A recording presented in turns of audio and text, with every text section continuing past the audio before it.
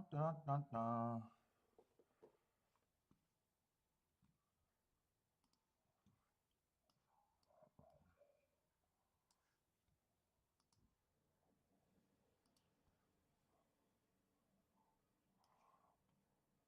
What's up, everybody? Welcome to the Shake Up. What is today? Thursday? Thursday. We are handicapping opening day at Saratoga. I'm glad no one's ever here for my stupid ass intros. I hate doing intros.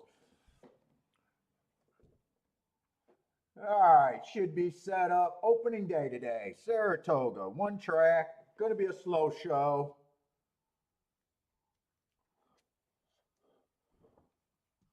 Let me just get completely set up. Let me know if you're out there.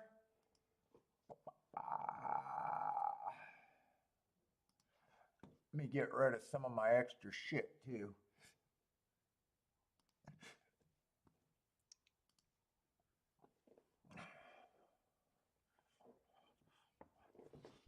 I got a light cigar today. I don't know. I should have got a heavy one. Let's go. Yeah, that is light.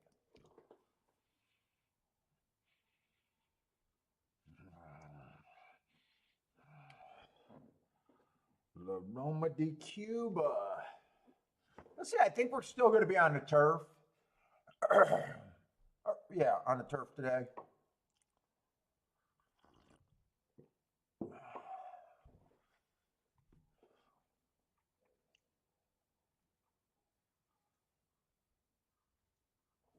Fuck, is my watch not advanced to the right date?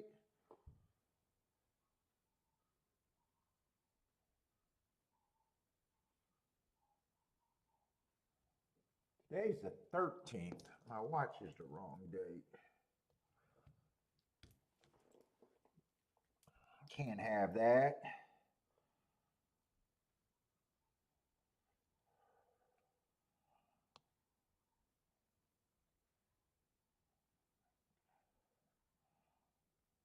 Get it to the 13th.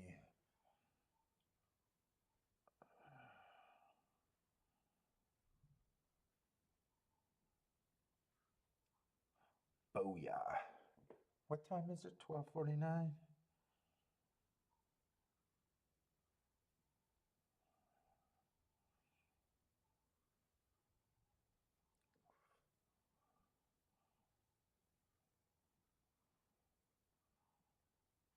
Well, 35, 40, 45. There we are.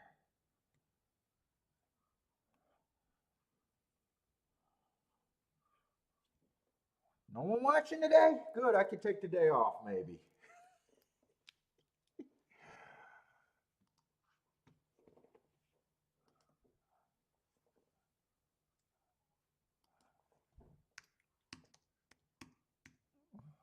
Ah, shit, Gregory came in right before I quit. Ah, fuck. What's up, Gregory? How's it going, man?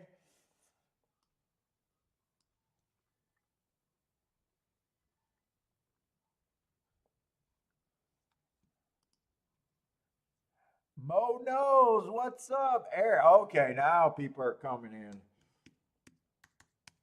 Yeah, dude, it's so hard for me to fake the excitement for Saratoga like on Twitter, and I crushed Saratoga last year.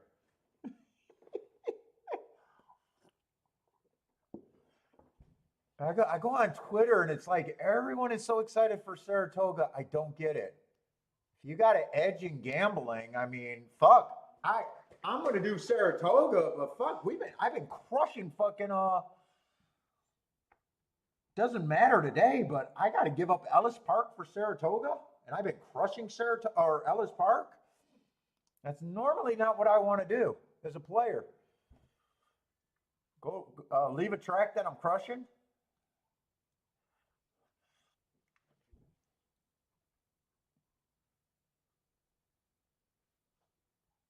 A non-member only. What do you mean, Michael Hall? What's up, Michael Hall? A non-member only chat. Thanks for being awesome, Paul. I'll never leave the show again. What? You left the show? What do you mean by a non-member chat? What's What's up, Lloyd? How's it going? Mo says Saratoga is his future home.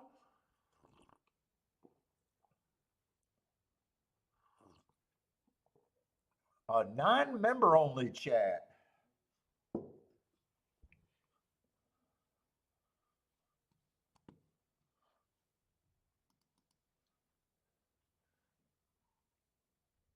Oh, without being yeah, yeah, yeah. Oh, you mean if you're talking about Razor's show, I honestly don't think he's charging enough. If that's what you're talking about, I don't think he's charging enough. I think he should be charging more.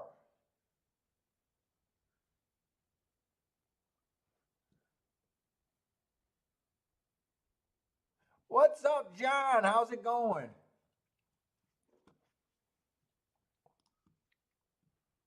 Yeah, I mean, if I was do a charge, I'd be charging a lot more, but I'm not interested in doing it. It's really not worth it because fucking YouTube's going to take 30% of that, $5 a month. Fuck that. You might as well charge a lot more. His isn't mandatory, so I don't think it's actually private. I actually, if that's how he wants to do it, I don't mind it. It's just not for me.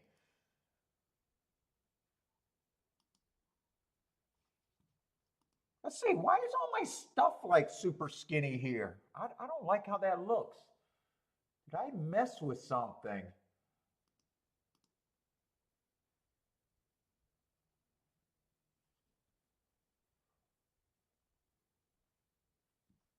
Why do I got two of the same thing?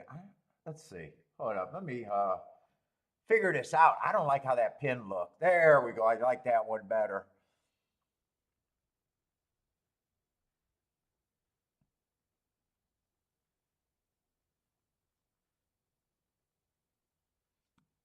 Oh, John. Oh, he must be watching Shark. Like, I honestly don't have a problem if someone wants to do that. I don't know if that's touting or whatever.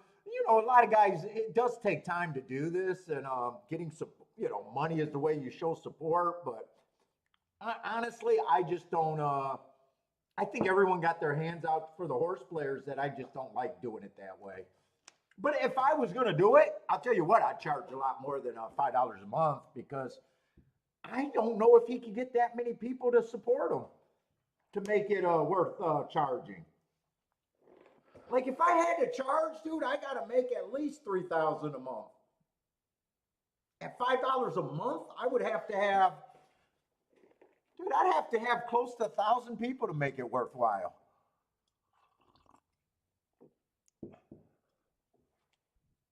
I think that's better than him just doing it for a private chat room. If he did a private chat room, that would have killed his show. I would think.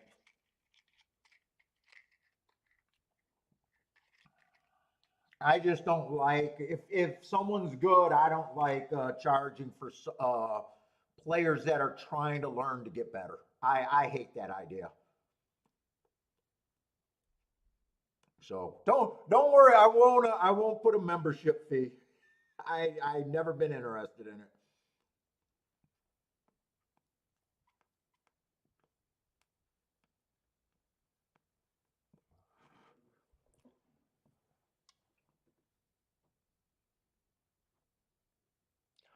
Oh, is that what you're saying? So Razor show.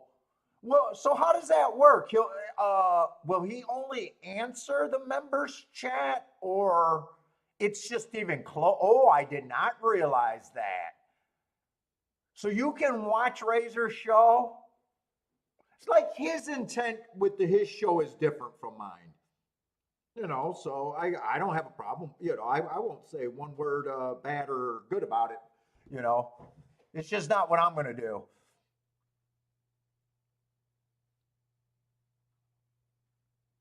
Oh, I didn't. Oh, okay. I didn't realize it was actually a private show. You can't even type. Well, we'll see. He'll see how it works out. I don't know one way or another. I'm no expert at YouTube.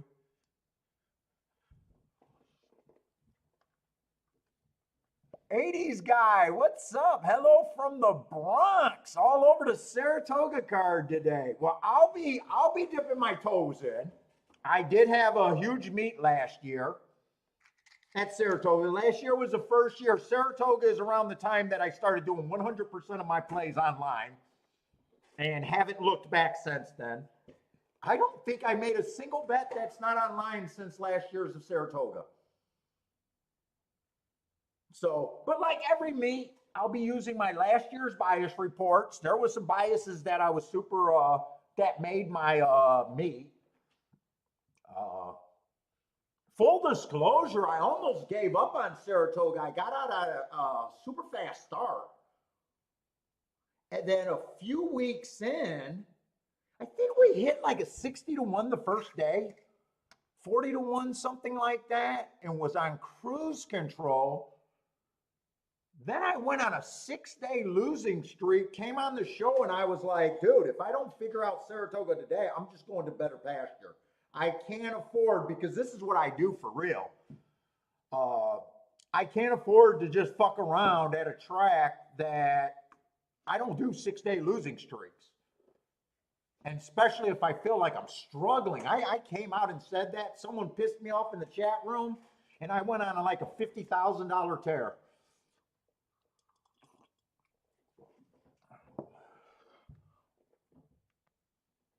Smoking Genesis, the project. I can't even read today. Sorry, 80s guy. What's up, JW? JW said, I don't think it has, because I have no complaints about golf stream, but I can see a lot of people saying that. Well, going to 3 days a week suck. I'm smoking another La Roma de Cuba El Jefe, but I got the lighter wrapper on it.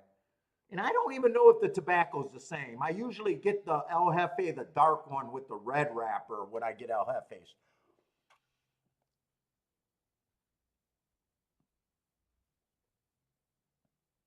Jennifer, what's up, Jennifer? Oh, thank you, Jennifer. But I'm not about dogging Razor. I actually like Razor. You guys know I like Razor, so. But he sells picks and stuff, and you know, if he's trying to make a business, that's on him. That's not, you know. I just don't do my show the same way. That's all.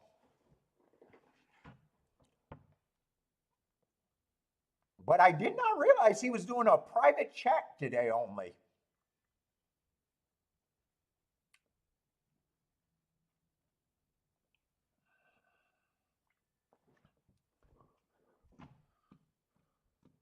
But I will be looking for biases. I will be hoping that the track profile matches what it did last year. I'll tell you the truth, these little meets, Saratoga, Keeneland, usually, if it wasn't for the show, wasn't for me trying to appease the viewer, I did back down from my own stance. I used to only play the tracks that were good for me at the time when the profile was good. That would mean right now. Well, today it wouldn't matter. That'd be tomorrow. I'd be doing Ellis and Gulfstream because I'm crushing Ellis. But because I do the show, I'm going to give, you know, I'm going to try to do the entire meet at Saratoga. I'm going to try to do the process. If it gets too bad for me, I'll move. But usually at Saratoga or a short meet, if I don't catch on a bias right away, you know, the main goal is I try to use my eyes the first couple days. Although since I've been doing the bias reports and keeping them for longer than a year, I have found that keeping last year's give me the year before meet does give me at least a spot to look. I'm trying to find it right now.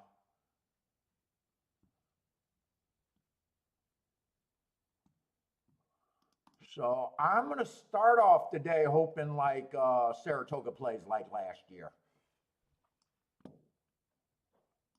Last year, I think the turf was the strongest thing for me last year.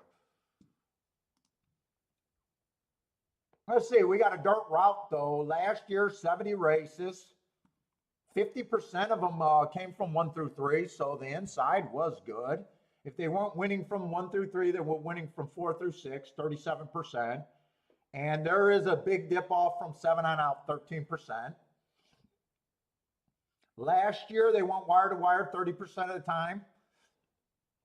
Stalked 1 through 4 lengths off the lead, 44% of the time. That's my definition for stalkers. And 5 lengths off or farther, 7%. So I'd be looking at speed and stalkers towards the inside. You know, unless the profile looks so different from that. But that's how I'm going to aim my betting for the dirt routes to begin with. And turf, I was interested in anti-speed last year on the turf routes. And dirt sprints were speed and stalkers. 51% went wire to wire, 43% came from 1 to 4 lengths off, that leaving 5% closers. So, but other than that, the show's going to be the same. I make betting lines and try to put in plus EV bets based on my opinion, and still only expect to hit about 20% of the races that I play. And if I do that, I will be a winner at the end of the year. It's not even a problem.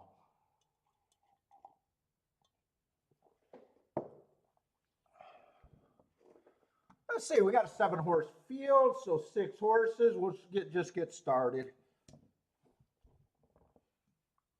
And if you're new to the show, welcome to the show. Let us know that you're out there. Let's see, we got a mile and an eighth. Optional claiming 50,000 on the dirt. So inside speed and stalker is what I'm looking for, or at least the first 6 post positions, which everyone will be in the first 6 here. Let's see, the 1 horse is taking a bit of money at 2 to 1. I don't have that big of a problem. Won his first race out, inside stalking day. You know, I thought the rail was good that day, right running style. He was just average match strides with the slowest winner, a Chad Brownie.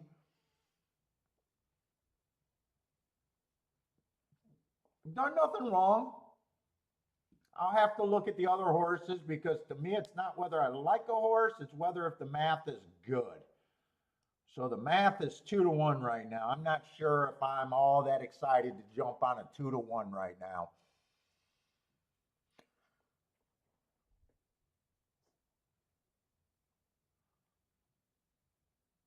Let's say the 2 horse, 4 races ago, slow. Already been to 45,000. Let's see, 3 races ago, early pressing day, would have ran against the bias, still slow. 2 races ago, I thought the inside was good, had the 4 hole. Technically, I could have gave him an asterisk for that race too. And then last race, just a 1 race sample. I'm not that excited about him either. I'd probably say he should be longer than the 1. What's up, Lanier? How's it going, man? 3's out. 4 horse got some nice marks. 4 races go on a stalking day. Match strides with the fastest winner at the 6 furlong mark. 1 tick slower than the fastest winner of the day. I don't mind that race at all. 3 races ago, bad rail, average. 1 tick slower than the fastest winner, average. 2 races ago, went too fast to win. I do like that race.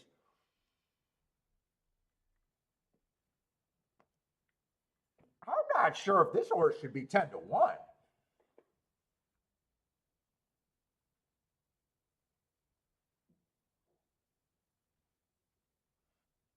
Let's say 5's taking quite a bit of action. Trying to see if any of these horses ran.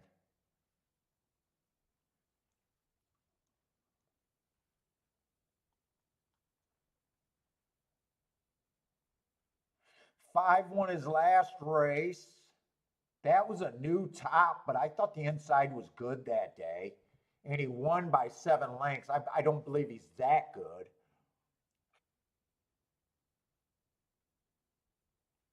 I probably don't have a problem with him winning. I don't think I'm at 9 to 5, though. I think that's where my problem starts there.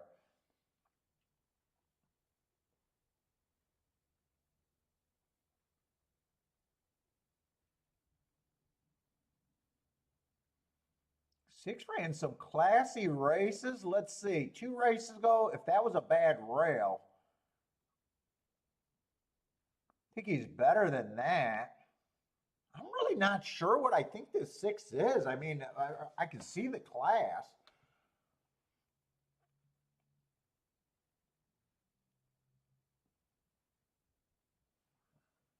I think unless I can get to the 4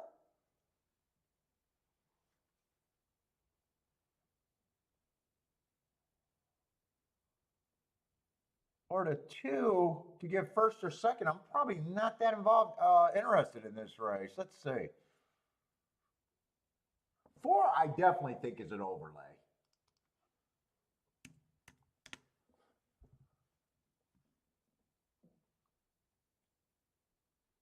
No one, I don't think anyone is a throwout. 7, I just don't like as much. Got a whole bunch of one race samples, not his fault, but I just noticed on the top speed, I'm not a speed figure guy, you guys know that, but on his top speed figure, I had that the inside was good that day, so I don't trust that speed figure. I don't care for him overall. 6, I'm probably okay saying I think 6 should be bet. 5, I don't have a problem. He's just not for me at 9 to 5.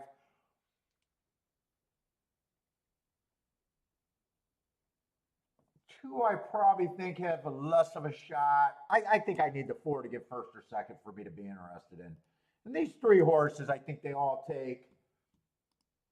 I'm gonna wheel the 4 first and second, or play the 4 first and second with the 1, 5, 6. That's my. I just want to get my betting line here if I can, and 4 to win. Four is the only thing I'm interested in here.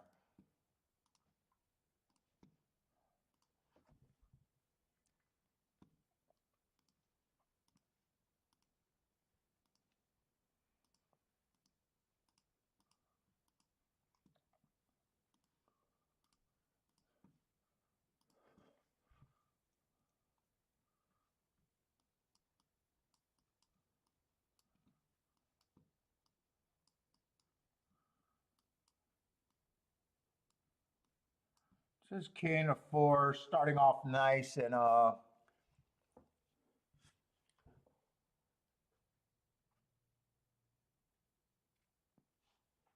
what's up, Mervin? Oh, you like the 4 too? I hope so. Ryan, what's up, Ryan?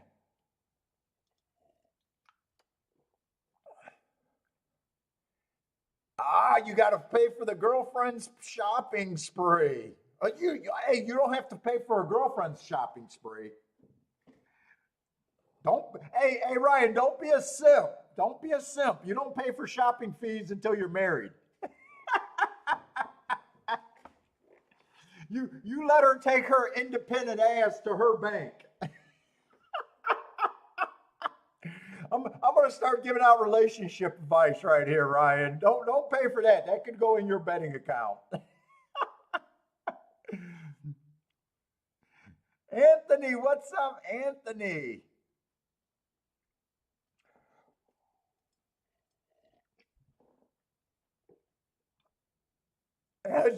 Jennifer says Jared owns him to or owns her $200. What's up, J Brom? Let's see, who does Lanier like? The 5 and the 7 with the 156 7, 1, 5, 6, 7. It looks like all together. 80s guy likes the 1 and the 4. Oh, you're basically married. Don't fall for that basically married. What's up, Boulder? How's it going?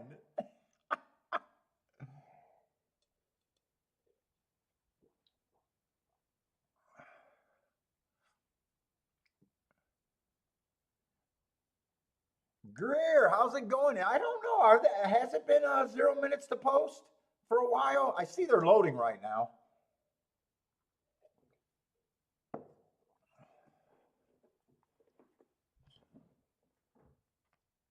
Attila likes 7 to win. Q Savage, what's up, Q Savage?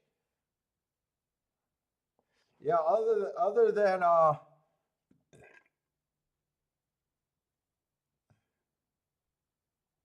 new track, I have no extra excitement for Saratoga.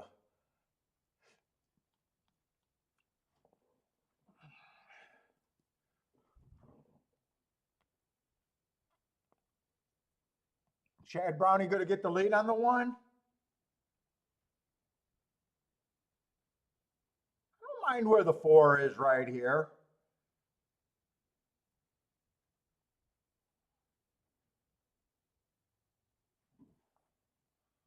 I don't want him to lose any more contact with the field though. I don't want him to be any farther back than that. I thought he was a speeder stalker here.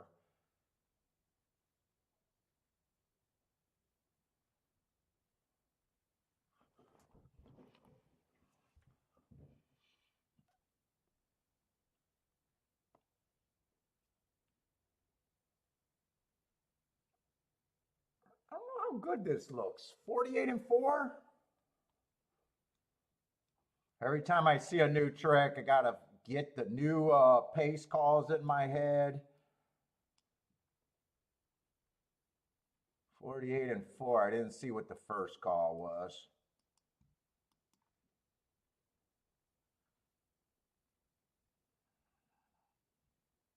I can't tell if I don't think he's a contender right now. I think he's getting tired. Yeah, he's done. Here comes the 2.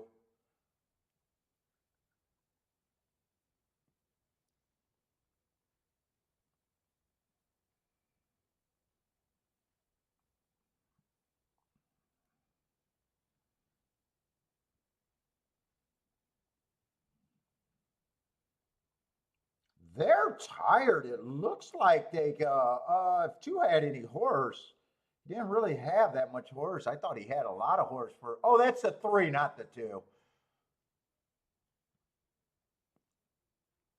5-1-3. Those horses looked pretty tired coming from home. But still pretty damn chalky. No, wait, that can't be the 3. Who? Maybe that was the 2. I can't trust my eyes right now. 5 definitely won. Put it that way. 5 won the race. 5-1-2. 3 was scratch. I should have known it wasn't the 3. 1 and 5 both looked tired. It looked like the 2 had them could have passed them the entire stretch, but never really kind of just flattened out.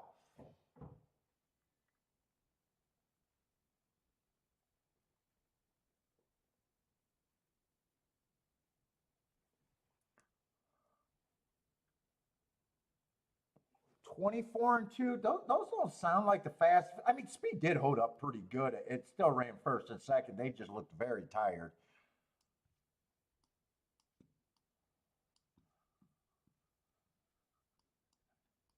What would that be? 24-1. 24-2 around the turn. Eh.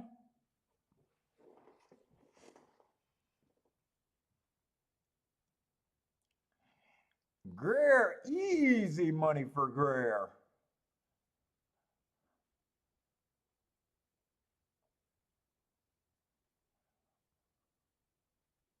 Michael with the small boom for him, small player.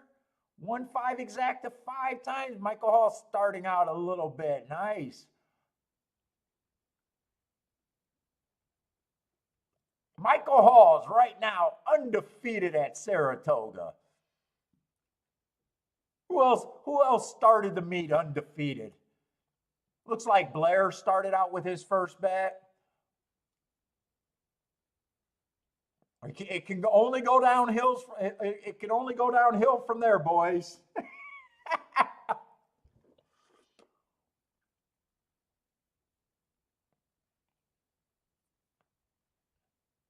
Not really anything there to probably at exacta. That's not that great unless you got it very narrow. Try might be okay with the 2 getting third, but still would be on the low side of a try. the Spa Casanova. Michael, it can only get worse. It can get a lot better too. It can get a lot better.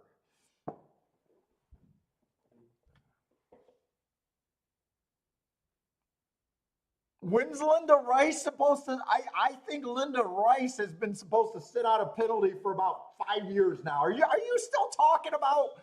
Are you still talking about her bribing the racing office? She's never going to sit out that unless you guys are talking about something else. By the way, I don't even think she should be punished. What was she doing? What was the big thing that she got cheated? What was she doing? Bribing the racing office? Why is that her fault?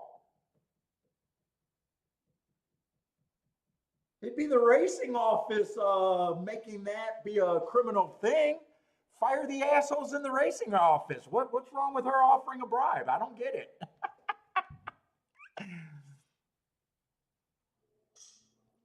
She didn't do nothing wrong. She offered money, and whoever said yes, that's the criminal, not Linda Rice. Best Boulder says best lawyer. Yeah, why is it a fucking criminal charged or whatever cheating to offer a bribe? I don't get that. Yeah, she gifted. She gifted, right, Boulder? It's just gifting.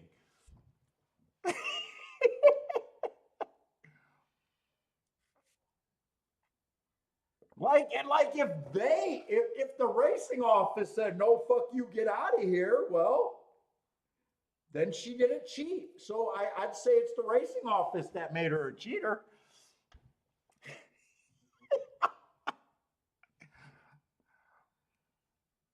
Unless something else happened, right?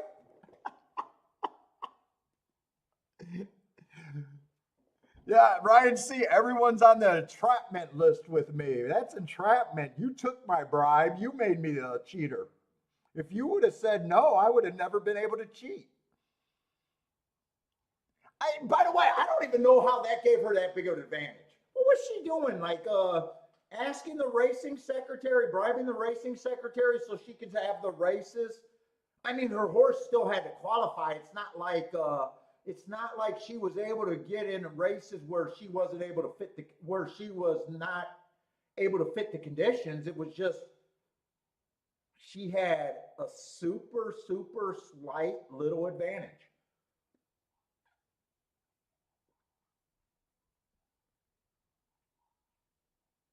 Ah, fuck it. Let her go. Free Linda Rice. Free Linda Rice.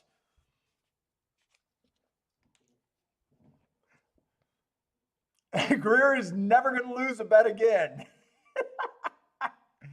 Undefeated at Saratoga. Anyone else out there undefeated at Saratoga? Exacta paid 780. The try did not pay. I thought the try might have been able to pay $20 for 50 cents. It was more like 13, just under $13 for 50 cents. By the way, if you guys are new watching the show, let us know you're out there. I'm only doing one track. I have to be able to sit out of races. So I will be able to sit out of races. It's going to be a slower show today because we only got one track to focus on. This would be a good time if you guys got questions, comments, or just want to get in handicapping discussions or something like that, to throw them out there, because this second race is not for me. 2-year-olds where everyone's a first-time starter except for 2 races is not for me. I have no edge in this race. So if you guys got something to bullshit with, this is probably a good time. I'm just going to smoke my cigar and have some fun in the chat room. 80s guy, he despised cheaters of all kinds.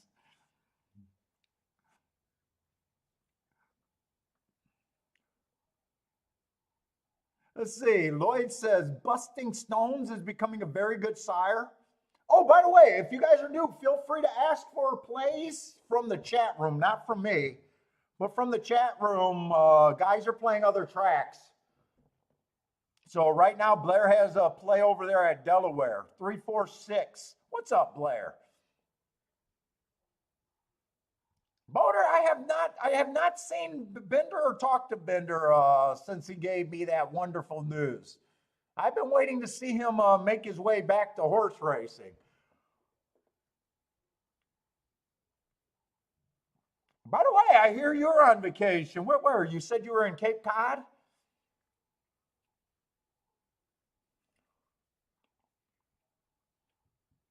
Is that your place you're at in Boulder in Cape Cod? That I think that might be a humble brag, maybe. I sent him some shit, and he said, "Oh yeah, by the way, Paul, I'm in Cape Cod. This, yeah, he might be at his place. That might have been a humble brag."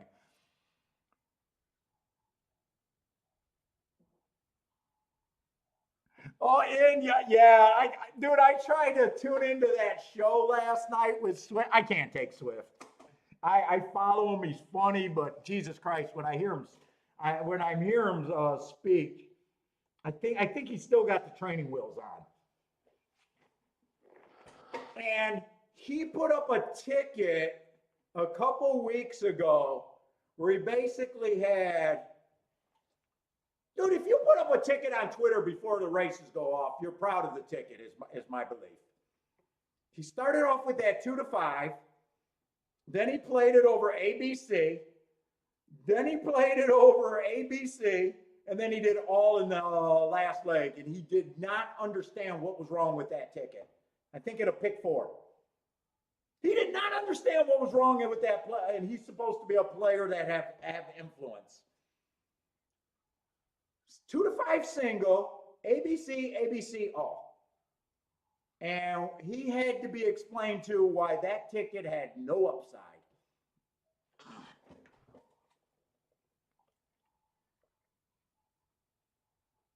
Oh, Bender's traveling. Okay, Bender's traveling. Dude, it sounded like he's on a bender, actually. What's up, Base? Base says, let's go. No, he's not an anonymous. You can see what he looks like. He looks like a New Jersey guy, heavy with a beard and a hat. He got a lot of photos with him and Swift. They actually were going to do some YouTube shows, but every time they do something, it's never thought out. So they did a YouTube show where they talked about the races the day before, and it was like a frat party. It basically had 8 different handicappers, and they're all shouting at each other and all. It was a terrible listen to.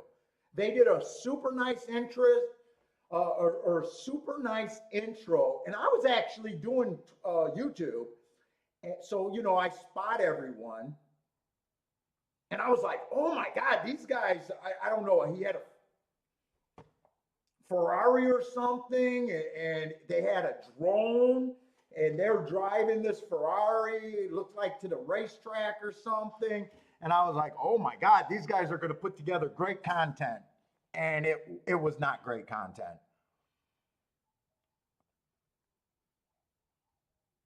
What's up, Z? How's it going, Z? Oh, not Boulder.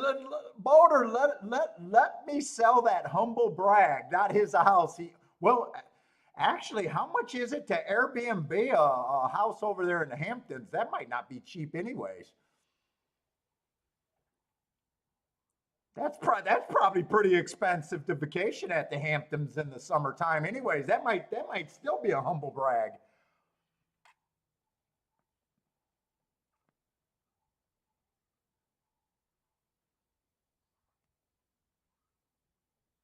I love humble brags, by the way. If you guys don't notice, I love the humble brags out there.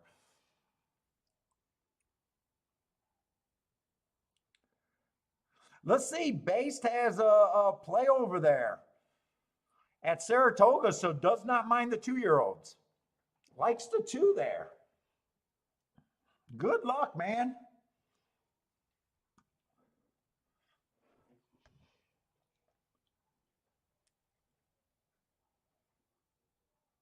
Oh, wait, did I say Cape Cod or did I say the other place? Oh, I said the Hamptons. I actually don't know the difference between Cape Cod and the Hamptons, to be honest. He's in Cape Cod. I think I kept calling it the Hamptons.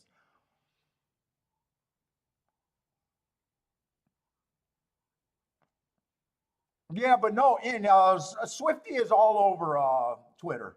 You can definitely see pictures of him, and I think they were trying to do the YouTube with the Dylan guy too. That's pretty well, actually, he slowed down on Twitter. I think I used to see Dylan a lot more on Twitter. I think it was him, Swifty, or Swifty. Who's the other guy? Guy with the hair and the sunglasses, always smoking a cigar. Shoe.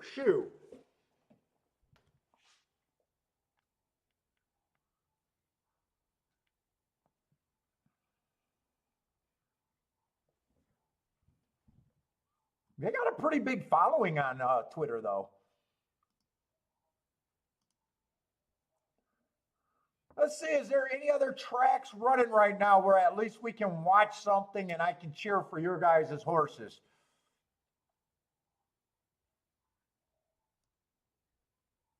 Oh shit, Boulder wants to point out how dumb I am. Hamptons is in New York, where Cape Cod is in Massachusetts. I'm not, yeah, fuck, I don't even know how far apart those two states are. Let's see, 80s guy likes race 2, the 9, another one that does not mind these first time starter races.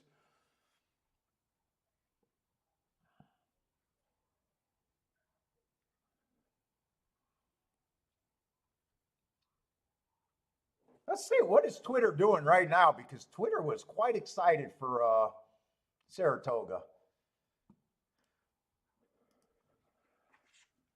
And we will be doing Saratoga all week. Gulfstream and Saratoga. I am going to give up on the track that I'm crushing right now, Ellis Park, because I do know for my channel, I'd probably get more viewers wanting to watch Saratoga than Ellis Park. But that's the only reason why I'm doing it.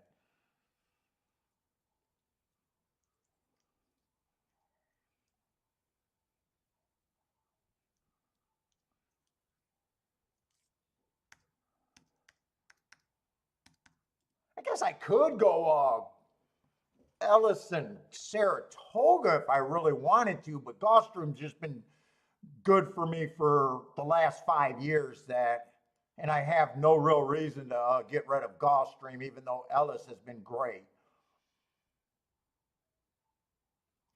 Oh shit, only 51 watching?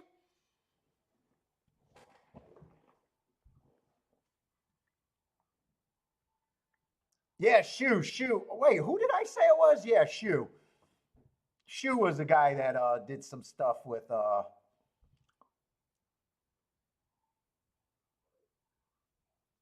Swifty over there.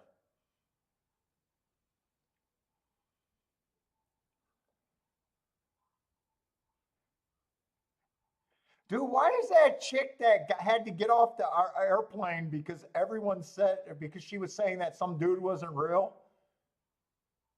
That chick's crazy, but she is kind of hot. She got a nice little. I'm just going through my Twitter feed right now.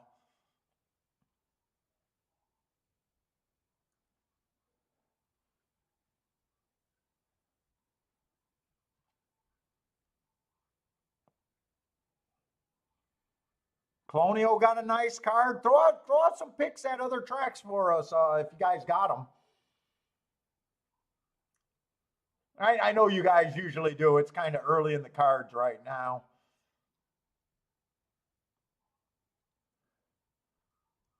Z loves Colonial. Let's see, when are those races going off? Looks like a fairly nice day so far at Saratoga. I think they might get rain later.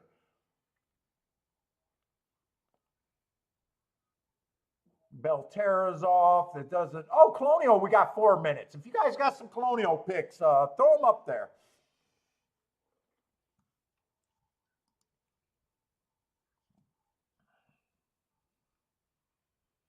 Blair says all turf, baby. What, they got an all turf card over there at Colonial today? Shit, I just flipped over to Colonial and their graphics look kind of like what I would have expected at Saratoga, that red and white, pinkish white, red or something. I I haven't played much of Colonial, if any at all. I might have never played Colonial to be honest. Really, I don't know if Colonial's ever been on my radar.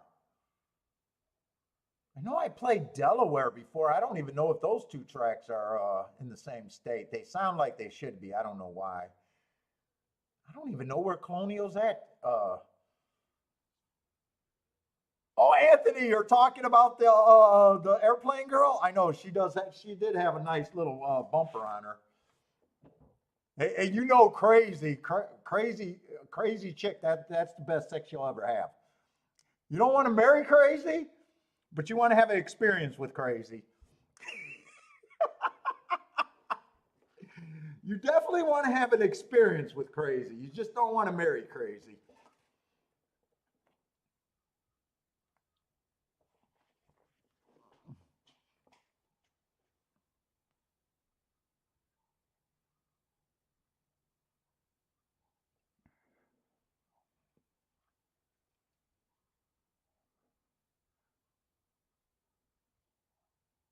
Let's say there's cheating in all sports.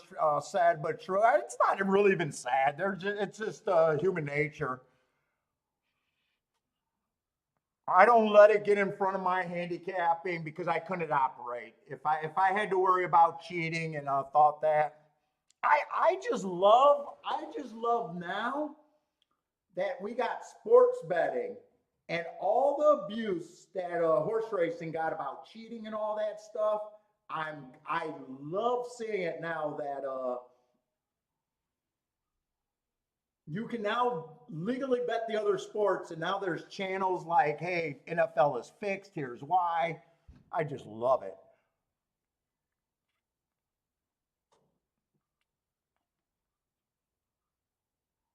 Make sure you check her for a knife.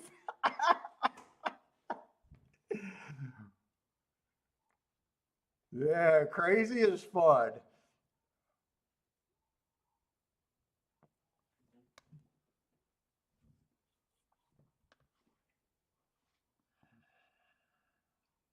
By the way, if you guys haven't noticed, I've been putting up a lot of shorts lately, and I'm going to keep putting up shorts. I was doing those. I know some of you guys like those handicapping reviews.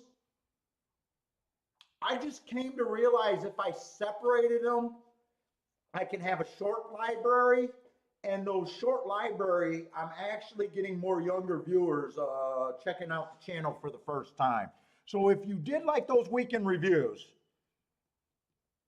that weekend review just took too much time and it wasn't getting enough views that way.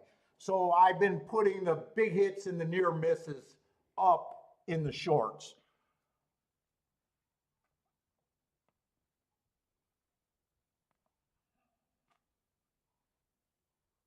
Uh, because in YouTube now does an unbelievable job at your demographics.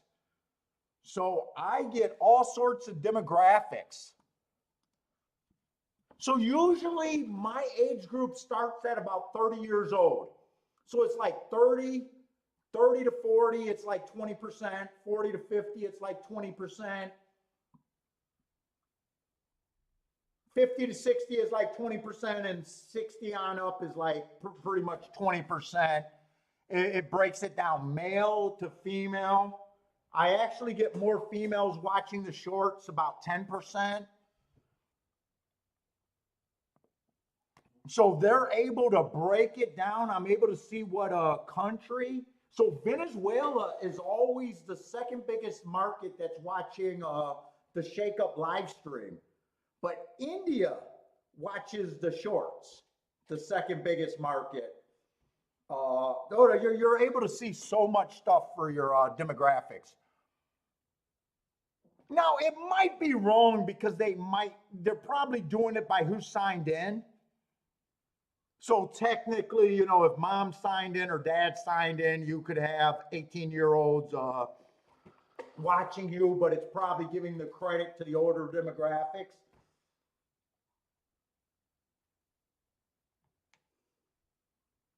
The only thing about shorts I notice is they die. So the way that the algorithm worked for shorts, they got a really short lifespan unless you go viral.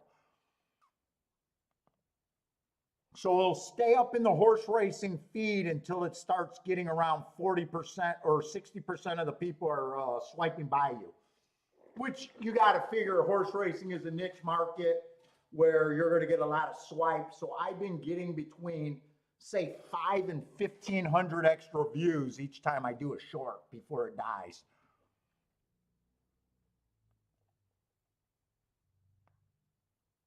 But if you guys like those, you know, short little hit videos, I'm gonna try to do, you know, that's the plan that I'm trying to focus on now, as long with the stream.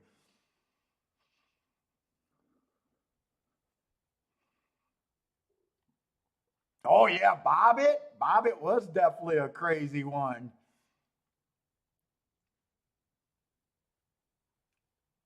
And there's a 1 to 2 first time starter in this race. He he or she might be the winner, but out 1 to 2 is never right for me. It might be right in this race, but as a wager, it's always wrong in my book. Let's see who else got some play. Oh, wait a minute. I'm looking at Colonial Downs thinking it's Saratoga. Okay, so Colonial Downs, they got a 1 to 2. That may or may not be a first time starter race. I don't have a form there.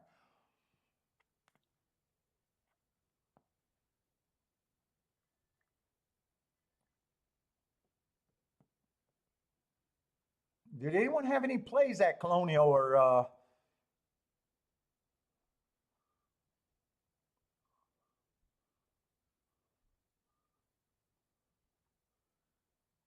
maybe no one's playing Colonial right now. Blair had a play, but it was at Delaware.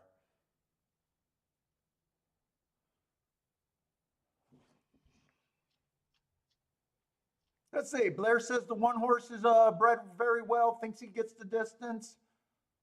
Oh, thinks he gets better as the distance goes longer. That might be at Saratoga, I imagine. That's just a 5.5 furlong sprint.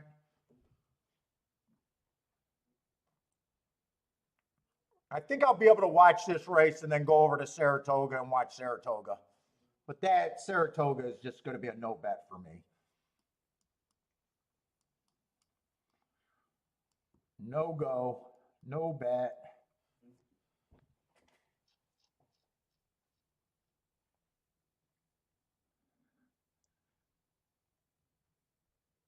Greer likes the 4 and the 5 to win. Bet all Fletcher horses in maiden races at Saratoga. Z loves the breeding on the 4. I can't even get in that. That's a discussion that I have no input on. I know nothing about breeding. Zero, zilch.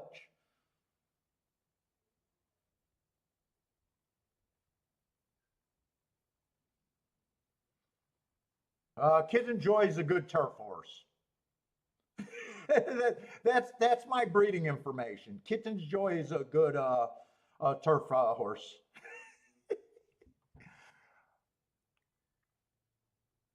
That's next to nothing.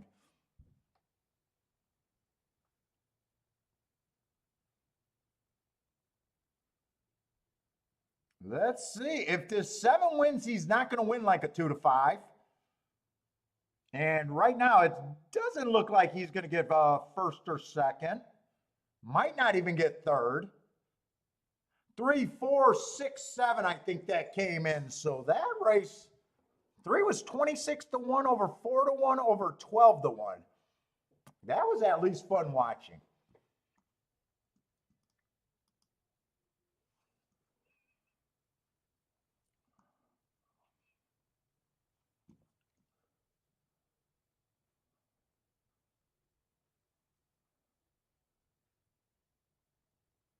And I'm back at Saratoga. 80s guy hit a 8-1. Where did you hit that at? Getting off to a nice start with the money bags, huh? What track were you that wasn't Colonial, was no, that couldn't have been Colonial, could it? Oh, I'm sorry. I said 3 won that race.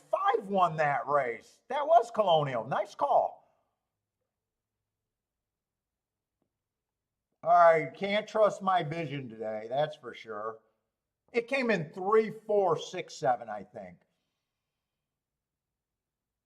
Oh, I keep saying 3, 5, 4, 6, 7, 5, 4. I promise I'll wake up. I promise I'll try to wake up.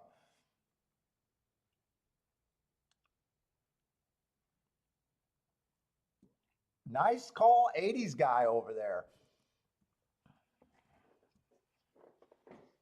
Let's see, Lanier, tier 1, 5 and 6 at Saratoga, tier 2, 4 and 1. Ooh, you could work with those. You could work with those numbers. I always say Lanier. I'd be curious if Lanier, if you took the 2 highest price contenders and always work with those on Lanier. I think Lanier would be a pretty pop. We've known Lanier for a long time. He's very good at narrowing down races. Jennifer, what's up, Jennifer? 7463, 7463.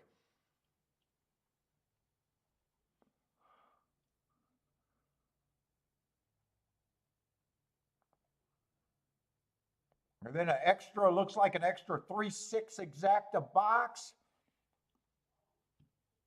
And she's pretty wide on her win tickets. But she got 1, 3. Both of those are double digits. 4 is 6-1. And okay, so she got a bunch of prices for the win.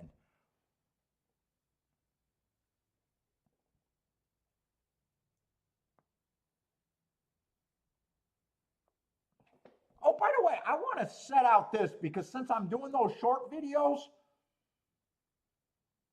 I'm playing with changing the views on some of these. I'm going to try to sit at my desk and watch the races. I want a bigger camera and races that I have bets on.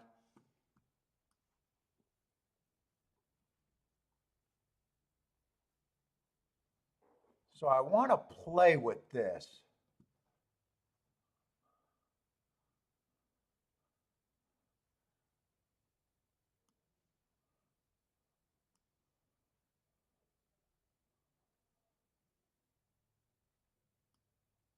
I thought the chat was supposed to be on the screen.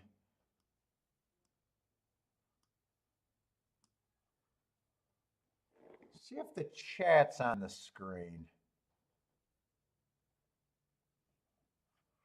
Really, the form's not supposed to be on the screen when I go to this view. The chat's supposed to be up there.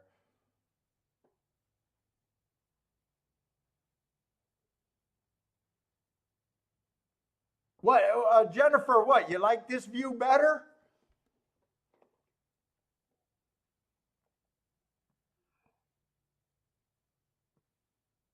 Because when I do those short videos, I want to have the live content with it where, you know, if I'm yelling for the horse down the stretch or the reaction. People like those damn reaction videos, I think. I don't have anything bet here. I just want to play with remembering to switch the screens back and forth. What's up, Darren? How's it going, man? Yeah, they're betting the 6 and the 7 here, both favoritisms here. Jaden thinks I need an IT. Yeah, me trying to do everything. I'm just not that swift on things. Attila likes the 7 to win. Frank, what's up, Frank? How's it going, man? Power Local Media. It's been a little bit. Welcome back, man. 4, 6, 9. We're doing great. How is it in Venezuela for you?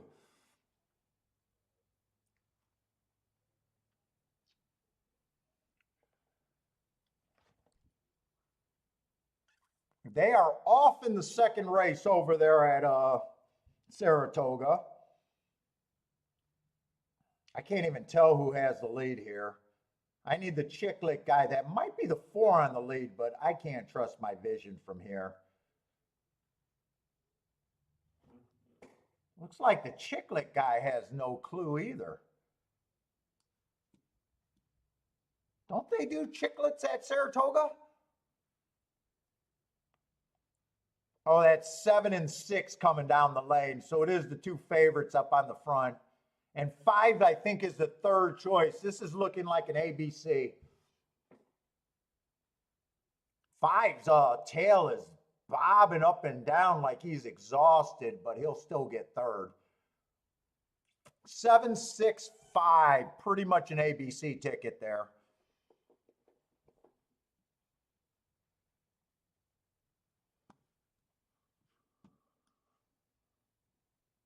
Oh, the scratch of so the chat did come up on the screen,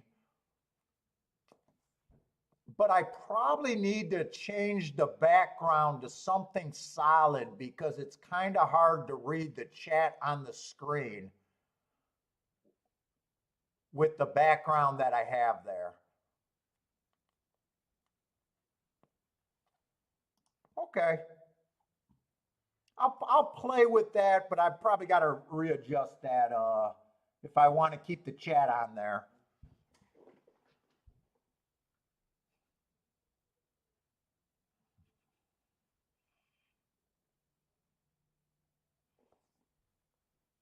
Lloyd says easy winner. Yeah, 7 did win pretty easy on the bet down horse. Oh, Sugar High. That's who Frank liked. I was wondering why Frank came in here with Sugar High. I do know that was put up before the race. Because I thought he was calling me sugar for a minute. Frank hit that one, it looks like. Attila says 7 wins, he'll take it.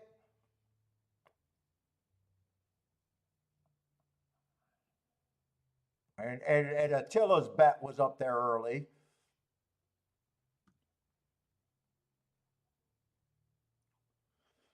Let's see, Jennifer will hit the exacta. But that's probably not the exacta she wanted in that group.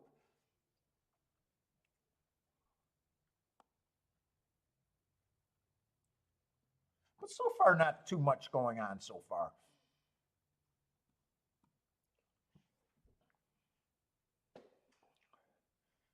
Well, now it's going to be hard to tell who's undefeated at Saratoga because that could have been some of your guys' first bet at Saratoga. So you guys, but I won't be able to know that.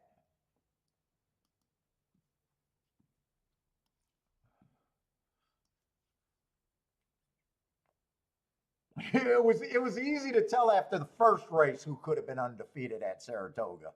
What's up, Bluekin? How's it going, man?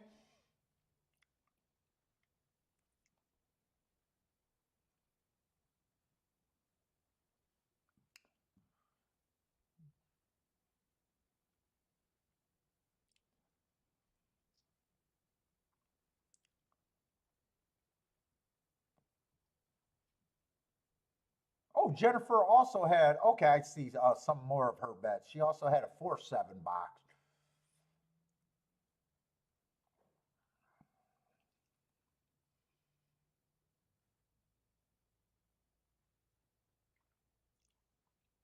Oh, 4 was dead last at Saratoga. He took quite a bit of action, 7-2. Unless that, wait a minute, I might be looking at the odds of the next race. Oh, he was 6-1. I think 3 got 4th there.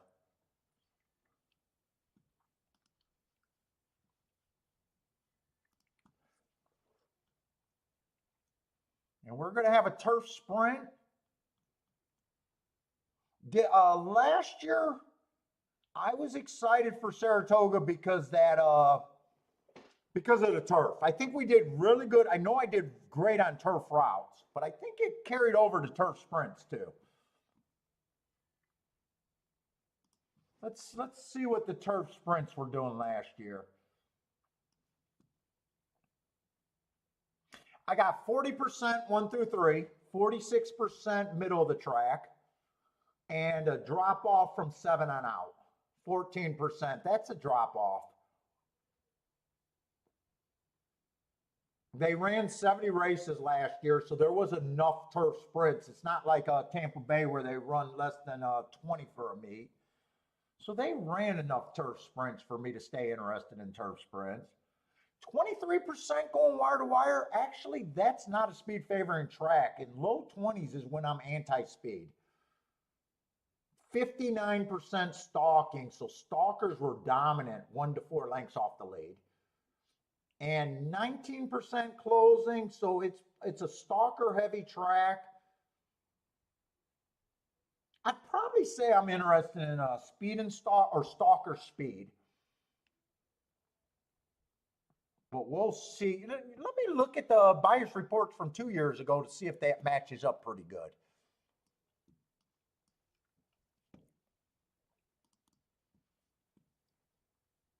I got Saratoga 2021. It matches up very good. 45% on the inside of the track. The outside and middle of the track played the same 28%. So there wasn't a big drop off from 7 on out. But the inside was still the strongest both of the last 2 years. Speed did a little bit better, but anything 25 and under is not a speed favoring track. So it was a little bit better at 26%. Stalkers did even better 2 years ago, 62%, and closers were worse, 12%. So I'll be looking at least early as stalker and speed track right now. And let me, because I'm comparing 2021, let me just look at the turf route. Speed was bad, 20%. Stalkers and closers for the routes. Dirt, let's just go over all of them. Dirt sprints, still anti-closer, speed and stalkers, 53% going wire to wire, so that is a speed stalking track. 40% stalking. And insides kind of drop off from 7 on out.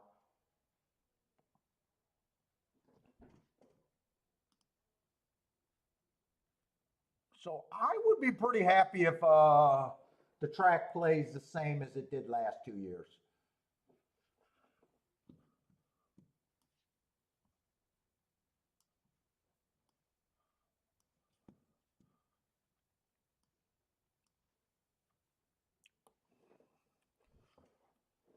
So we got a turf sprint, 35,000. This is probably one of the cheaper. I prefer cheaper races, but 35,000 non-winners of 2. That's probably pretty close to the basement over at Saratoga. Let's see, we got 10 horses. Looks like we got 9 horses in the race. Only 1 scratch, so we do got a nice big field.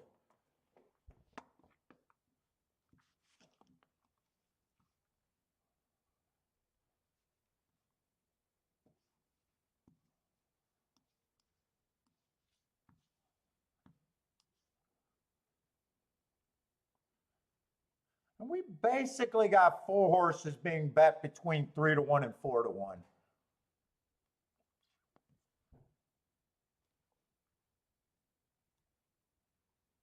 I'll look at the favorite, then I'll start at we'll look at the 4 first, I guess. 4 feels like a stalker at best, possibly be even a closer. He's not even that quick at a route. There's a chance he can even be farther back than 4 lengths. I'm probably trying to beat the 4. Got a lot of route races with him too.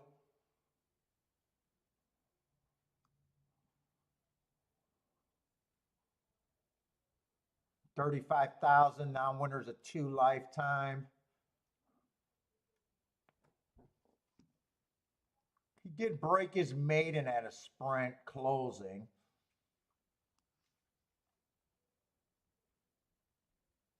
And this is non-winners a 2, so there's no other wins there.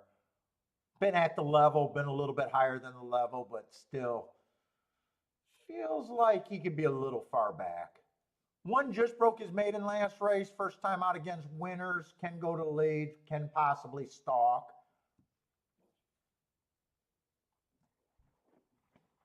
Three races ago, I got him running against the early pressing bias. If I'm right about that, I could see improvement, which he did improve after that race both times.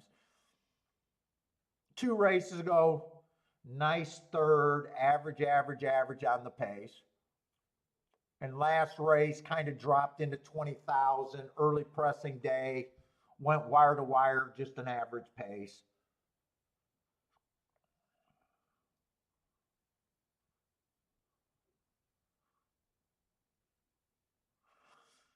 Two, I don't like route to sprint.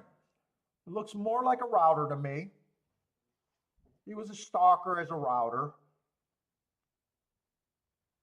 I don't think impossible, but I'm looking for something else on the 2. 17 to 1 on him right now. I'm just trying to, I got to figure out where I'm at to start.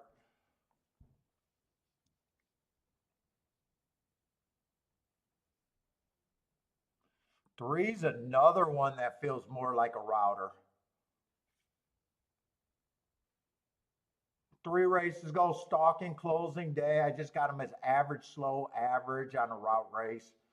2 races ago at another route race, just slow, average. And last race on an early pressing day, would have ran against the bias, but was just slow.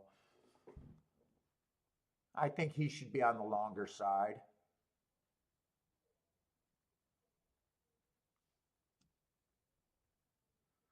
Six, mostly, other than last race, has been running all sprints and has speed.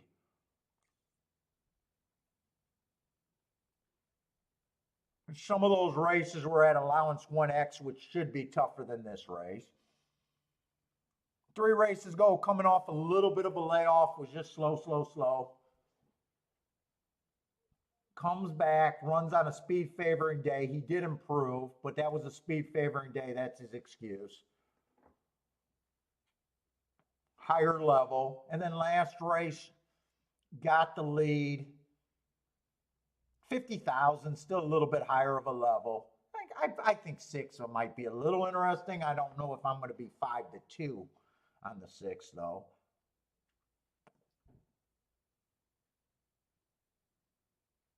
7, I think 7 fits here.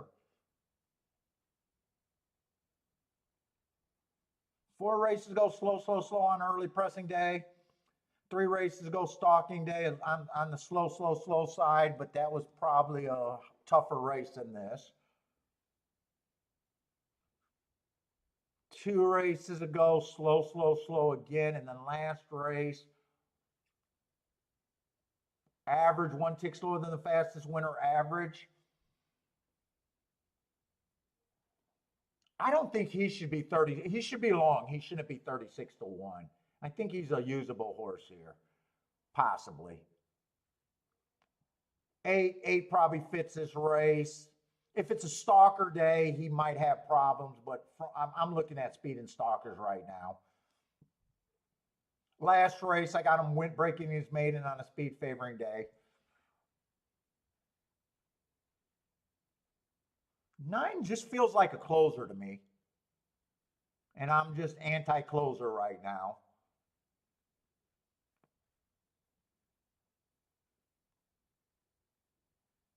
And 10 feels like could possibly stalk. I think 10 gets a few points here. Let's see, I'm going to be harder on the route to sprint horses when doing my betting line here.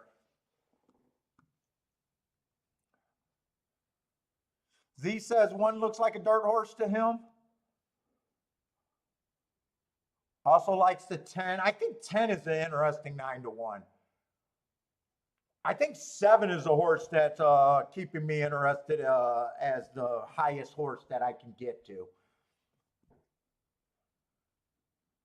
Let's see, we got 9 horses. They're all going to start at 13%. I think one's a player if he can take to the turf, though.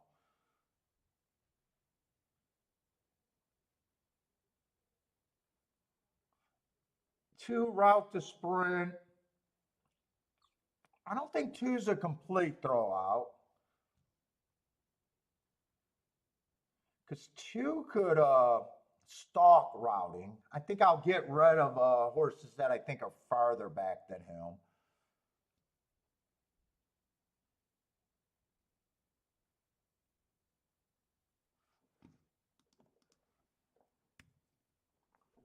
Three, I think, is priced pretty much right. Four, I think 4 has a chance, but I'm nowhere near 3-1. I think I'm more like I need 5-1 on the 4. Better than 5-1, actually. 6, I think 6 is a player here. 7,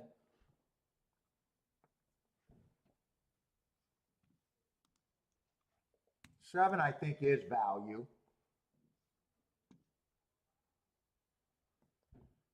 8, I think, gets decent points. 9, I think I'm going to be harder on the 9 because he's a closer to me as a sprinter.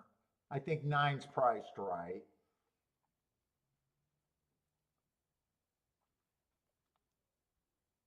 2, I probably think 2 is a bit of an overlay here.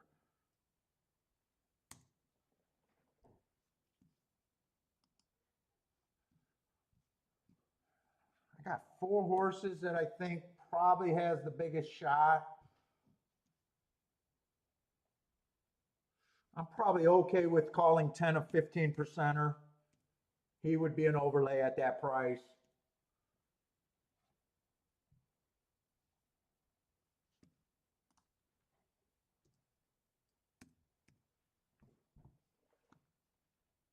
This feels like a race where I wouldn't be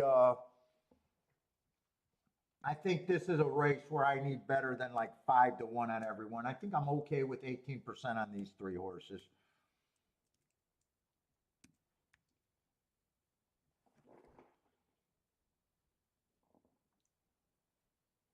And 18% is 9-2. What's up, consultant? Gordon, how's it going? Who else is sliding in here late?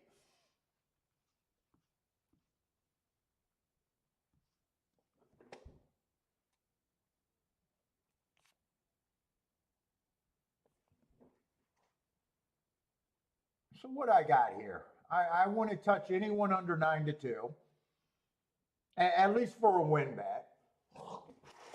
So that means one's just priced right, in my opinion. 2 would be an overlay. 3, I got 3 basically priced right. 4 would be over bet. Not interested in a win bet for him. 6, just over bet. Not interested in a win bet, but over bet horses can be in the combination though, if I wanted. 7's probably the best overlay I can get to.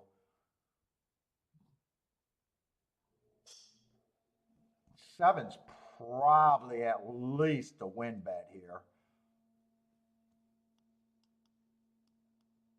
And probably a key. 8's priced right. 9's just a little over bet. And 10 would be an overlay that I'd be interested in. I don't know if I want to do these 2 horses key box in the exact, depending on how many horses I want to use. I'm trying to get rid of those $16 base exacta plays.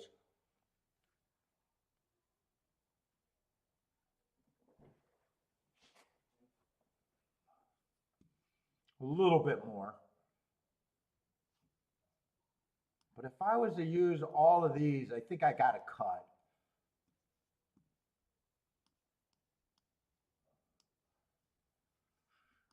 I definitely would want to cut there.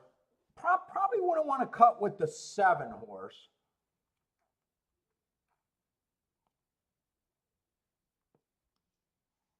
I don't think I'm putting in that ticket though.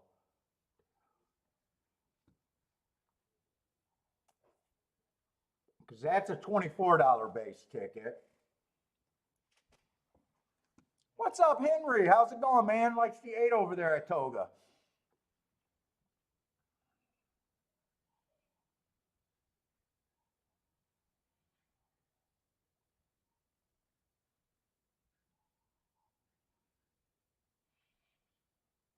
Let's see, the best speed horses are probably the 6, 6 and the 8.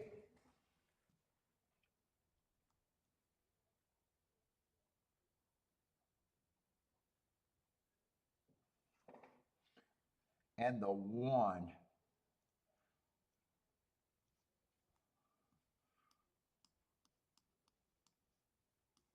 Let's see if I pare it down here.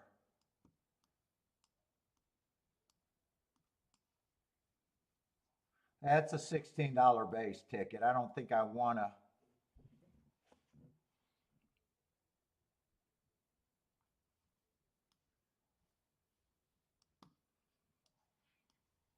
Right now, all I'm sure right now is that I'm going to bet the 7 and the 10 to win.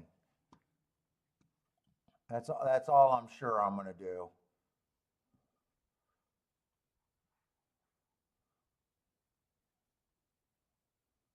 Every combination with the, I'm looking at doubles. Every combination with the 7 and second is at least paying. The worst one is 151 to 1.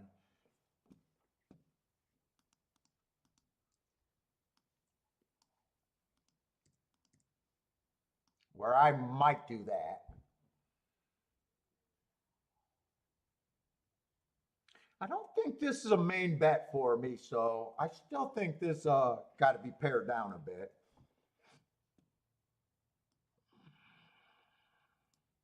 Let's see, if I did that,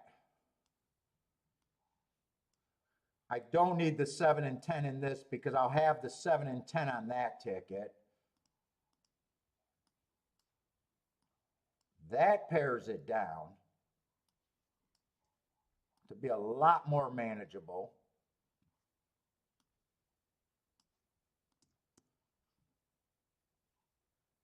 That's a $12 base ticket.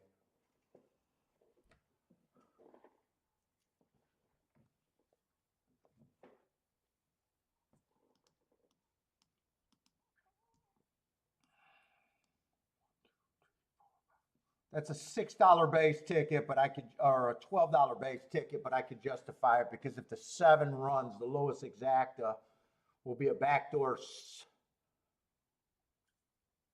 and it's paying 151 to 1.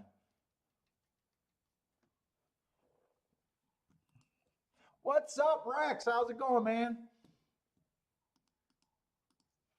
I would pay this for less, this for more. I just got to decide how much I want to put in the race and the win tickets.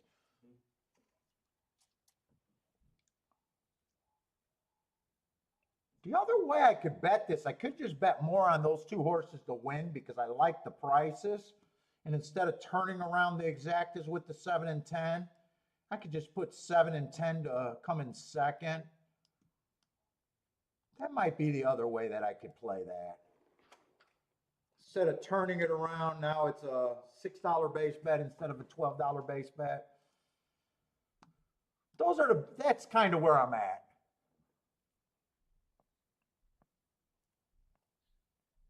Henry likes the 8 here.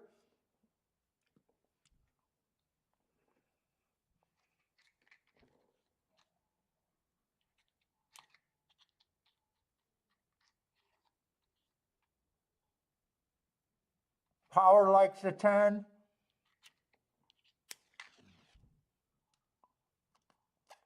Power Local, that sounds like a union guy right there. Power Local Media. Sounds like a union name right there.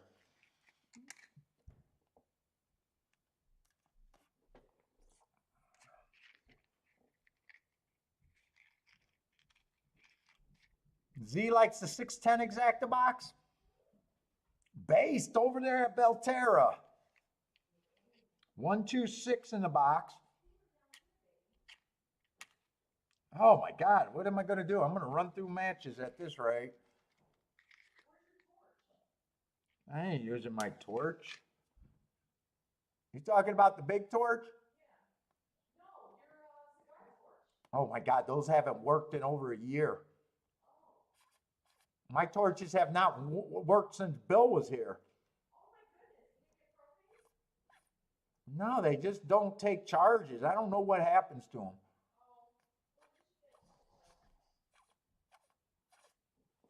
That's because you won't let me buy a $5,000 cigar lighter. You keep letting me buy $10 lighters and they don't last. I need a $5,000 cigar lighter, man.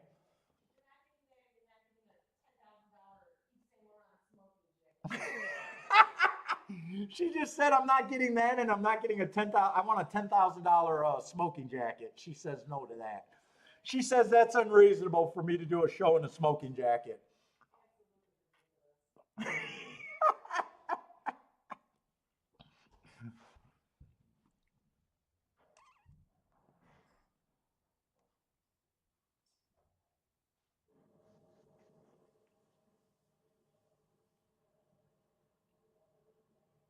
Man, it feels like they got long time over there at Saratoga.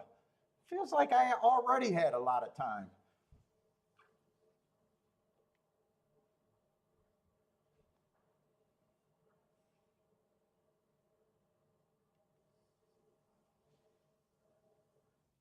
I'm leaning towards just king to seven, first and second, making the win bet the most important. I'm leaning towards doing this wide bet with the seven, first and second, and this exacta with the 7 and 10 in just second only, and making the win bet more important here is what I'm leaning towards doing.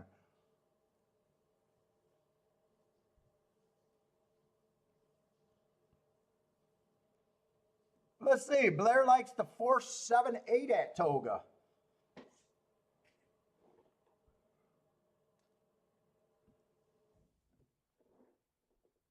Blair, and he likes the 7 to win place in show. Seven's a horse that makes me interested in doing a trifecta, but I got too many contenders and no real opinion here for me to think trifectas here. Unless I did 7 and 10 has to hit the board maybe, and do power boxes with 5 other horses. That'd be a $15 base bet. I could do that and play it for $1.50, where the 7 and 10 has to get first and second, or first, second, or third, but both of them have to be in the money. That's an option there. I probably don't feel like doing that here though.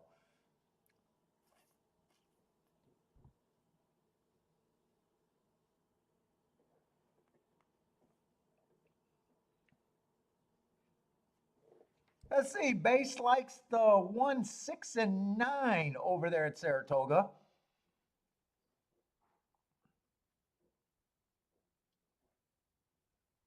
I like both. I like all 3 of those horses. I just think they're overbet. Well, actually, right now, one would be an overlay, but a half a point overlay, with my opinion.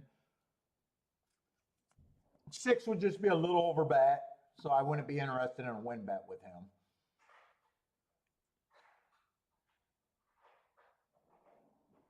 Two's the only other overlay that I like. I might actually do a smaller win bet on the 2. I think I know how I'm going to bet this race. I think I'm going to make the win bets more important. Maybe even throw the 2 in there.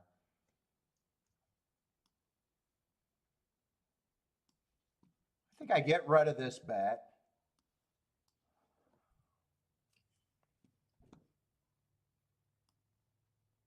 Maybe just do that instead of a place bet, because I don't like place betting. That turns that into a $9 base bet. And really, I don't have to play the 7 again, really, because I got the 7 keyed first and second. Maybe I just do that. Keep it cheap or give myself one more out for the same amount of money.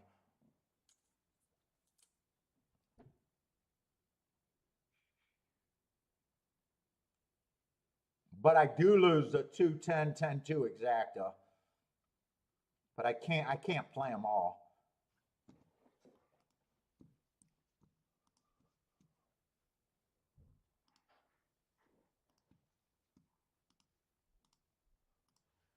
Let's see, 2, 7, and 10 to win.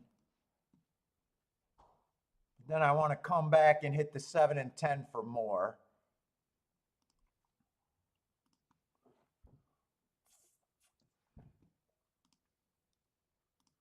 I did the exact key box with the 7 horse with a bunch of horses.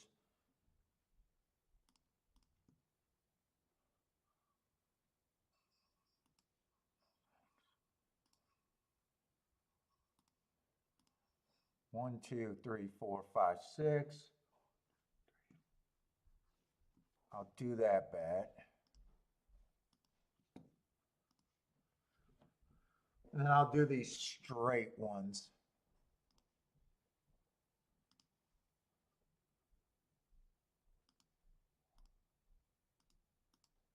One, 6, and 8 with the 2 and the 10 for second. And those can be played more than the other one.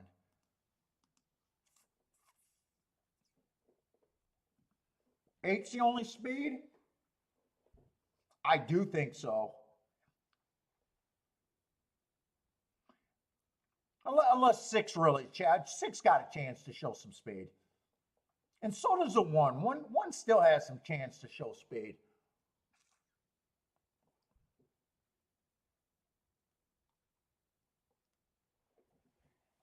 Ooh, turf course looks nice over there at Saratoga. Look how green that is, unless they got a nice filter.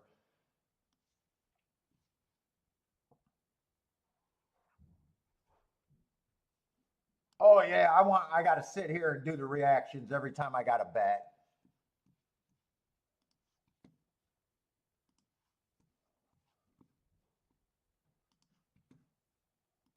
Let's switch the screen.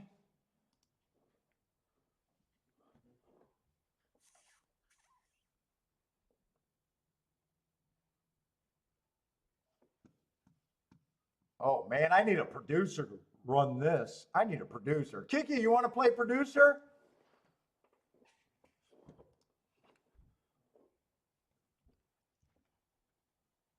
Let's see, consultant likes the 3 as a long shot. I gave the 3 an 8% chance. Who was the 3? I think because 3 is a closer here.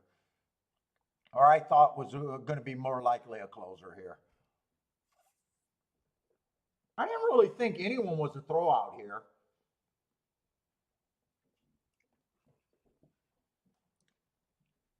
Let's see, Gordon likes the 1, 8, 10 box. I don't mind if that comes in as long as the 10 either wins or gets second. I can be celebrating that.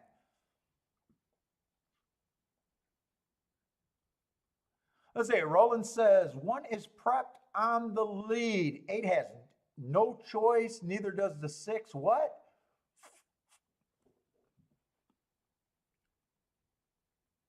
It looks like I'm huffing a blunt. Yeah, it's getting kind of small. I'm smoking the hell out of it too. It's a lighter cigar, and I think I'm smoking it super fast.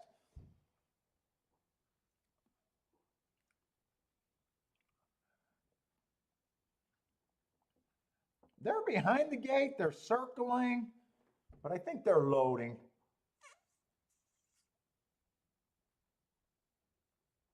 Well, looks like everyone's moving forward. There goes the 1. There goes the 6. What's up, Frankie Tubbs? How's it going, man?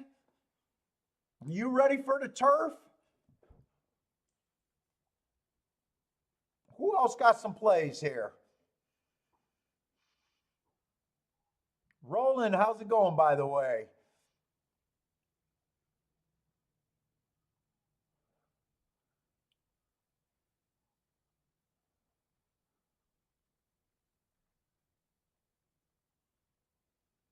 Let's see, JN 4 with the 7, 9, and 10. I need that 4 with the 7 and only the 7. Although 4 I gave a decent shot to. I just thought he'd be a closer here.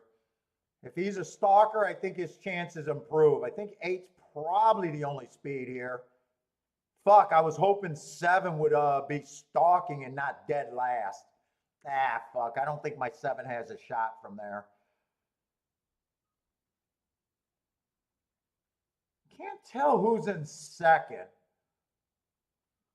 That might be the 10. They don't have chiclets at Saratoga. I need the chiclets.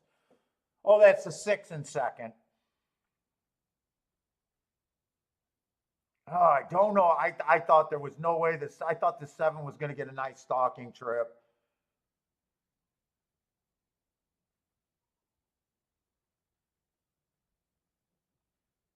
Come on, 10. 10, I need you. I don't know. I need you to beat this 4.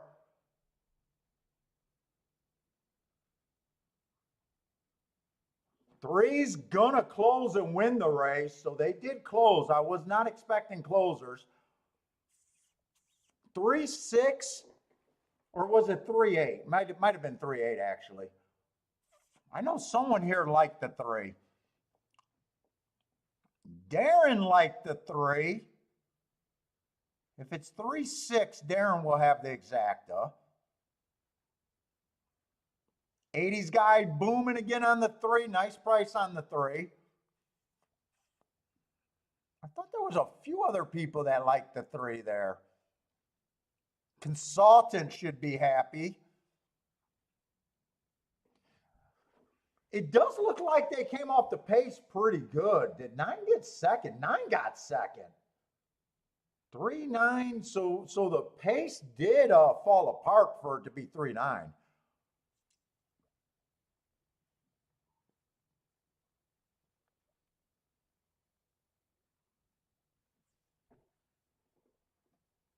Value Capper, what's up, man?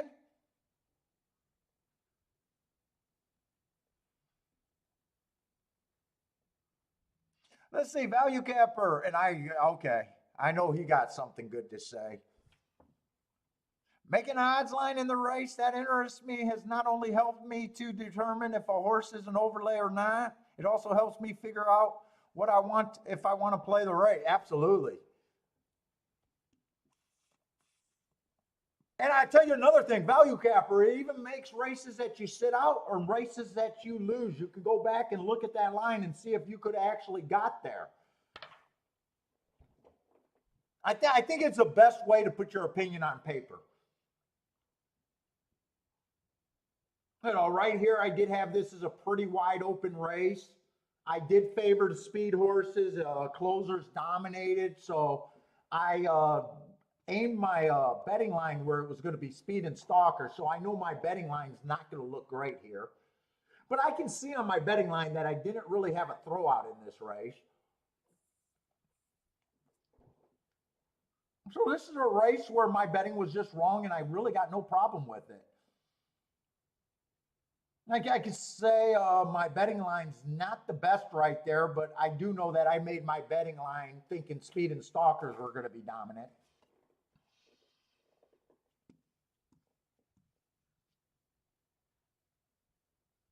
And I know a guy with Value Capper is going to know about overlays and underlays.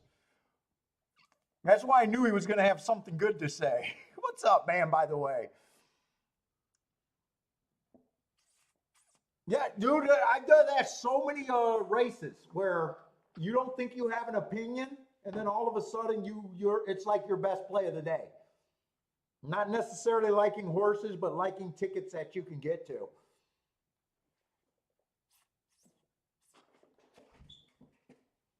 I think I know new people are going to have a terrible time making betting lines because their knowledge of the game is probably going to be bad. But I think it's the quickest way to improve is just make as many betting lines as you can.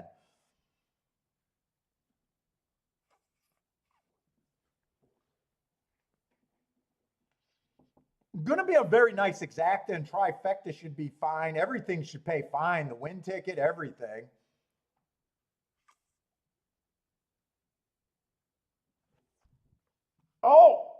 What's up, Joshua? We're letting Canadians watch this show. I'm supposed to have a private, Canadians are supposed to pay.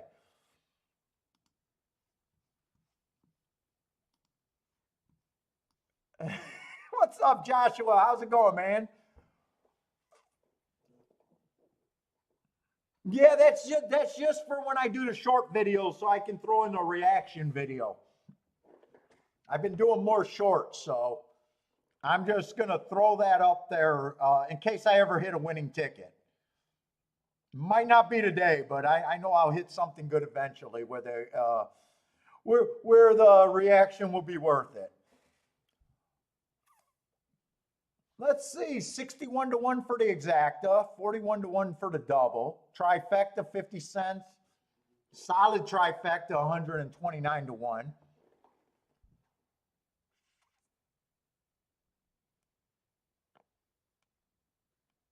Oh, Jan, got some good news. Throw it out there, man. We want to hear some good news.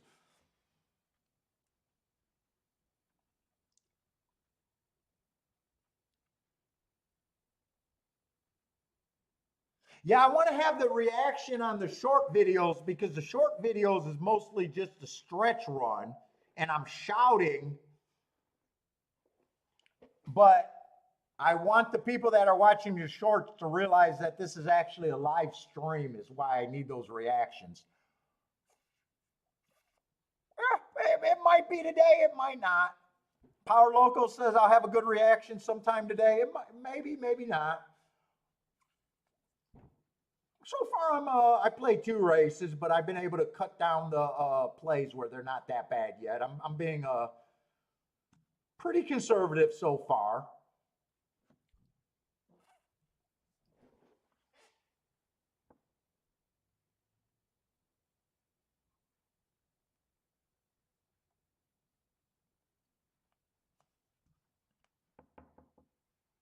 Value capper is plagiarizing a post you made. I don't think it. I don't think it's that far. I think a lot of horse players have the same thought about value.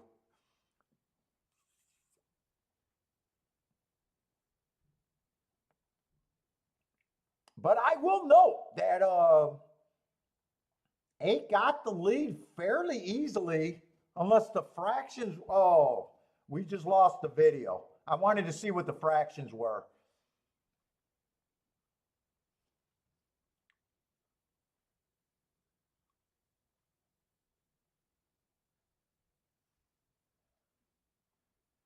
Oh, Roland, you don't like the 50 cent try? A lot of players say that they missed. They don't like the 50 cent tries or the 10 cents pick fives or pick sixes. You know, a lot of players say that. By the way, did you guys check out what's the podcast I like? Better Betting, Better Betters, or Better Betting podcast? They had Andrew Beyer on it last episode. If any of you guys check it out or are Beyer fans, that's a pretty decent podcast. I do like that podcast.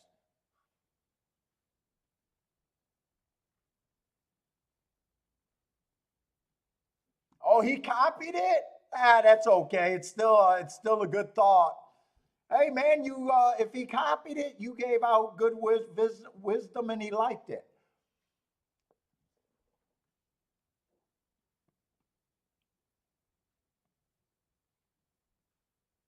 He copied the words that you wrote. You got to put the trademark on there.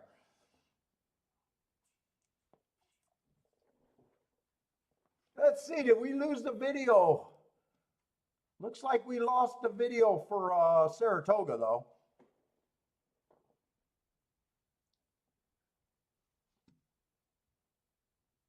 Yeah, Lloyd, but they're saying a lot of your good handicappers that can see a lot of the data is saying that it necessarily does not hurt the help the small players like you think. That they're betting worse tickets with that smaller wager is what a lot of the top players are saying. That they're not really competing with the smaller wagers. They're just making worse tickets by getting wider. And it hurts everybody is kind of the theory right now.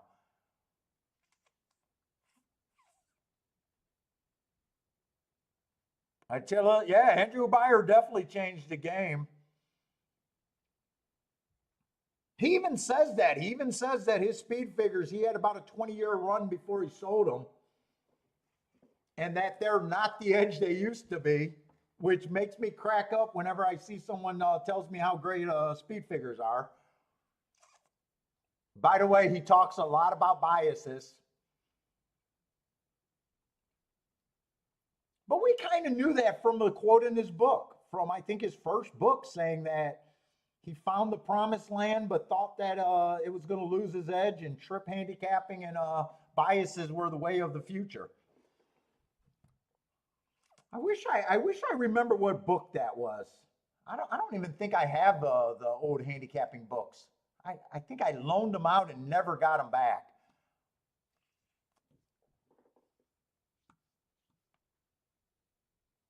I think he said he sold the buyer numbers in like 92, and it took players maybe 2 or 3 years before they were widely accepted. And that's when his edge went away. And he was basically saying he had a 20-year run from like 1970 something to early 1990.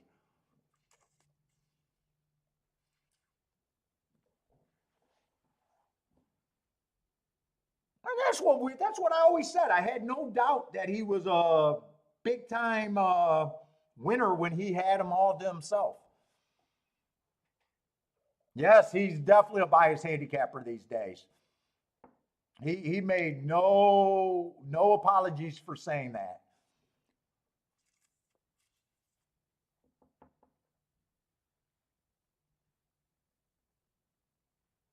Oh, the smaller bets, you're probably right.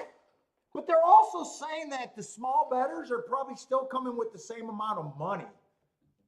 And instead of, they're getting wider, making worse tickets, and they're getting the spots that they normally could have, but they're still losing that. They're not making the scores that you would think. It's just it's just a discussion about, is it really helping the smaller players, and it may or may not be.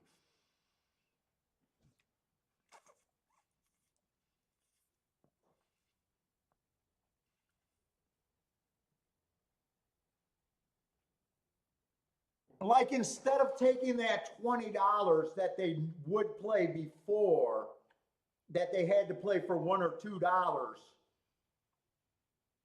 they're betting the same $20. They're just getting wider and wider and just playing on the 50 cent thing.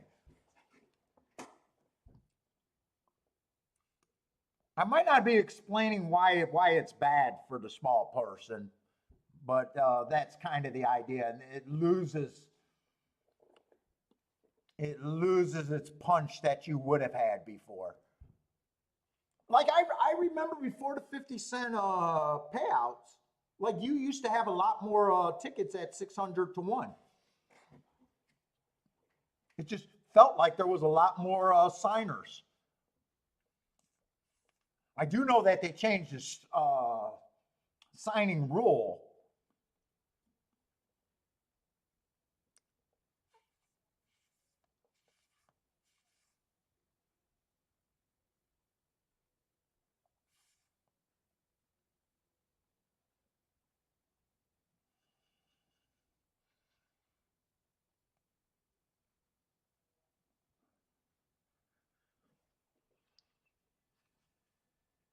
We're going to have our first turf route, and turf route, I'm even more curious because I do think the track for the last couple of years been stock and closing.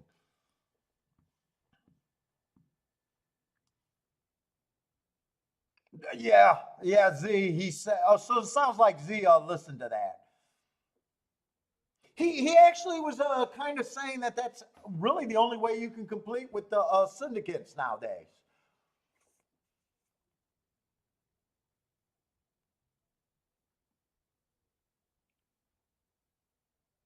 And he was pointing out how bad the jackpot wagers are, which is no surprise. Gordon, what do I think? With the winnings invested on my racehorse 2 year olds, is it a sham? Give me what you think. I'm not sure what you're talking about. Are you talking about micro shares?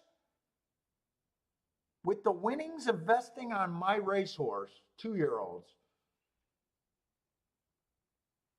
is it a sham? I'm not sure what you're asking there.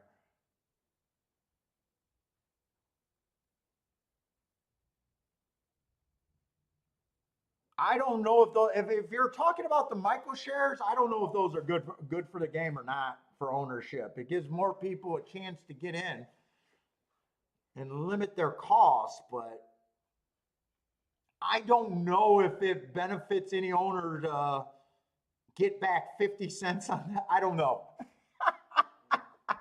I've never been an owner, so if that's what you're asking about, those big old things, I don't know if they're those big ownerships. I don't know if they're a scam or not.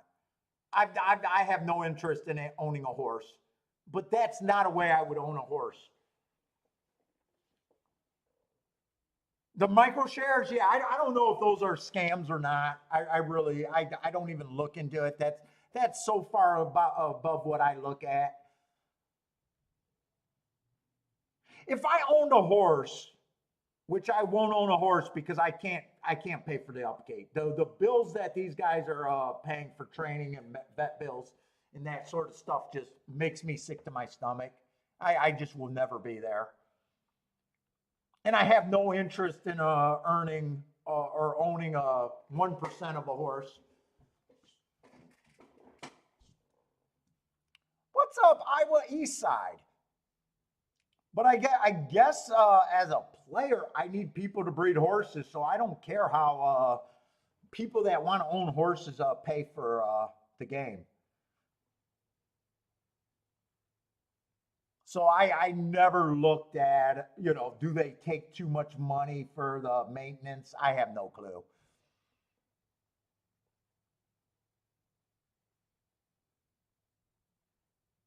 Yeah, there's a bunch of those micro share things. I honestly don't know.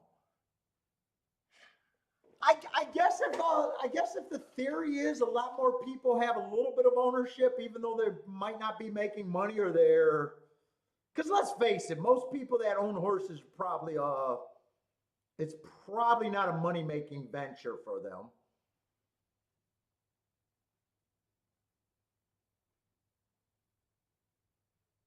But if you got more people being able to say they own a horse and bring people to the track, it's probably not bad, but I don't know how the math works.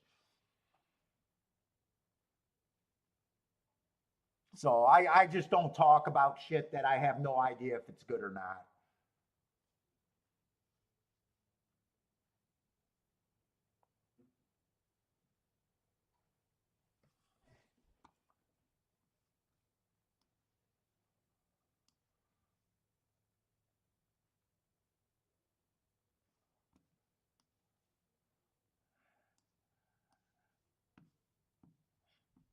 Jennifer, you're gonna be put in timeout. You got to stop calling people out by their name. I know you're being picking, poking the bear. Stop poking the bear, Jennifer.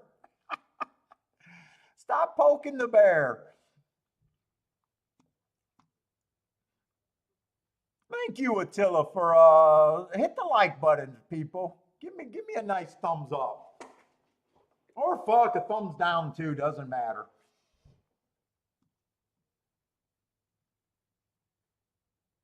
Yeah, I believe that consultant. I don't think most people that buy horses are actually looking at it for a money making thing.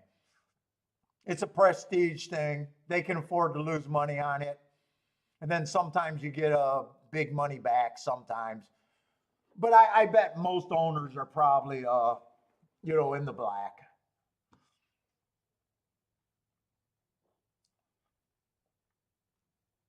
I have no data to back that up, by the way. That just would be my guess.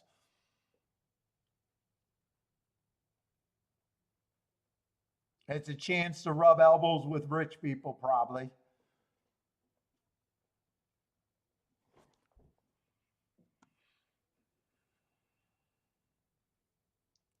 I know, Jennifer, but come on, man. Come on, Jennifer. I don't want the chat room. I want the chat room just to stay fun.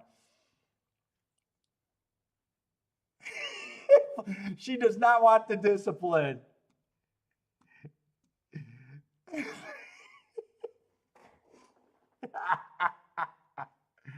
Jennifer's a bad girl. She wants a spanking, I think. What's up, Bodrick? How's it going, man?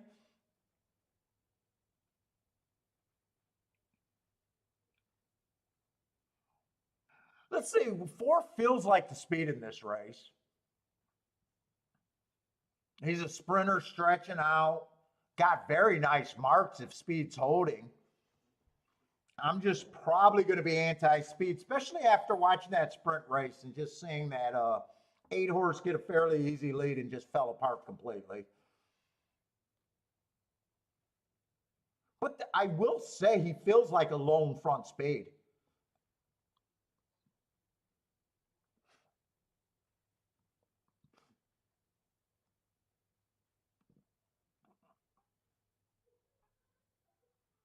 Five, mostly a stalker. Did go to the lead last race, but more often than not has the right running style here.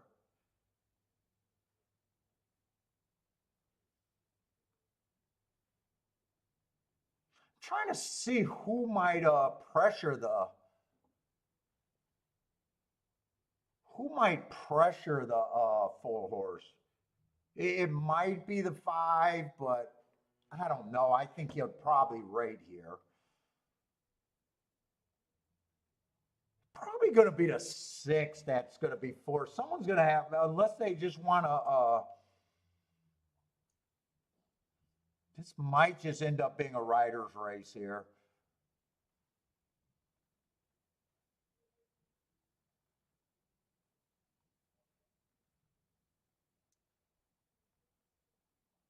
Let's see, this is an $80,000 optional claimer.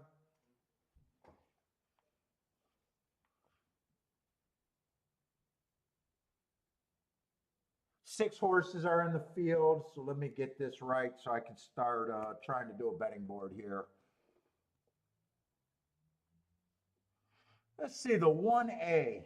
4 races go, stalking closing day. That's exactly what he was. 1 tick slower than the fastest winner, average. I don't think that's a bad race. Comes back, was a little slow all the way around. 2 races ago, bad rail, stalking closing day. I gave him an asterisk for a bad rail. If I'm right about the bad rail, that's probably a nice race.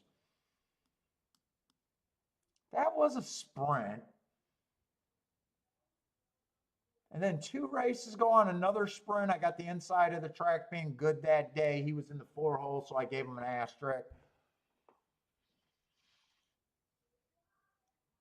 Well, 2, I'd say, probably has the right running style. It's just a little annoying that every race is just a 1 race sample, but that's the running style I'm looking for over here.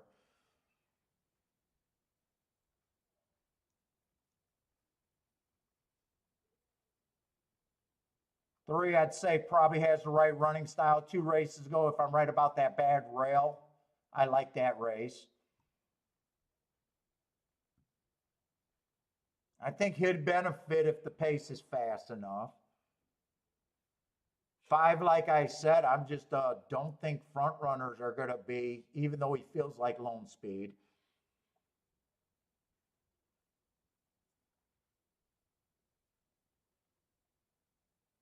5, I probably just don't think 5 should be that price.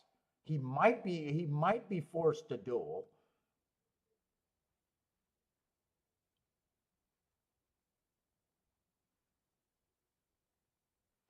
But I don't think there's a complete throwout here.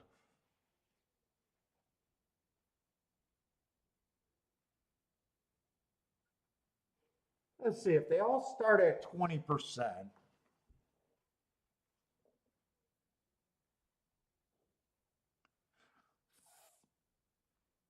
four, I'm going to probably put him at 15%. That's being a little hard on him, thinking about speed's not great.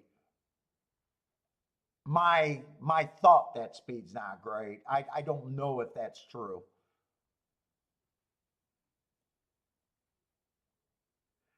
Five, I'm nowhere near that price. I do know I'm nowhere near even money on him. I'm thinking lukewarm favorite, like 5-2 is where I'm at on him.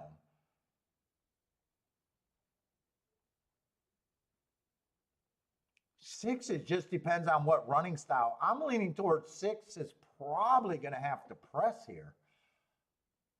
If they don't, if someone doesn't press, this four gets an easy trip.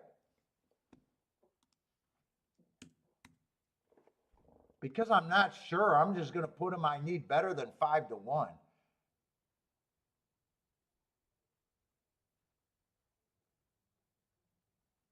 One has the right running style.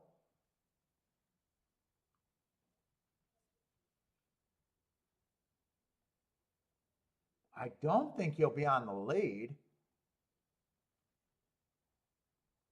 So does the two. Two, I don't think should be 7-1.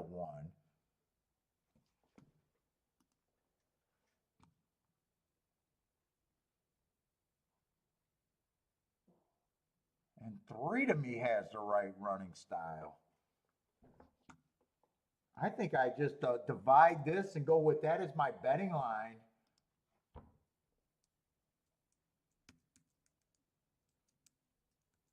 Don't have a super strong opinion here. I need better than 4-1 to bet anybody for a win ticket. I guess that does make 2 and 3 my biggest overlays.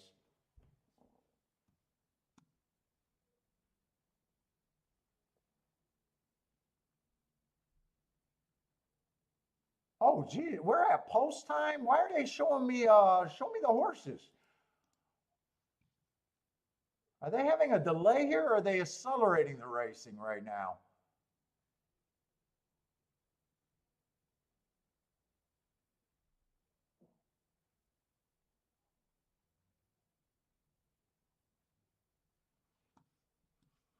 Let's see. Six is a little bit of an overlay, but not enough for me to think win ticket. Five is just over bet. Four is a little over bet.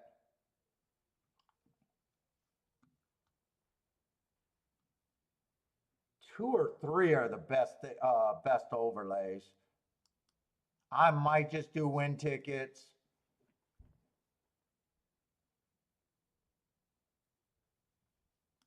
I might just bet 1, 2, 3 in a box here.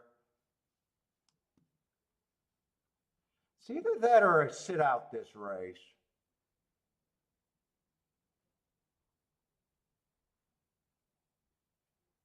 But I think if I get 7 and 8-1 on the 2 and the 3, I think I at least do win bets here.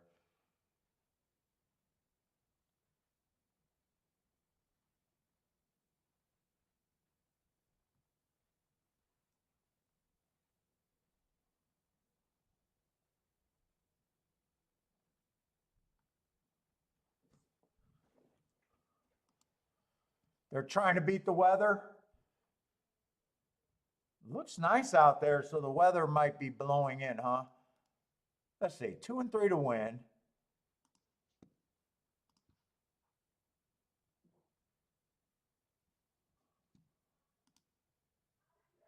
I'll do that. 1, 2, 3 in a box, and I might even do a little bit more here.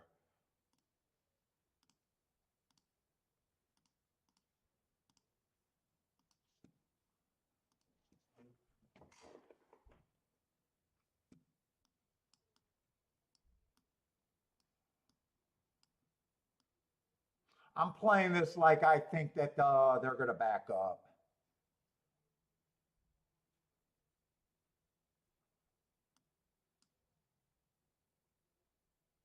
I'm going to use the 4. I'll leave the 5 out of there. I already did a 1, 2, 3 box and the win tickets. So I think I'm going to hit that key box exact a little bit.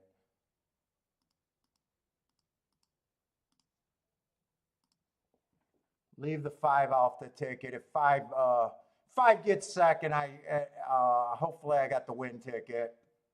5 wins, I'll be willing to lose.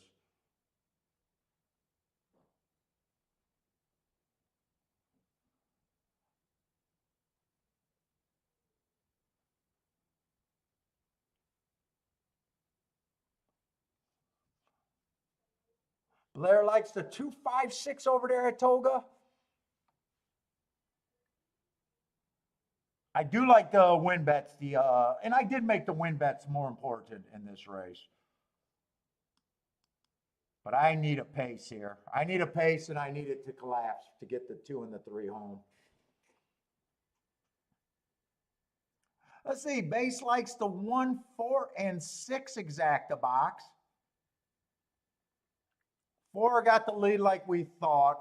I thought 6 might be forced to put some pace. I did not want to see a 4 out there winging by himself. If 4 goes wire to wire, I got an out with the 2 and the 3. 24 and 3. Let's write these fractions down.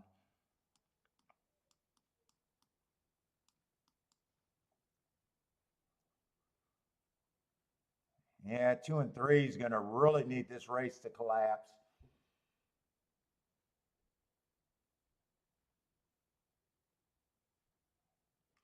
$48, so they did speed it up at the second call. They went around that turn 23 and 2, so hopefully that opens the door.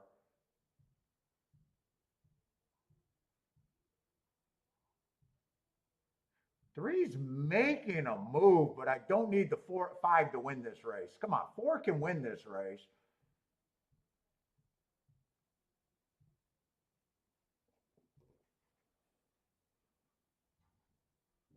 Come on, 3.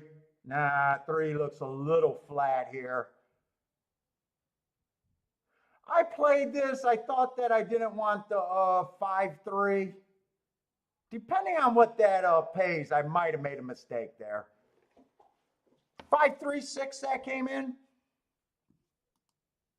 I'd say if it pays 20 to 1 or more, maybe I should have thrown out the 5 completely. Yeah, borderline 17 to 1. I think I just accept that. I think I just accept that.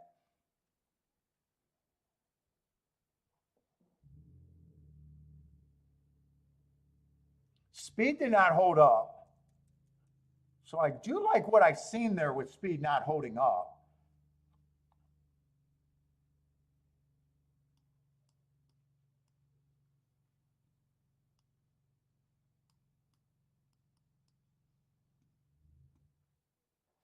Consultant played 2 instead of the 3. Oh, if you're talking about for the exact, I think you had to pick one or the other. Because 5-5-2 is paying 14 to 1. 5-3 would have been borderline at 17 to 1. I don't think I gotta say I made a mistake unless that paid over 20 bucks. 17 to 1, I'll be like, yeah, I could probably find a better hit than that. Hopefully.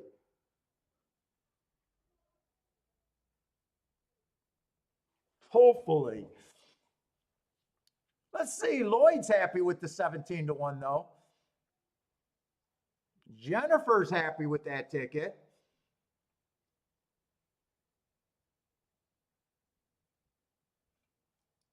80s guy got the growling face on there.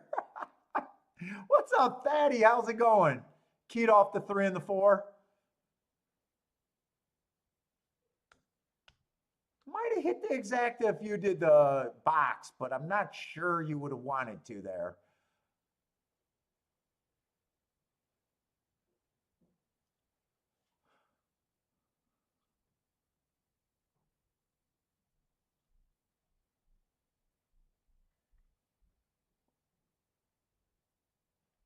might be okay here. If it pays 25 for 50 cents or more, I'm not sure if it is. I'd have to see what I think of that try. I don't mind my betting line. I did give 5 the best chance to win. I was just I was just nowhere near 4 to 5.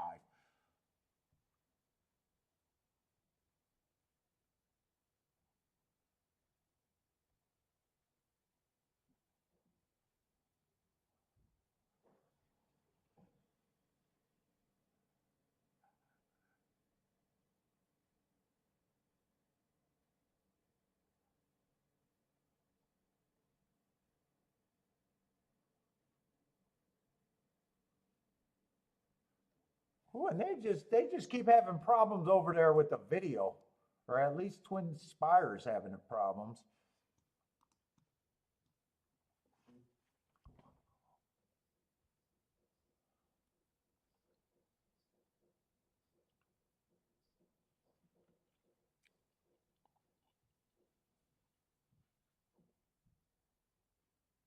So 24 and 3. Oh, that was 48 and 2 at the second call. I thought it was 48 flat. So they were able to still come off the pace. 5 got first run, but he did stalk. 3 did close nicely, just wasn't good enough. I can accept that.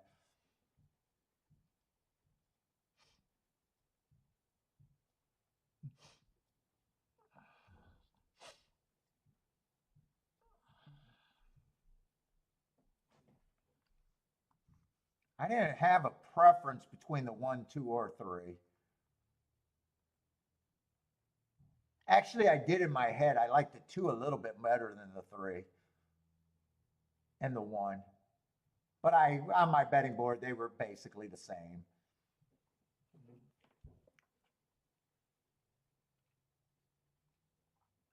Ah, Lloyd hit 2 races today.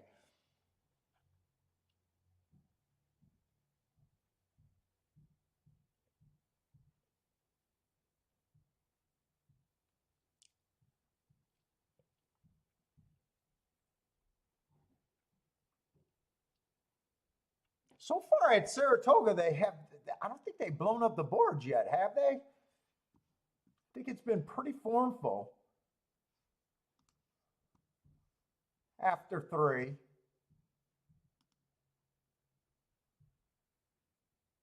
Let's say the second race was nice. Second race was nice.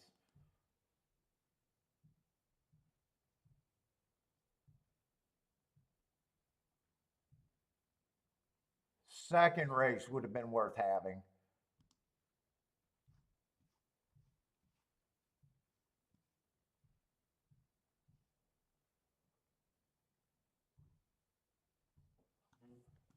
On that exacta gave you a little bit of breakage, almost 18 to 1 on the exacta.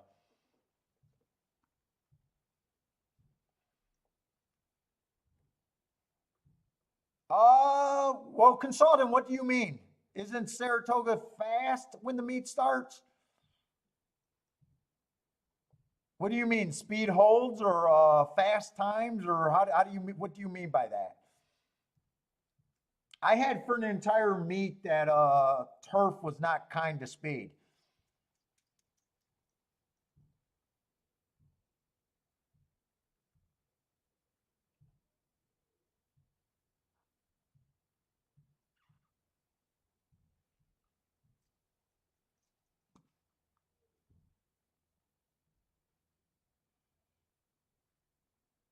I'm trying to think, could I have hit that exacta by just taking the?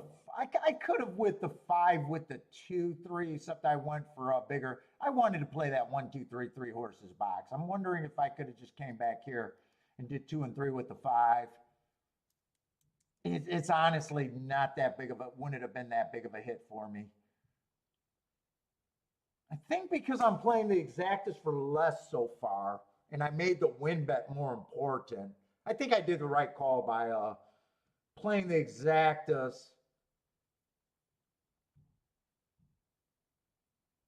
If I was going for the exact, it would have made sense. But because I was making the win bet more important, I think I do let the 5 horse beat me and would have been willing to lose there. I was just wondering because I had 5 as the top choice there, with the 1, 2, 3 all as the second co-favorite there. If I could have done that, I think I probably played that the way I wanted to, unless I decided to go after it and played the exacta for more in the key. And that way I would have just did the 1, 2, 3 exacta box, forgot about the 4, and only played the 5 with the 2 and the 3. I think that's the only way I could have justified that. But because I was saying that the win bet was more important to me, I think I played that how I wanted to play that.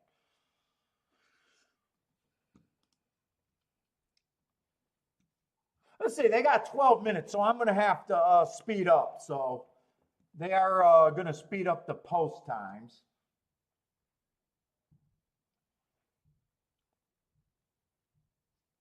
Let's see, the 1A is scratched. That doesn't really matter.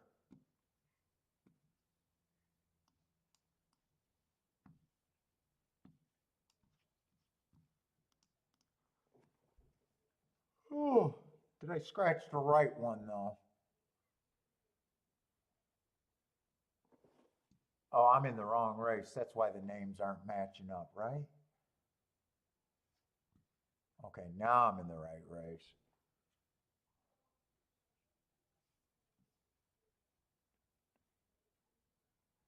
So we still got 8 horses there.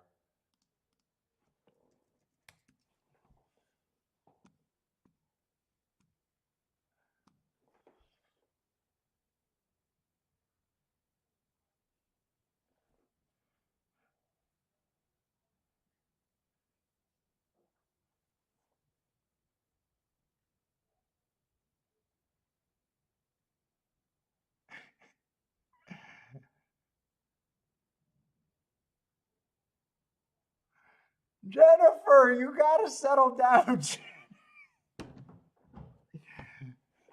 Oh my God, Jennifer. Come on, just stop with the names. Stop with the names.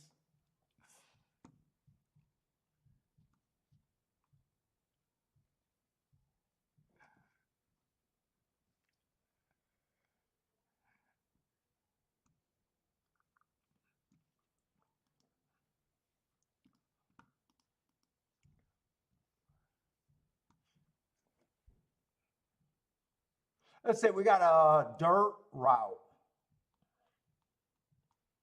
And I'm still looking for something that I feel like I really want to go after so far today.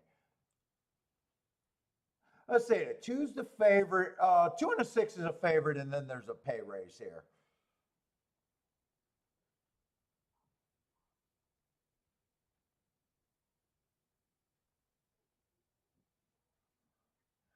What we got? We got a $20,000 claiming race.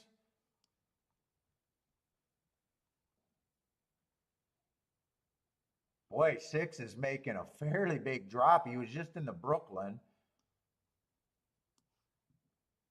I'm in a grade 2 race, and he's being offered for 20. Is this optional claiming? Is he protected, or? Doesn't look like he's protected.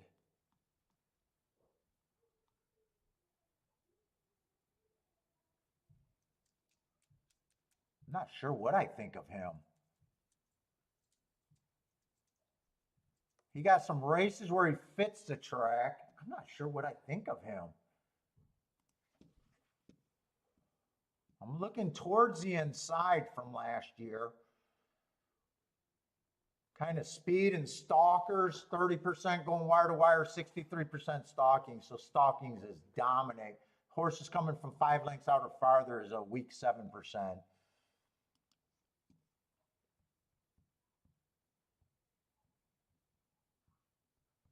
Yeah, 6 does look like he's for sale, doesn't he?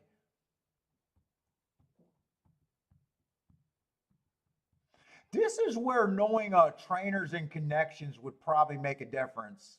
Are they just people that are willing to win at Saratoga at all cost? Are they guys that are willing just to drop horses? He's been at 50,000 a few times.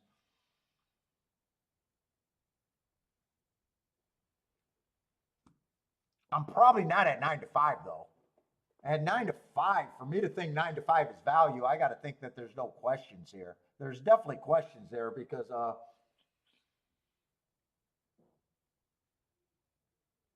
I'm not really sure what I think of him. Let's look at the 2 horse.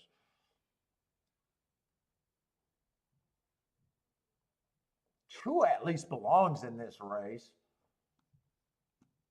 4 races ago, I got bad rail, early pressing day, average, average, average. I don't mind that race. Comes back.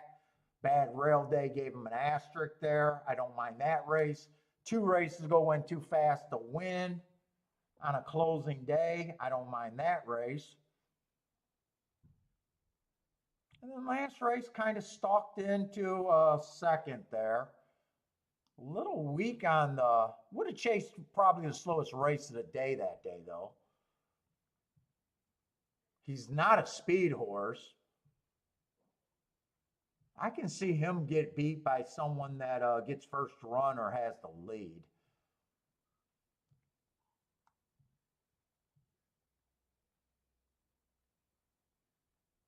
One, I probably think the 1 should be long.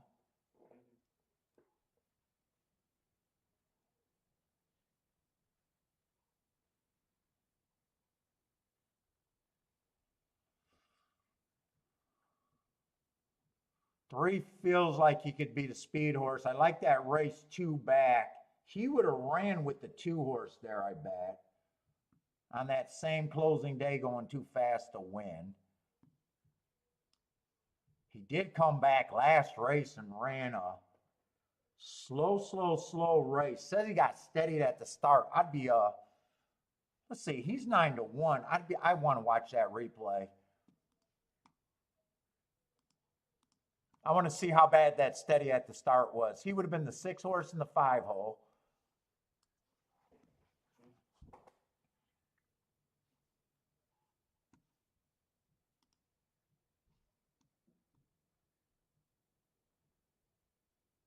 Came out the gate okay, and then you just seen his head go up. Let me watch the head on there.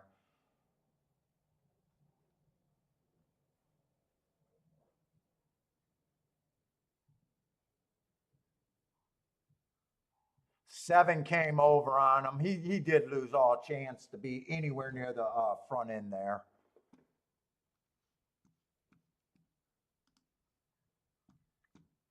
I don't think he should be 9 to 1. If the 2's 2 to 1, I don't think the 3 should be 9 to 1. Just based on that May 27th race. They did run together the last 2 races, but the 3 did have trouble.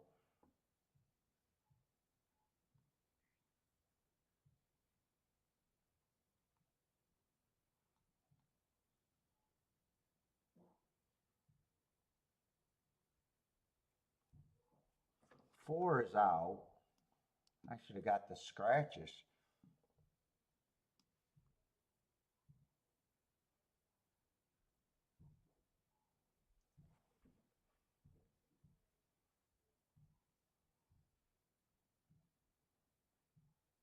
Let's see, five. Five's 15 to 1 right now.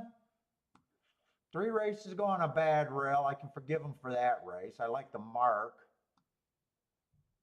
He improved 3 races ago.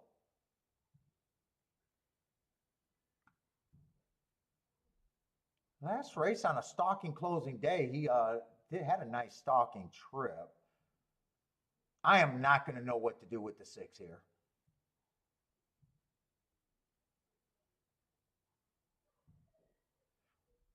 7, I like some of his races.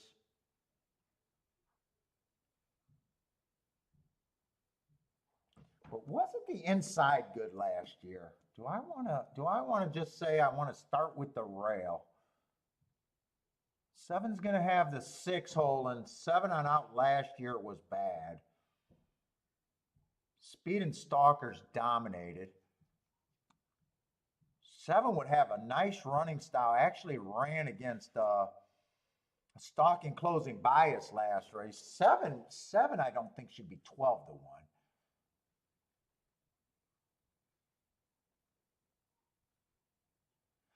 Probably not interested in the 8.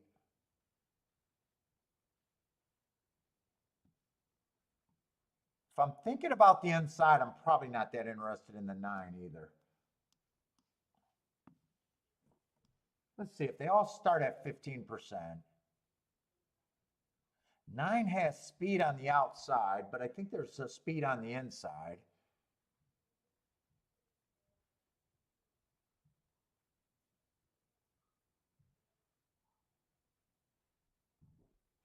Eight, I'm not going to be interested in. I do know that.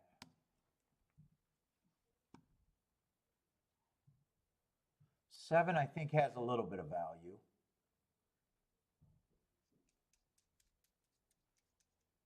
5, if the inside's good, I think 5 looks up like a suck-up horse where I think he has a little bit of value. 3's probably the overlay that I'm most interested in.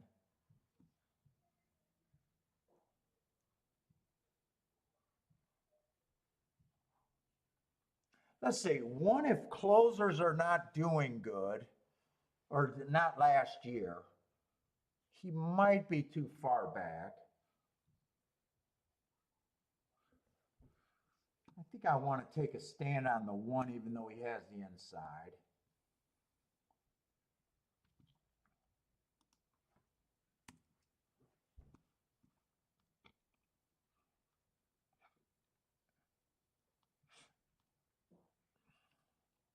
Nine, I would like 9 if 9 was on the inside. I do know that.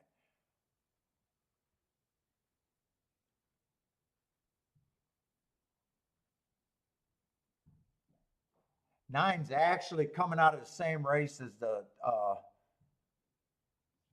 3 and the 2 and ran better. I don't think I can be completely hard on the 9. If you like the 2 and the 3, you kind of like the 9 other than post position for me. I probably can't be ridiculous. I'll probably just say the 9's priced right.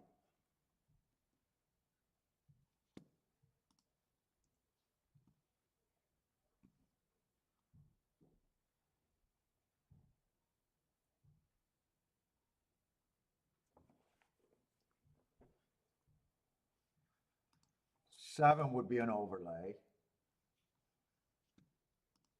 And I'd probably just say the 2 and the 6.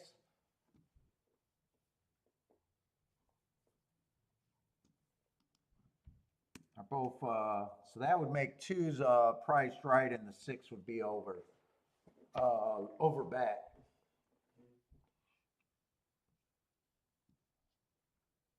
What's up, Rex? Redboarding but a boom? What's up, Rex? Sounds pretty good right now. J Brom, what's up? Steve B, how's it going?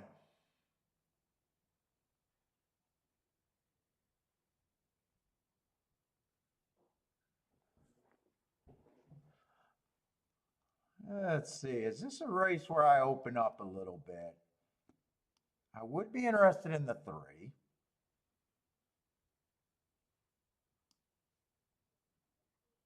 I still think 2's a contender. 6, I'm not sure. Let's see. I got to write these where I got some room.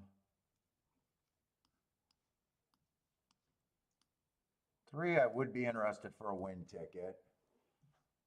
7, I'm probably interested in a win ticket, but probably more of the 3 though. So that leaves 7, 9, 3, 2, and 6. And I even think the 5 got some upside. How do I bet this? There is a chance that 6 is just the best horse.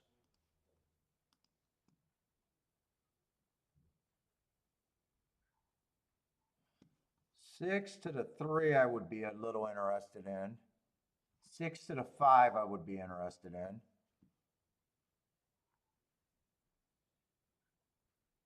Six to the 7, I would be interested in. That's it with the 6.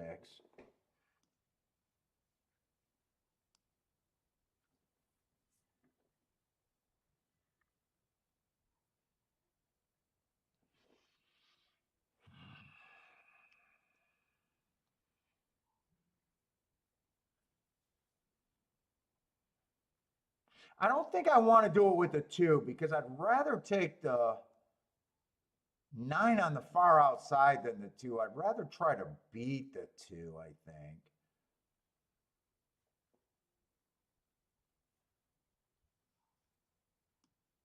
I like the win ticket with the 3 and the 7, but I feel like there's some exactas that I might want with the 3 and the 7 other than with the 6.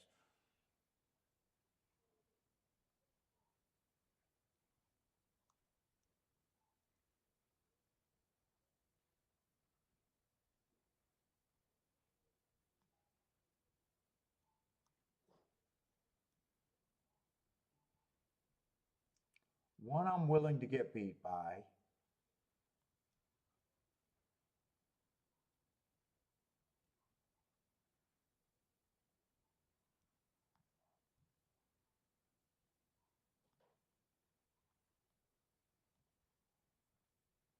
God, I can't find where the bet at is. I keep losing my train of thought here. I think I do those exactas with the 6. Let's see, I'm doing a win ticket here. 3 and 7 to win.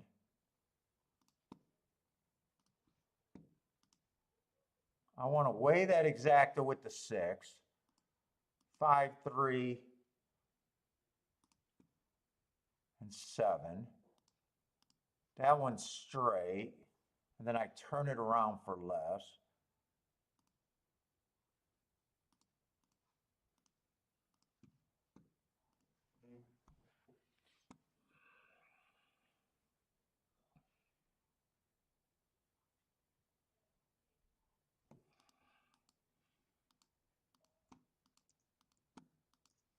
I feel like I should have some exactas with the 3 and the 7.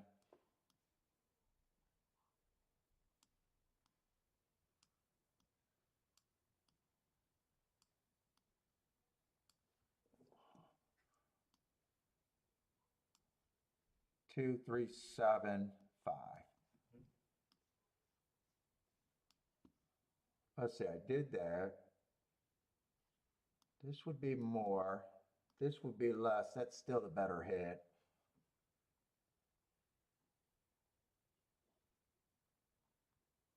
I'll try to beat the 9 on the far outside. I'm not going to hit the exacta anymore with the 6 because I got it enough. Okay, I think that's how I play that.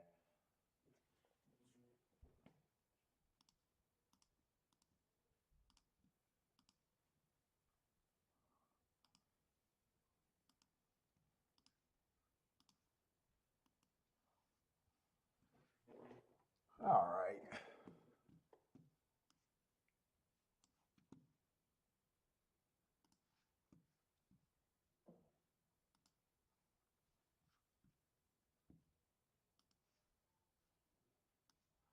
All right, what do you guys got?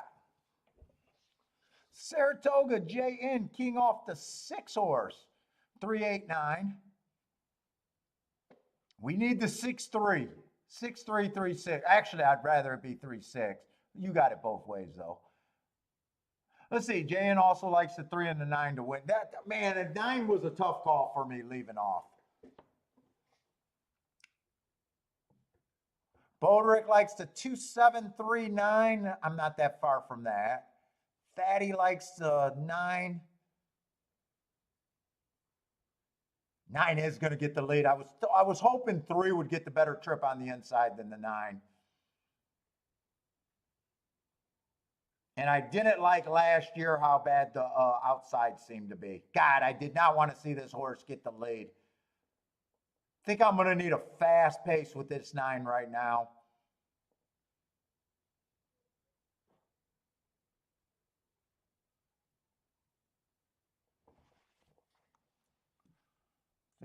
think I need a fast pace. 23-4. We'll see if that's fast enough. Got a nice easy lead though. He might be racing against the clock. I think that's the biggest hope there. For me, I see some of you guys got the 9. Darren likes the 9. Thaddy likes, oh no, Thaddy does not like the 9. Base likes the 9. Jennifer likes the 9. A lot of you guys I thought was going to like the 9 here.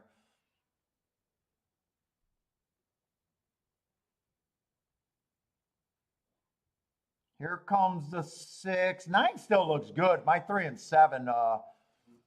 7 looks hopeless. I need this 3 to give me a good trip. Come on, 3. Come on, 3. Keep fighting here. 3's dead nuts tired.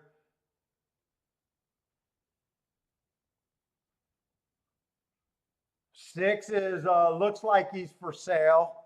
It's going to be 2-8.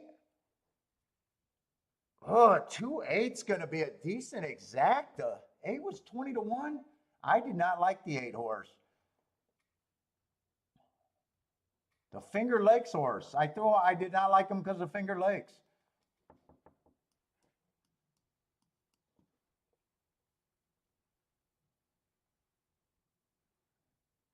Yeah, I thought if I liked the 2, I had to like the 3 and the 9.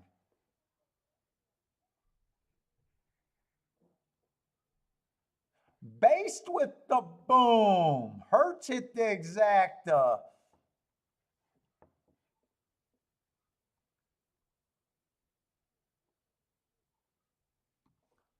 Two 8 should be fairly solid in the exacta, right? I'm thinking at least 35-1, if not better. 60-1. 66-1. Yeah, that's a nice exacta.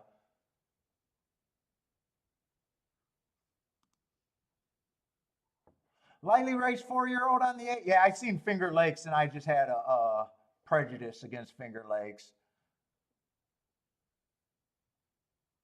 Raced 11 times with 3 wins.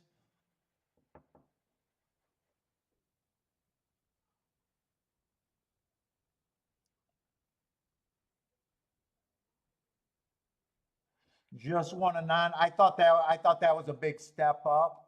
He beat me.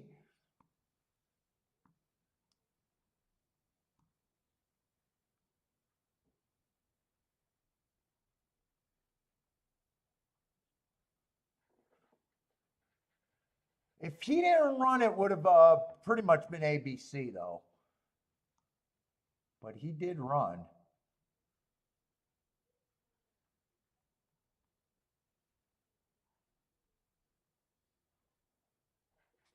Yeah, nice exacta. 66-1 on that exacta. Who's Silver Dust? You guys give me names, and I try not to look at. Oh, the 7 horse Silver Dust. I thought the 7 was going to have some upside. He didn't run a lick. 3 at least had the lead at the top of the stretch and looked like he could have been there.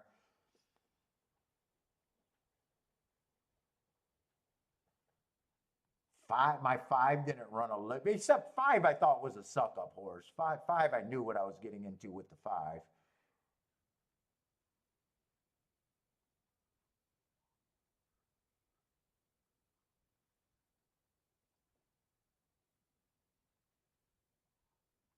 Yeah, I got chat on just the big screen.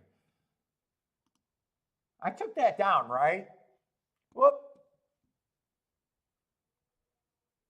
Yeah, after a race, I'm supposed to switch back.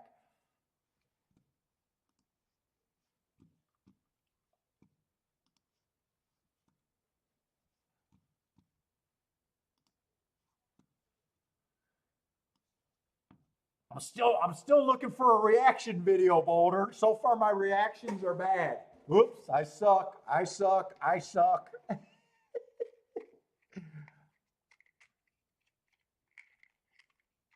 Let's see, that was won by an inside horse that I think stalked though. Nine, I did, it was a tough call for me to leave nine off the ticket, but I thought he could get the lead, but he'll get caught.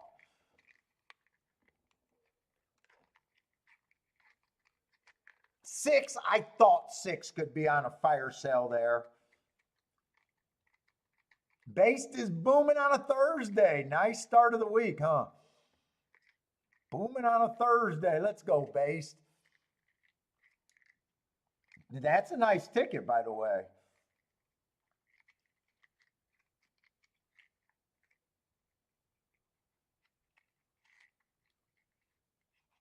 Hertz hit the exacta too.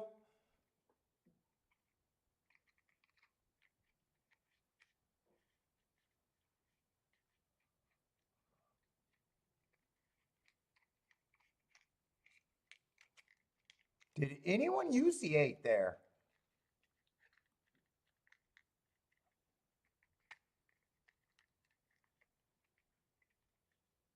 Other than Based and Hertz.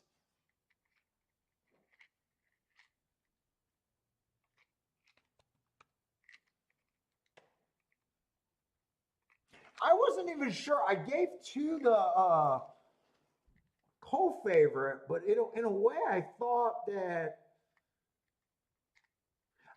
two could win if six horse wasn't right or came from too far back.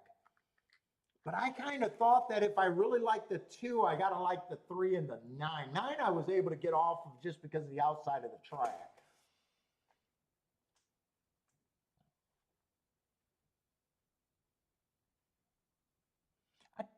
I don't think I mind seeing what I'm seeing so far, though. I just been wrong. What's up, Joshua? Oh, Joshua hasn't made a bet yet. Sitting on his hands, huh? We piss excellence over here. So far, I'm being pretty conservative, making the win bets the most important thing for me today. So far, I have not hit a ticket. I think I made three bets, but I'm not really three bet or three. I think I played three races today. Haven't been right yet.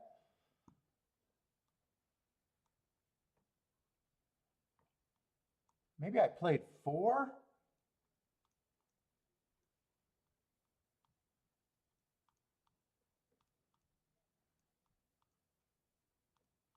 I played four races so far.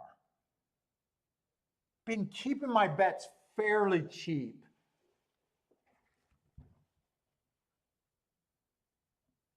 It wasn't until last year when I started keeping the bias reports from year after year that I started usually on a brand new meet. I usually start the first week low.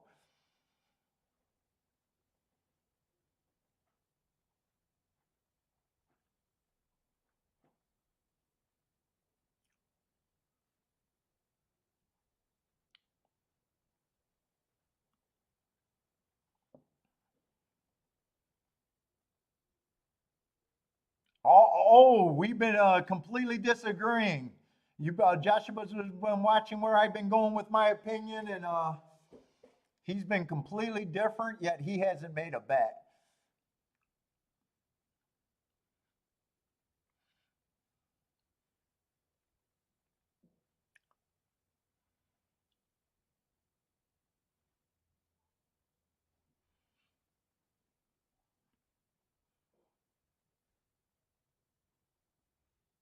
I think the profiles haven't really let me down, other than that turf sprint where they closed.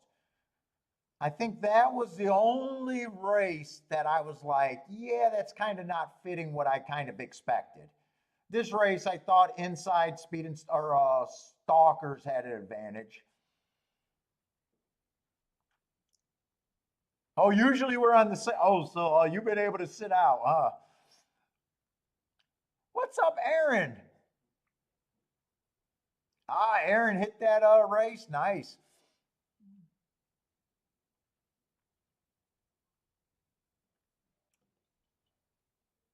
So actually, I haven't hit anything, but I still feel pretty good about today. Haven't buried myself either yet. I'm probably mostly interested in the turf routes, though. Hopefully they don't get weather.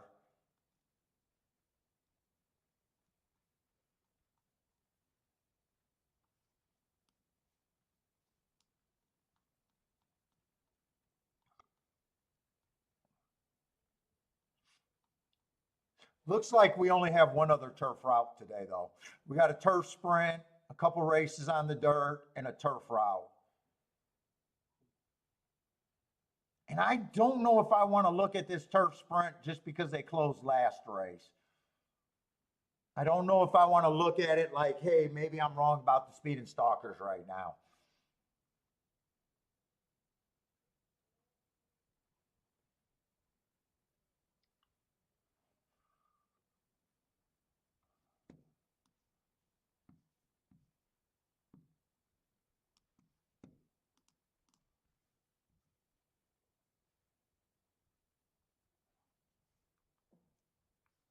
And then all the main track onlys are out.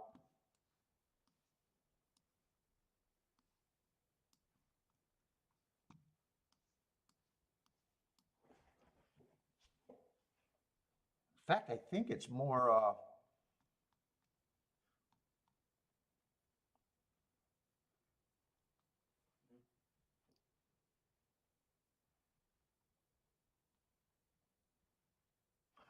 I want to see the chart for that let's see what charts they got up so far.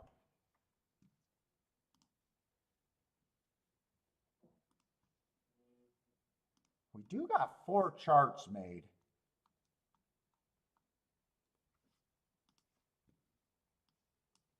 I don't think they ran enough on any surface yet. I don't think it's going to be a big help, but because it is the first day of the meet, I just want to get as attuned with the track as I think I can, or at least do all the work, whether I'm confused at the end of the day or not.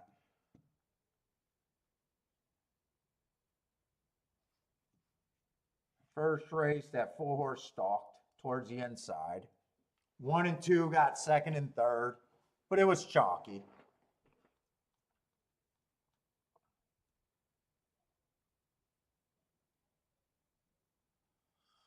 Second race, that 7 went wire to wire from the 6 hole, so I got to put him over there. That was chalky too.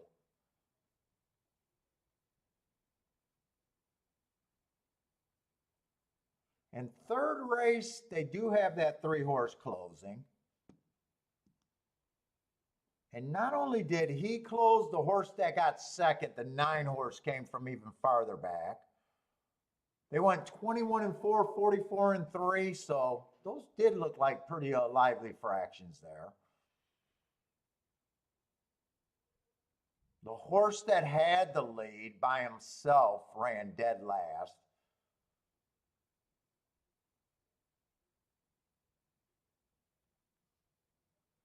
And the horse that was in second by 2 lengths managed to run third. Where did the 4th place horse came from? The 4th place horse also came from farther back, a deep stalker, 4.5 lengths, almost a closer. Do I want to adjust and say that I might want to be off the pace in this other turf sprint?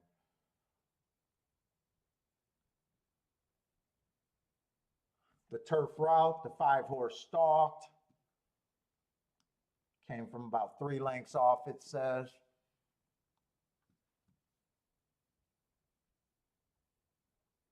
And then the 2-horse, I'm just not sure if the 2 stalked or closed in the last race.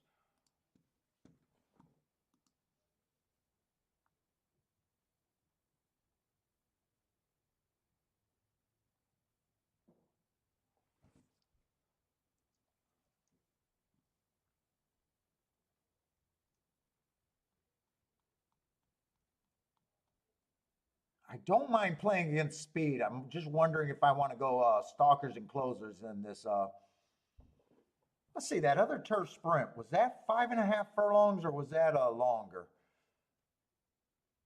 That I did not look at. Was that was also 5.5 furlongs? Okay. I don't think they run 7 furlongs on the turf, do they? In Saratoga, I'm not sure they do.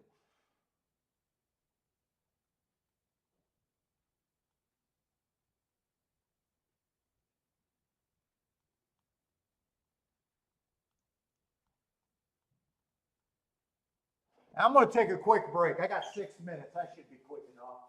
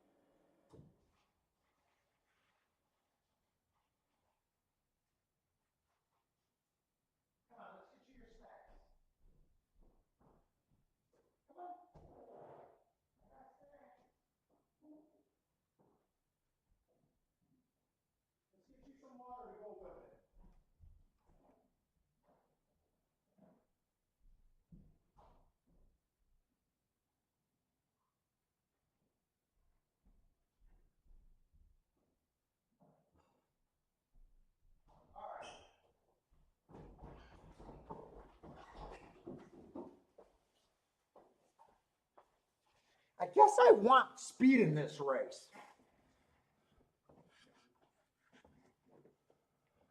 Let's see. Two's a favorite. One is going to have speed.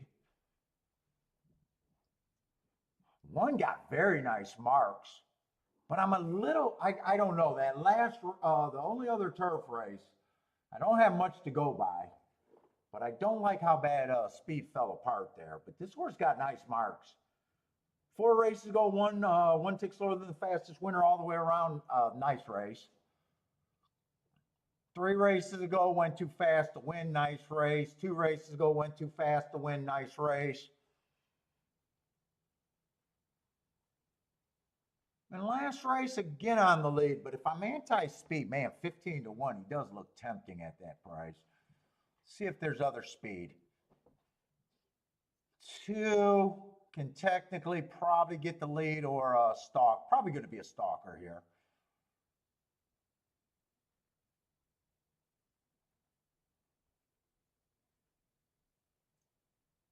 Probably more what I'm looking for.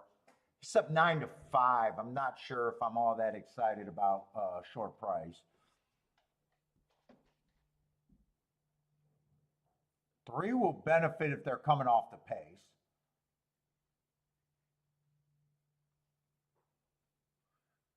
See, a bunch of these horses ran together. 6:17 looks like it's going to be a date that keeps coming up.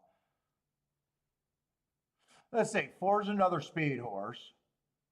Possibly a stalker, but 2 out of 3 races he was on the lead.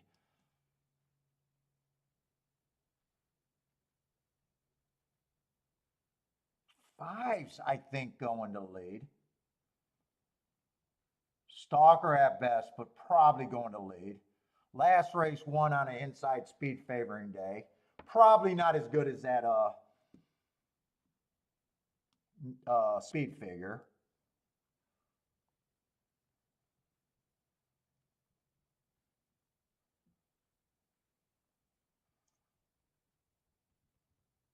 Six is probably stalking here.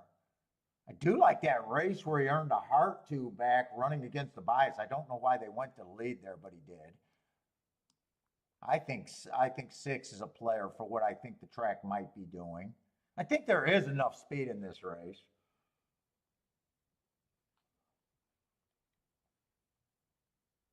7 can either stalk or go to lead. I like him if he stalks. If he goes to lead, I'm probably anti him. I'm not sure what to make of him. or which way I want to go. Last race, I got him at slow, slow, slow, but he was only 1 length off that pace. He chased the slowest pace of the day, so I don't think that 3 races ago he went too fast to win.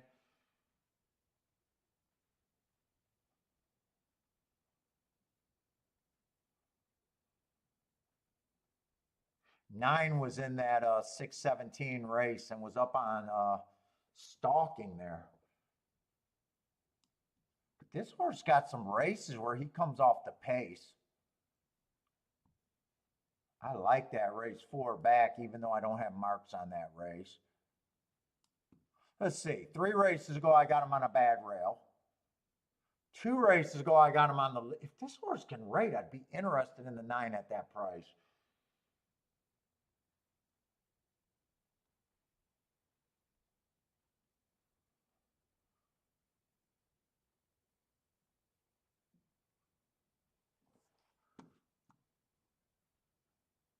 So it looks like we got 8 horses in this race.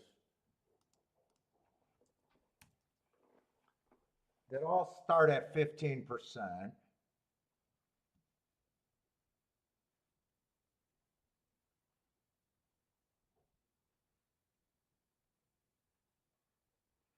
Two's probably coming off the pace, and if I think that's good.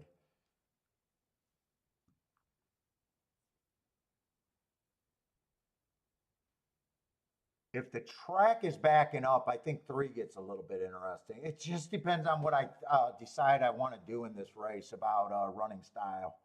I'm leaning towards I want to be hard on the speed. I can be completely wrong. I just thought that first race, just the first turf race of the meet, it just fell apart with very little speed, and I think this pace is going to be just as fast.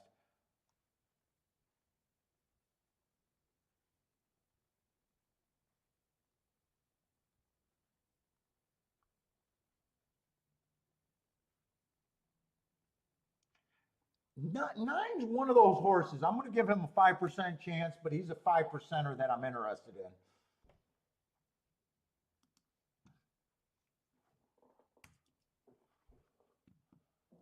in. And 3, I don't think 3 should be 31 to 1.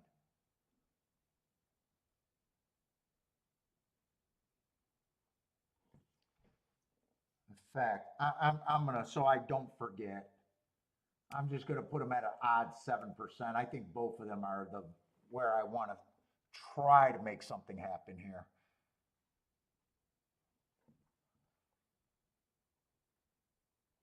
Man, if this was a speed favoring track, I don't think 2 should be 15 to 1. I just don't think it's going to favor speed. Or I'm sorry, the 1 should be 15 to 1.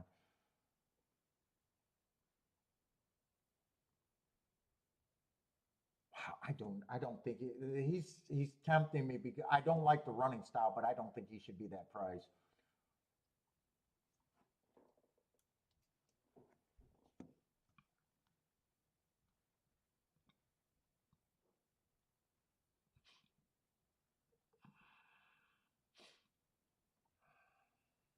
If 1-4,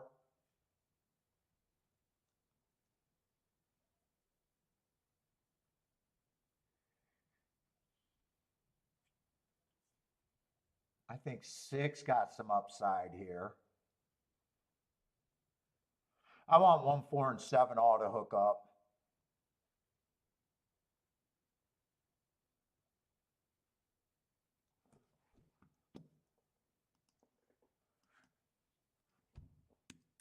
That still makes 1 on overlay, but I wonder if I'm reaching a little bit too far. I might be jumping on a perceived bias right now, but in a way, I don't mind doing that.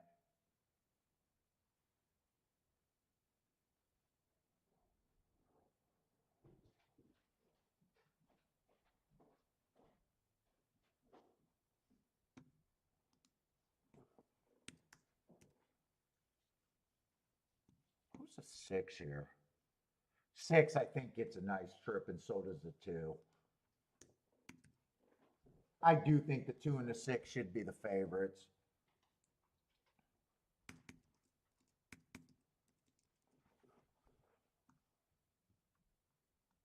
I think I want to force this 9. Part of me is telling me I shouldn't. I want to force this horse or this horse to have to do something. And really even the 5.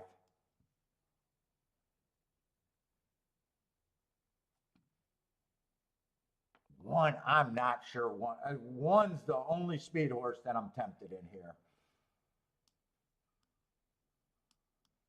I'm going to price the 2 and the 6 with these 3 horses. In fact, I probably say, you know what, take the 1, 2, but let me price this. 2, 1 is paying 31 to 1. 2, 3 is paying 59 to 1. 2, 5 is paying 39 to 1. 2, 9 is paying 77 to 1. So even with the chalk, those are all good.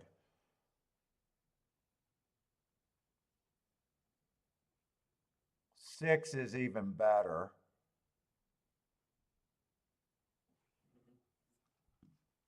Dude, I probably do this. I'm not sure what I'm going to do with a win ticket. I don't think I bet all 4. I probably do that. I probably weigh these. I might even do a try. 2, 6, 2, 6.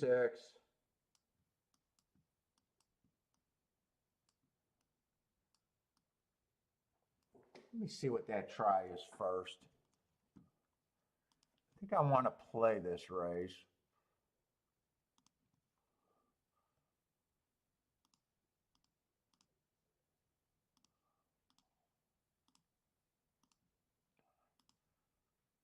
Let's see, that's a $4 base bet for 50 cents.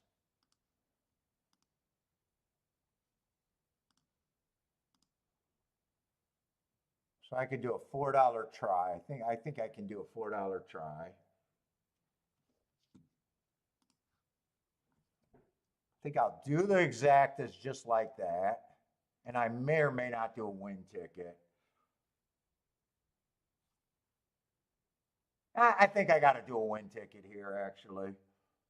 Let me do the exacta.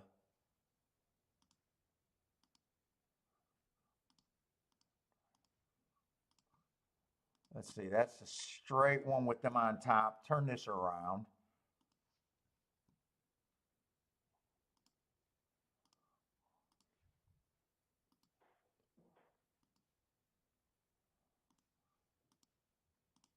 Play that one for less.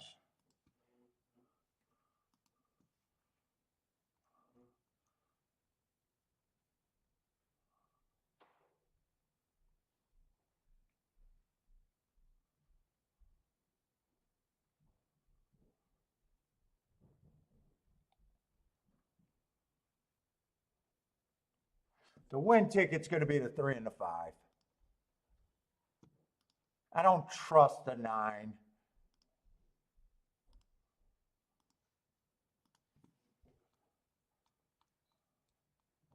And I don't want to bet all 4 of them. I could bet all 4 of them, but I don't think I want to. So the 3 and the 5 to win.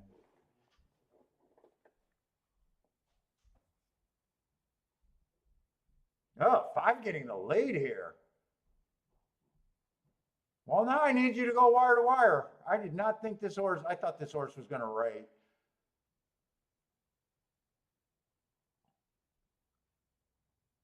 We are on the turf, right?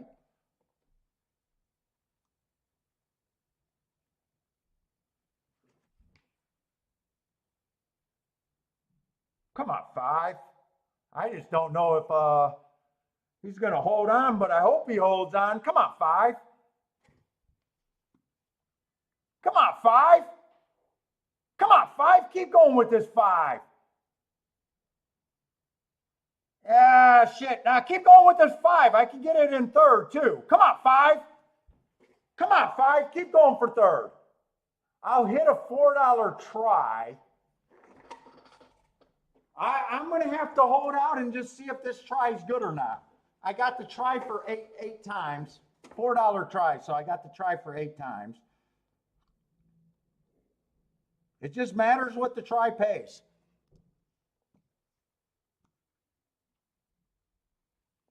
Six, two, two, 2, 6, 2, 6 with the 4 horses. Trimaster. I did a little bit better with the 6 horse winning. This might be an okay try.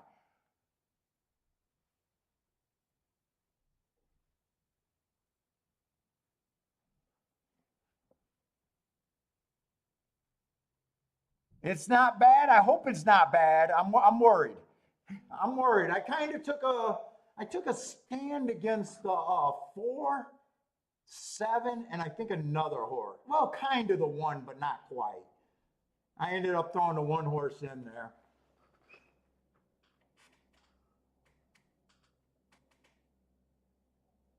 I kind of did the 5 like a show bet.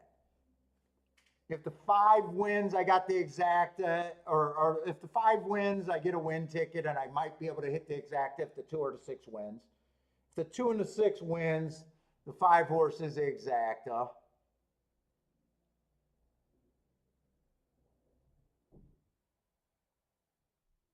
We'll see. Can this pay 80 for 50 cents? I don't know. Maybe $60 for 50 cents. If it pays 60, I'm probably fairly happy with the bet.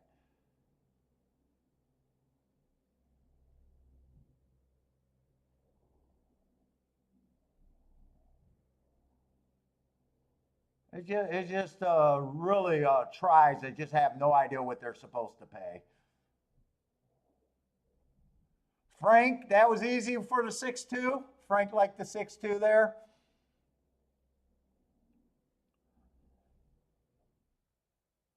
Six ended up being an overlay, but a 1-point overlay I usually don't do win tickets on.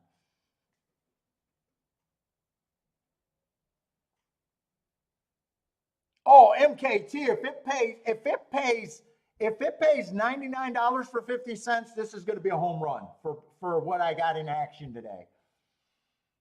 If this pays 99 or 99, I hope you're right. Oh, if you're talking for $1, it's going to pay for the bet and be profitable. It won't be a home run, but okay, for $1. Or Steve is saying for $1. So I got it for $4. So I think that ticket cost 32 bucks.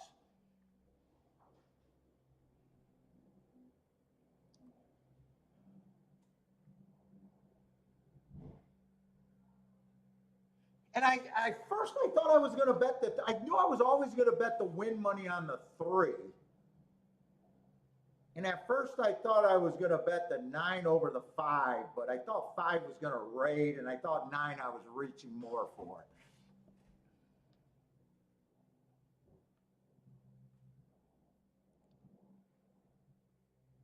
Let's see, Jared. What's up, Jared? 31-1 over there at Colonial for you. Nice. I just got to cross my finger that the try is going to pay enough for me to be good. I'd say anything more than anything $60 for 50 cents I would consider this would be a decent. Oh shit! $99 for 50 cents. We'll take it. That's an $800 hit there. I'll take it. $99 for 50 cents? Are you kidding me? I thought you were reaching when you said yeah, that's actually a better hit than I thought. I was even hoping that it'd be at least $60.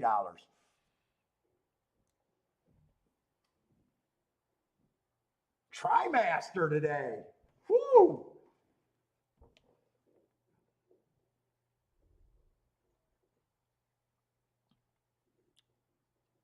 That's almost a shaky dance right there. And if you notice, I don't think I got a reaction because I don't think I changed the screen. I think that's the first race that I played, had action on, and forgot to do the screen.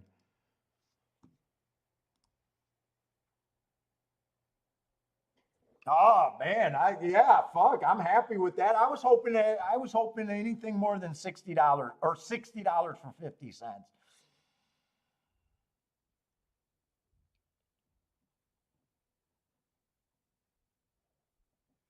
That was not that bad of a really. That's not that bad of a ticket that I played there for liking the two favorites and liking a few long shots. Actually,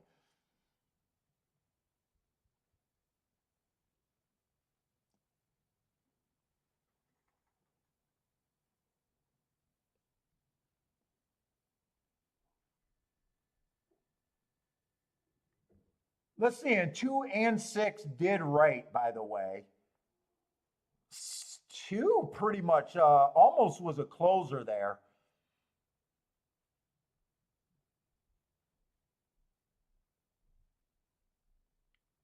5 and 7, I guess 5 and 7. Five was a long shot, I guess, and he had the lead, so I guess he held up pretty good. They did go 21 and 4 again.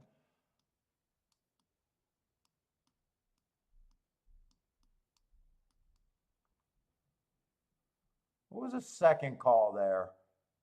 44 and 4. So they did go lickety split again.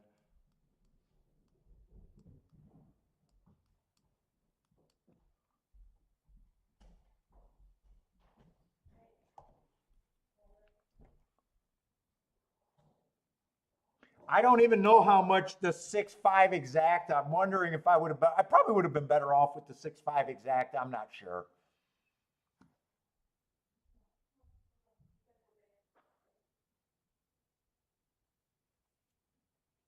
Kiki, I hit a trifecta at Saratoga. I'm growing as a player.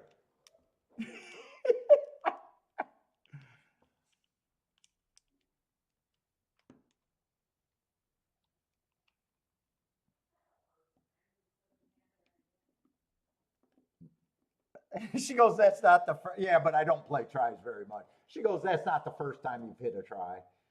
It definitely does not happen every day.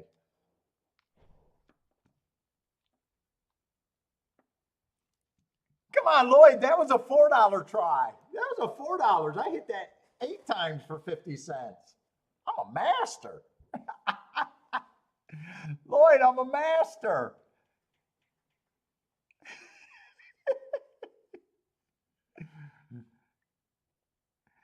Hey, Lloyd, I wish I could do that more. No, I'm happy with that $99. I'm tickled pink, to be honest.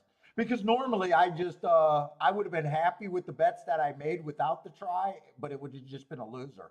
I don't mind picking up that kind of a hit basically for a show bet. That's basically a show bet.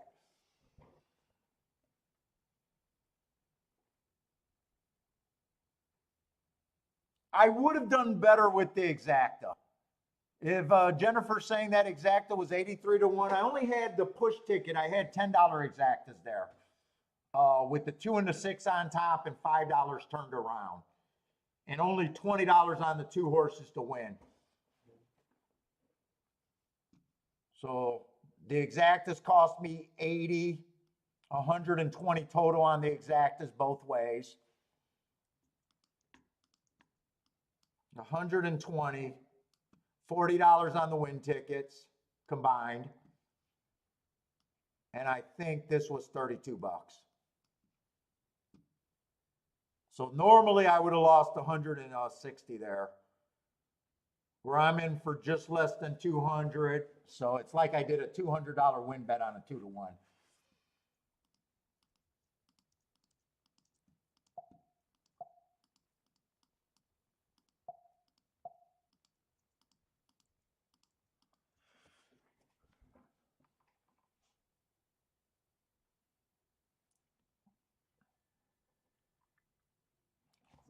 Turf sprint too.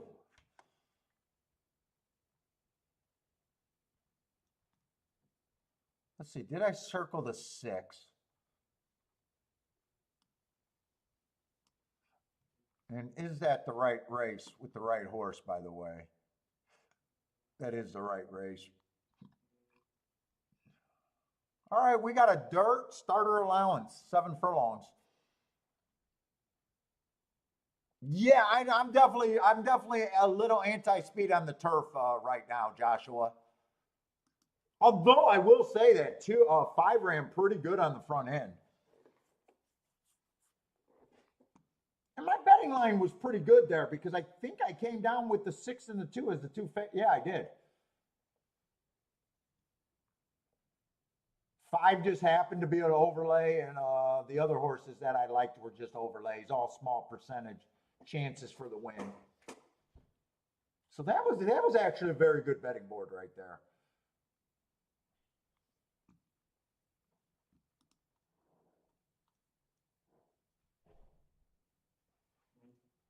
Woo.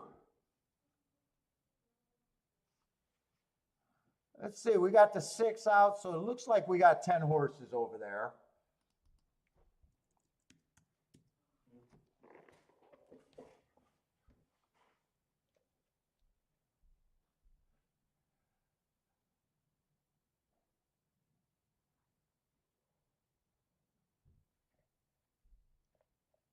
Who else hit over there?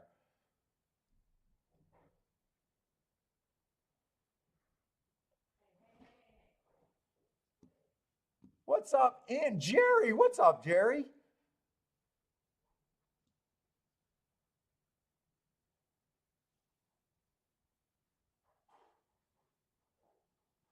And by the way, if you guys are just joining, thank you for joining. We'll be doing Gulfstream in Saratoga all week, and I'll be trying to do all of Saratoga.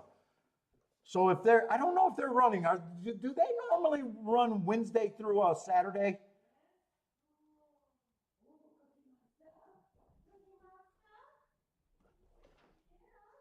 Oh, Bentley got double treats. He got double treats. I just gave him some treats. He's working both sides of his parents. Oh no, shoot. He's a smart boy.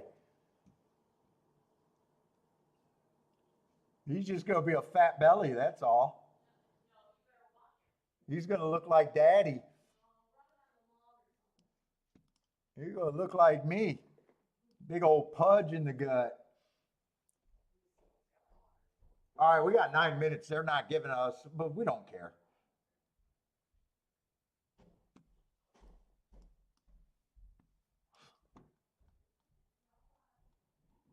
Let's see. I just want to go back to that tic tac toe board. I don't think we've seen enough dirt races, though. Sorry about this. I just don't remember which way I put that tic tac toe board. Let's see. Six definitely would have stalked there.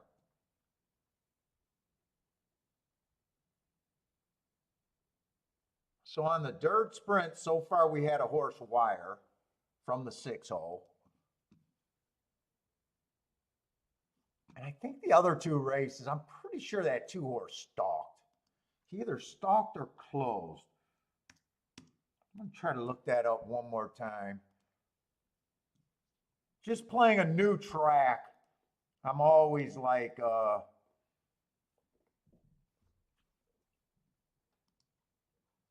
trying to really think if I know how a track is playing.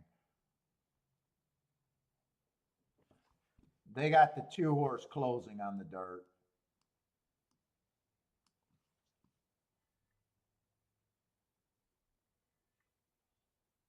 The race where the 8 got second.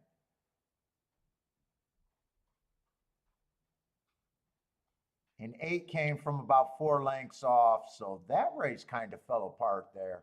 Okay. But I think this is a sprint race, right? I think I seen a sprint race.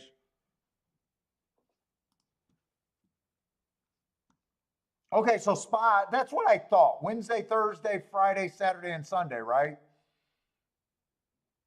Yeah, so we're going to be going back to the 5 day a week during the spa. Unless it's going so bad for me and I got to walk away from it, but it shouldn't. I'll probably still do shows no matter what. I don't think I'll walk away from it. I mean, if I was playing on my own, I would, but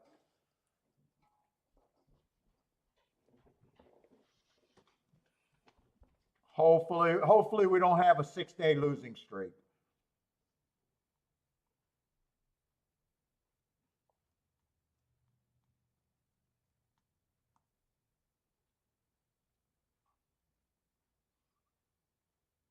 So this is 7 furlongs and it's a starter allowance 50,000. Let me just remind myself on the sprints one more time.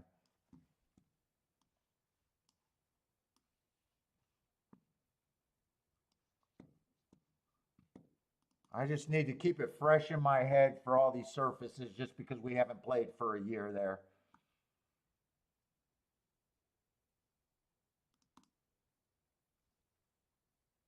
I got 40% winning on the inside, 40% winning on the middle, 20% on the outside.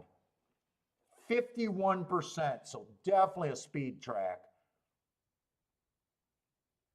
Going wire to wire, 43% stalking, and 5% of the winners are coming last year 5 lengths back or farther. So speed and stalkers is what I'm looking for. And 51% going wire to wire for a meet is huge.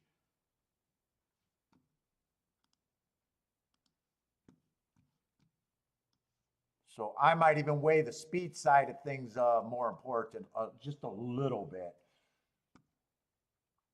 Let's say one's route to sprint. I don't mind his mark last race, average 1 tick slower than the fastest winner average, but I don't like route to sprint myself.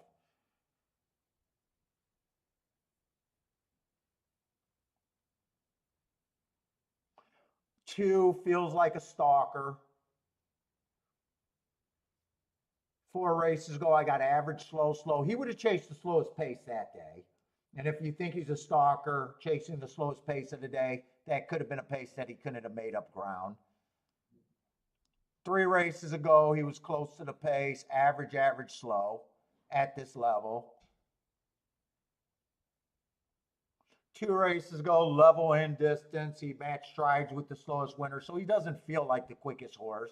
And last year, or not last year, last race at this level, I do got him as a bad rail. I'm not sure this horse should be 28 to 1. Put it that way. I don't mind him being long, but 28 to 1 sounds a little too long for him.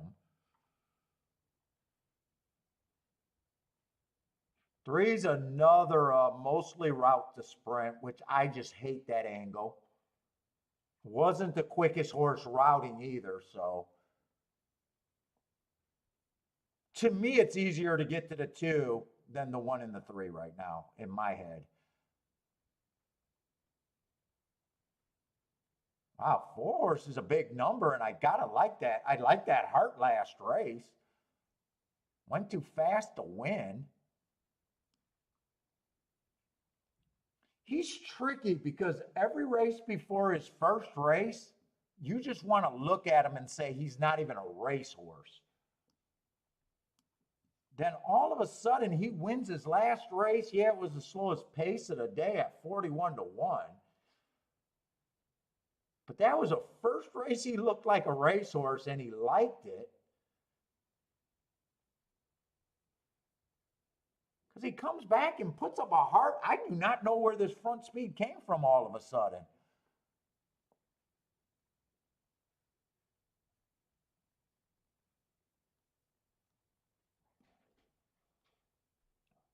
Five's another route to sprint, and I just don't like route to sprint. I'd probably like him a little bit better than the 1 and the 2 route to sprints, or the 1 and the 3 route to sprints, because he's actually been close to the pace at this level. But at 2 to 1, I'm probably not interested there. That does not sound like value.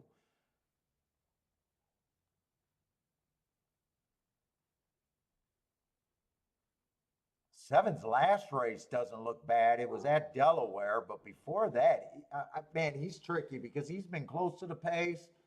Then he runs 2 races where he's nowhere near the pace. I'm not sure what I think of the 7. Wow, they are just hammering the 5 and the 5 and the 10. So there's a lot of route to sprint horses in this race.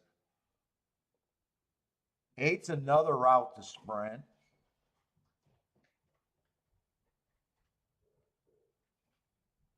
9 is a legit sprinter with speed. He did have the only thing I don't like about him is he actually had to go to 10,000 2 races ago. Won that race easily, but his marks aren't crazy. Average match strides with the slowest winner for the next 2 calls. That feels like one of the speed horses here.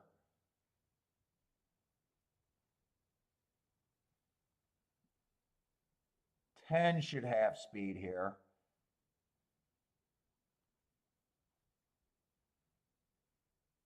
Lots of route to sprint, and 11's another route to sprinter. I probably think 10 and 9 should be the favorite. I'm probably nowhere near 5-2 on this 5. I got no problem if he wins. I just don't know if I'd be able to have him. Really, for me to be in this race, the 2 and the 4 are the horses that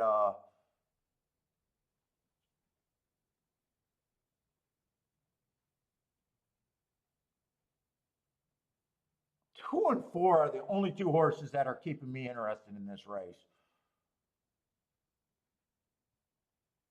I wouldn't be shocked if I'm completely out of bounds here. Let's see. Let's do a betting line. I think we got 10 horses. They're all going to start at 12%, so I'm going to have to be really hard on the horses I don't think I can get to.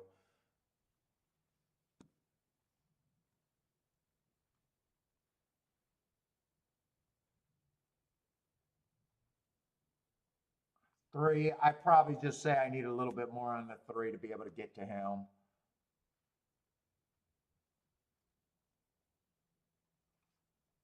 I'm going to put 6% on these 2 horses because they are overlays in my head, and I'm saving points for other horses. 2 and 4 is the 2 horses that keep me interested.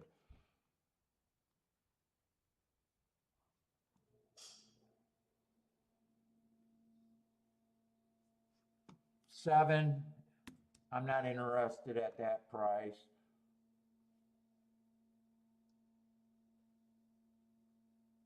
Eight's route to sprint. I'm not sure what I'm going to do with all these route to sprinters.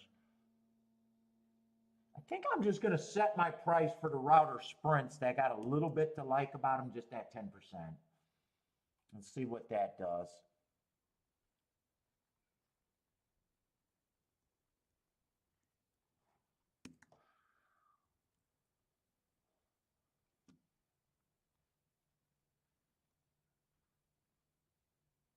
Five's probably the easiest of the route to sprints to get to.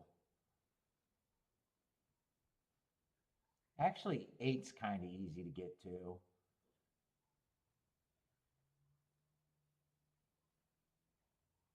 Let's see how many points I got here for these 4 horses. 20%.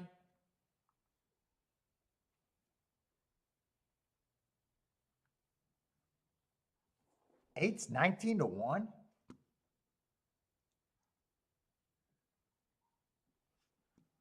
Eight would be an overlay at 10%.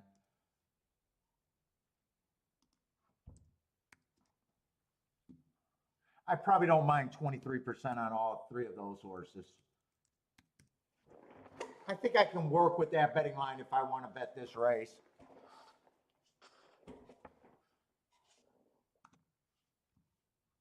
That would mean the 9 and the 10 are kind of priced right, just not interested in win bets on them. 11 would be a little over bet. 8 would be an overlay, could be a win bet. 7, I'm not interested in. 5, just a little over bet.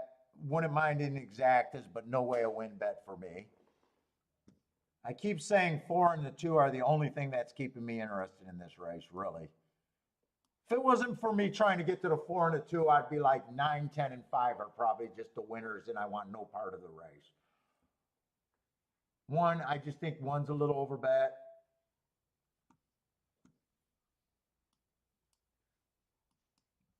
I think it's pretty much, if I play this race, it's 2 and 4.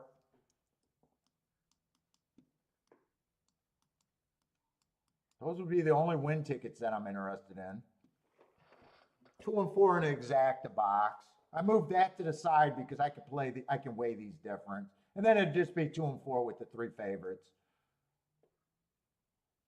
Actually, 8's still a viable win horse, actually. I forgot about the 8 being such a big overlay.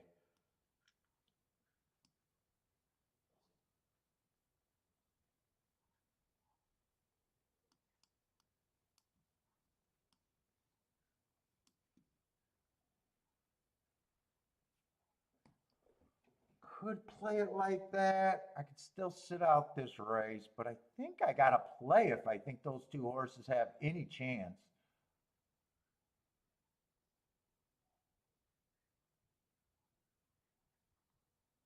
I would weigh those 2. I like the 2 quite a bit better than the 4. I would weigh those. I would weigh it in the exacta too. I think the 2 has a better shot. And I don't even think it's close.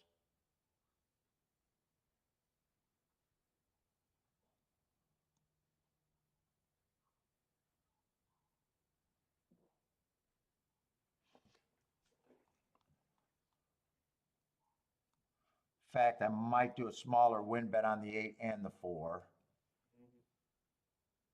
Since I want to cut down, I might even get rid of this.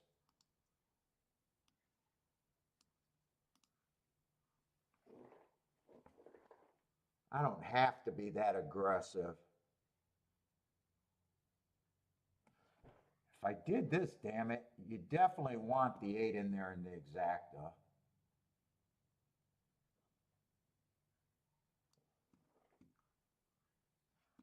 I don't think this is a bad try. Do I want to try to be a try master one more time?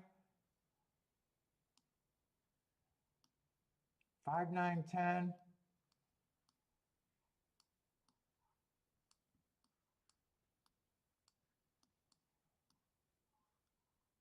I think 8 probably got a better shot than the 4, except 4 is the better horse or better ticket.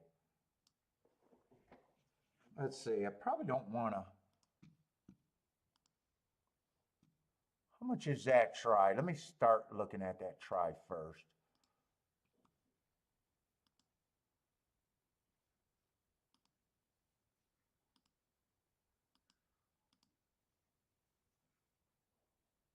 Why does it say betting is oh, am I in the wrong? I'm in the 6th race.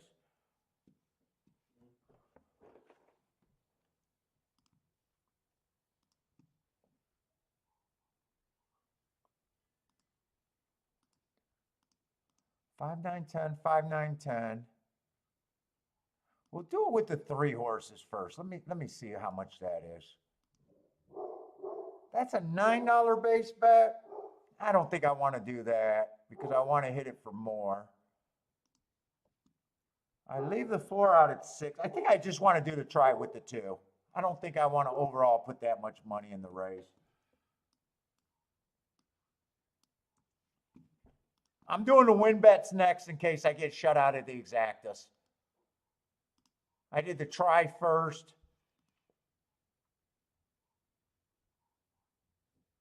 Let's say I want 2 to win for more. Smaller bets on the 4 and the 8.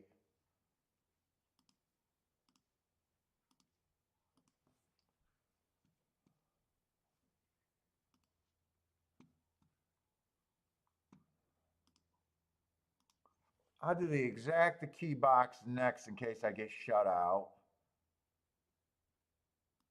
9, 10, and 5.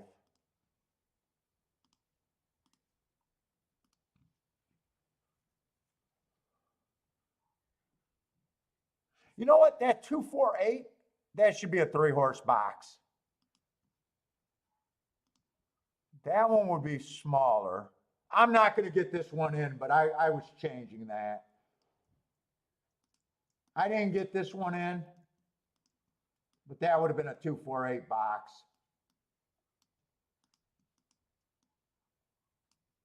I'm just going to write it down and erase it, but I did not get that in. I got everything else in.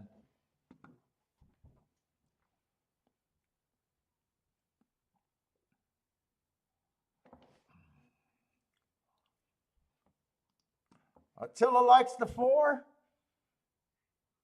JN got some exactas going. 5, 9, 10 with the 2 and the 8. Daddy likes the 9.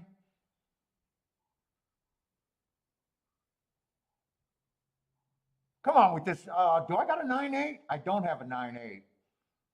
No, I don't have a 9-8. I need either the 8 to win.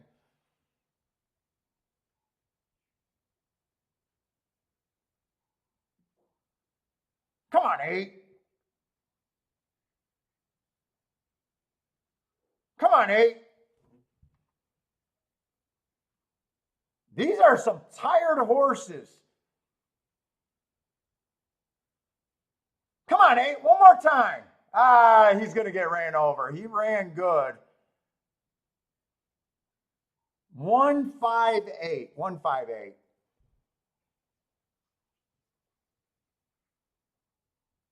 Dude, I will say every dirt race we watched, it seems like horses are really tired coming from home.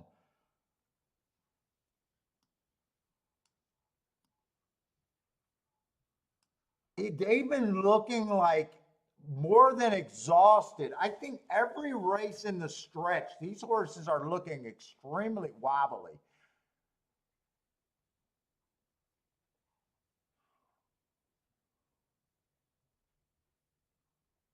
8 was all over the place. I think 5 was kind of all over the place. 1 close to get everybody.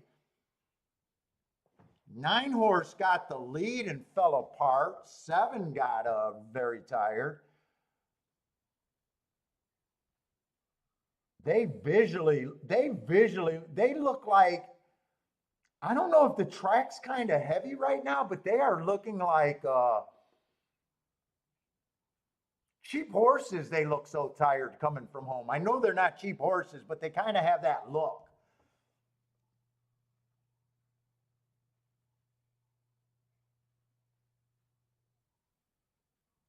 So that race was dominated by the route to sprint angle. 1 was route to sprint. That's why I was hard on them. 5 was route to sprint, even though I thought he was an easy one to get to. And same with the 8. So that was dominated by all the routers in the race. Oh, 10 stumbled at the start. Joshua with the boom. Let's go, Joshua. What you hit there?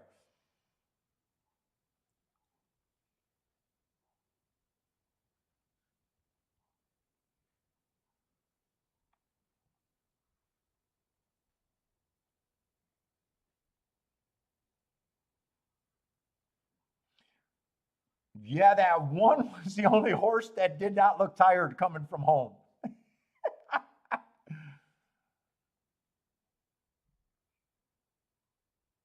Let's say Attila, summer dirt races, speed hard to find.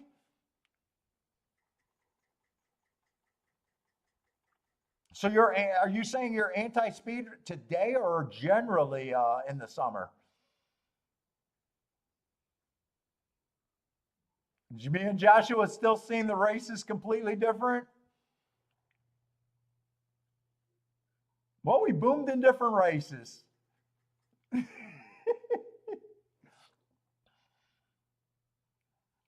Roland said, right idea, wrong trip, or wrong horse.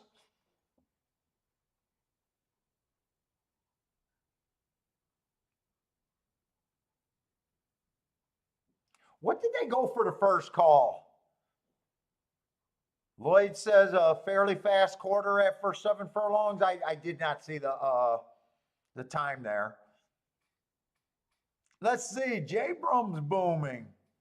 50 to win or 60 to win on the 1. Let's go, J Brom in a 1-5 exacta box for 40 bucks. Nice call. 33 to 1 on the exacta. Yeah, nice hit.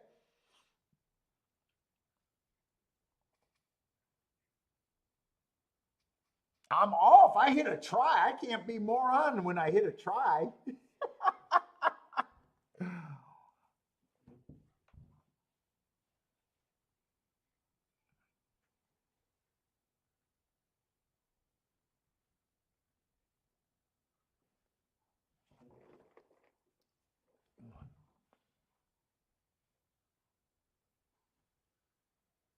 Let's see, generally summertime, some horses, some sires can just run well. I got a nice little run out of the 8. 2 did not do anything for me, and the other horse I was interesting did nothing for me, the 4.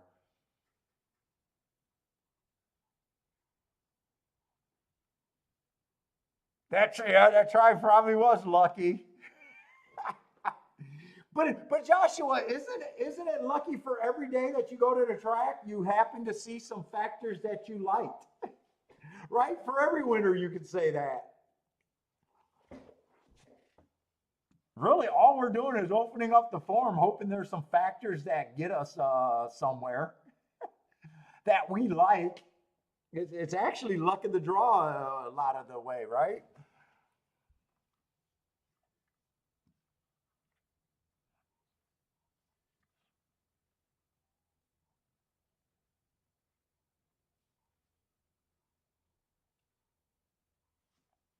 Let's see. 1 definitely closed that race, though. Without a doubt, he closed. I'd be interested to see what the fractions were of that race. We did have a horse go wire to wire at a sprint, and we did have a horse close.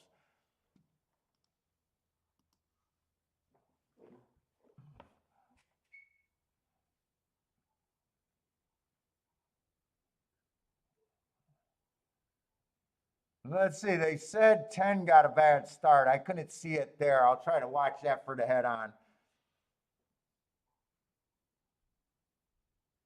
And 1 did come from dead last. So he definitely closed. 5 would have closed if he won. 5's about 5 lengths off the lead right now. 22 and 4. Honestly, 22 and 4 does not sound that fast to me for 7 furlongs.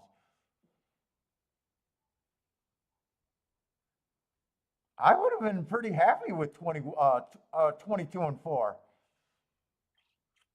What did they go for the half?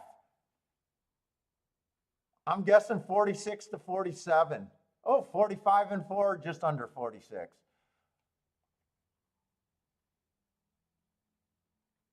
Shit, 1 looks like he has no shot turning from home here. 1 looks like he has absolute no shot. If he's the guy in the green, this guy got a rocket in his ass. Yeah, he is the horse in the green.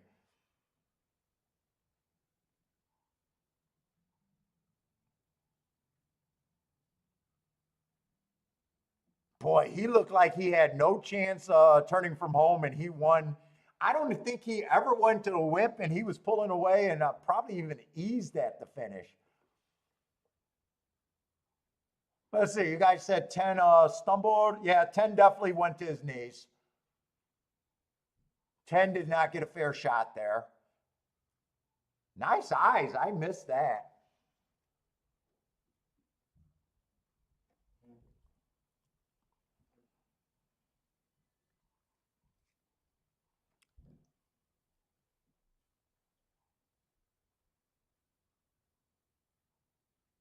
Boy, why did I like the 2 so much? I got to see why I like the 2 so much.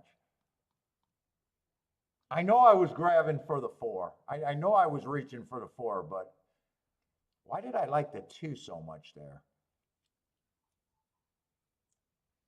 I thought he'd been running at the level. I thought he can stalk. He didn't even stalk there. He was just far back and slow the entire race. He's been running a couple races at the level.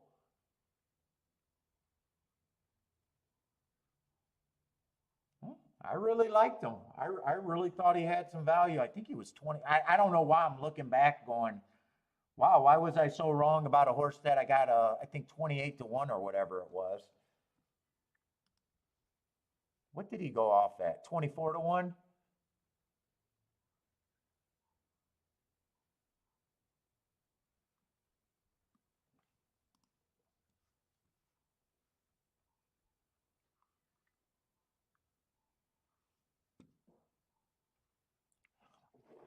Let's see, what's up on break? On break got to play over there at Hawthorne. 1 with the 2, 3, 4, 5.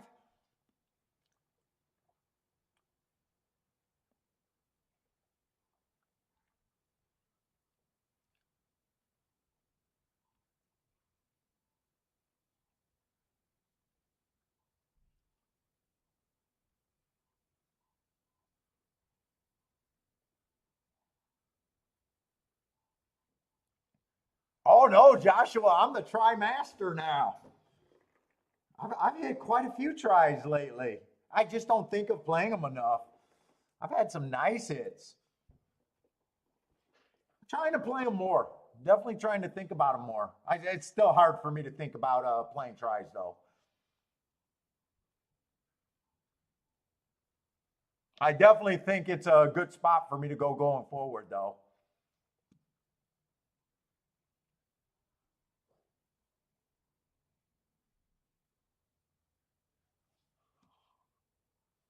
Let's see, eighth race is going to be a turf route. Let's see, the 13-14 is out. The 11 is out, and I don't have a post position for him, so it looks like we still got 11 horses here.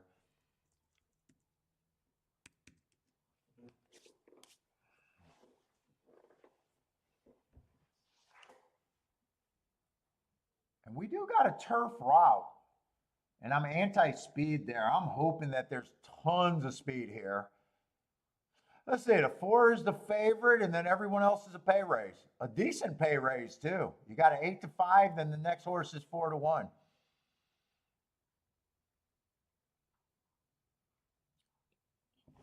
Let's start with the 4, see what he's at.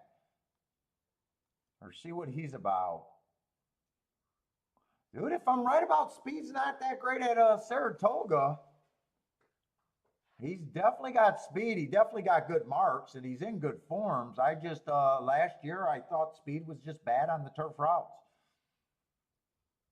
4 races ago, stalking closing day. That's a nice 30. Stalked, average, average, average. Comes back, stalking closing day. Goes too fast to win, running against the bias. I have no problem with that race. Comes back, average, average, match strides with the slowest winner, trying to go wire to wire. And then last race, even fast enough to be match strides with the fastest winner of the day while sprinting. I hope there's other speed in this race. We've only seen 2 turf sprints and 1 turf route. They have came off the pace every race, so I do want to be anti-speed. I might be completely wrong about that. Let's see. Blair's hitting. Let's go at Toga.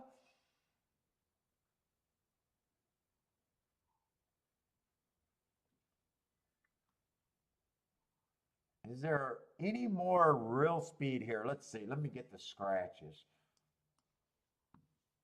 I'm going to be hard on the speed. I'm just making up my mind that's the direction I'm going. Let's see, am I in the right race? Why is my thing not advancing? Or do I keep scrolling? I might keep scrolling back to see something. Okay, the 11 is out. And the also eligibles are out.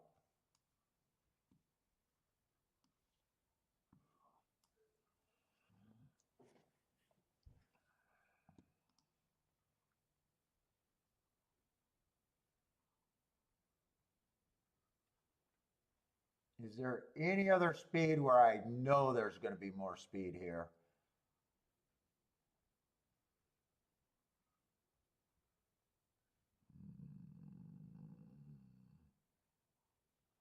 Really, 4 is the main speed.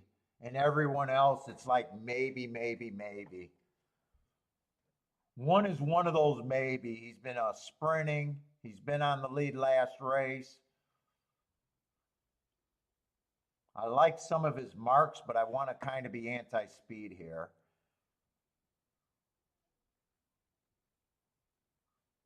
He's not quite what I'm looking for. I do think he should be long.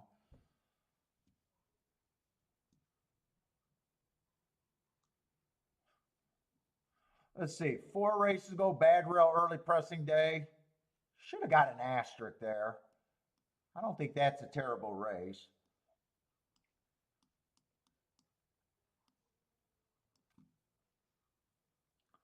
3 races ago, closing day, he was on the stalking. So he gets an asterisk there going too fast to win. I do like that race. Last race, just slow, slow, slow, no real excuse. Then he comes back and match strides with the fastest winner of the day before getting tired. I think I still want to be hard on him. I think he's going to go to the lead. I think there's a good chance two's going to be pressing too.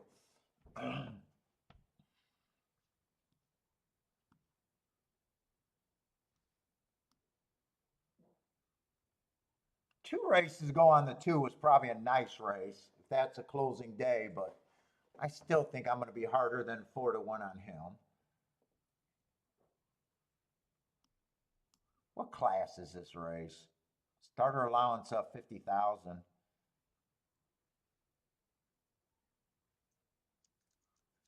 Three probably has the running style I'm looking for, but right now feels like he should be long. Last race he won on a stalking closing day. But I still think he should be long. I'm a little worried if he even belongs in this race. Feels a little cheap. Four, I'm just, I don't think I'm at that price at all. Definitely got nice races. But I just don't want to believe that speed's good.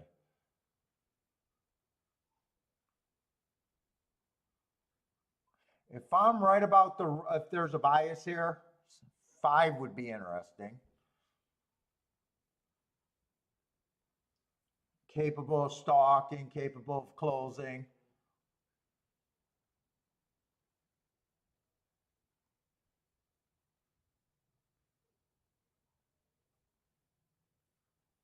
Five might be the horse that I probably think might be close to the chalk here.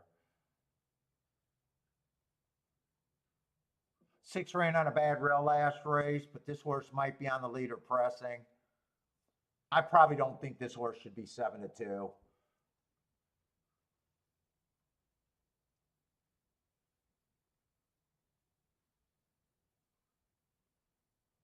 I'd say 7 probably has the right running style, but should be long.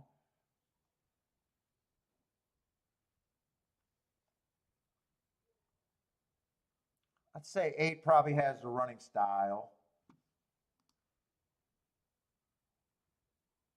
And 8 should not be 40-some to 1.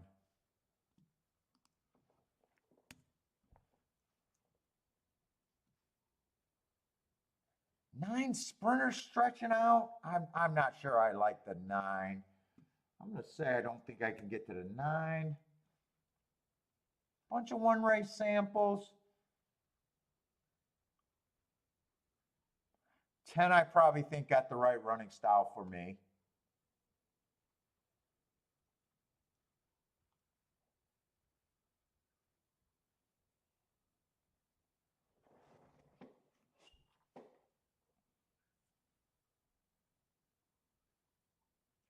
It just depends on what running style and if he likes it turf. Let's see, I don't like seeing FanDuel in his name. I'm not sure what I think this 12 should be.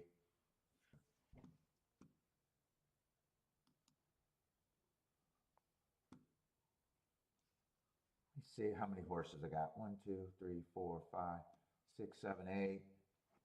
Still got a lot of horses. That'd be 13% on all of them.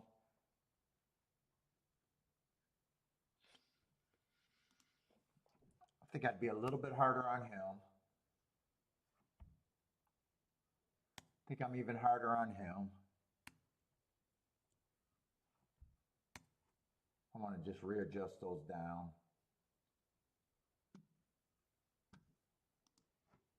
Where am I at now? 14%.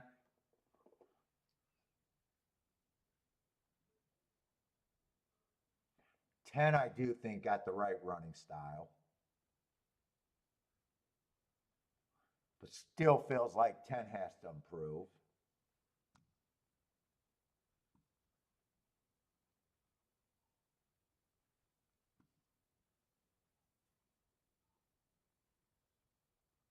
Seven, I think, is going to be an overlay.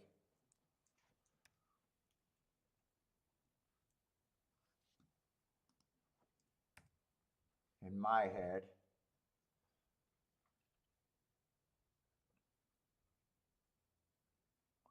6 just depends on if he rates or goes to lead. I lean towards he's going to rate. 5 in a way, I think should be the favorite in my head. 4, with me being anti-speed, I'm just putting him at 15%. I'm not going to get nowhere near that price. That keeps me off of him at least for a win ticket.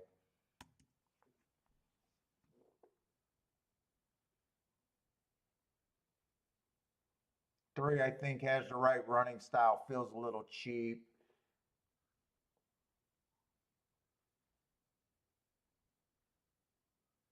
I think, to me, 2 and 5 should be the favorites. Let's see. 3, I want at 10%.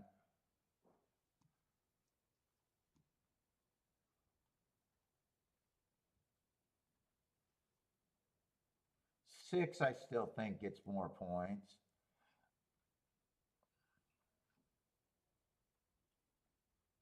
10, I actually think gets a few more points.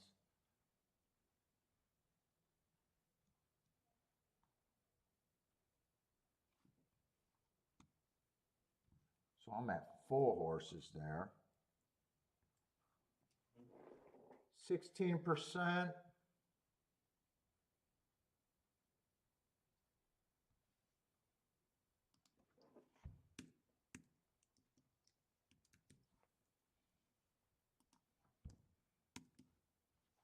I think I'm somewhere around here with my betting line. I think I got my favorites are, I need better than 4 to 1 to bet the 2 or the 5. Which they both are overlays. I just don't know if those are big enough overlays for me to be all that interested. Those are the 2 horses I think get the best chance. 4 I just think is overbet.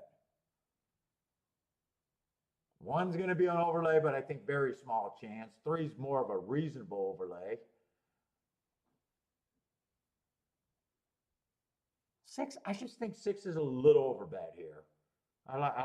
To me, I like the 5 and the 2 better.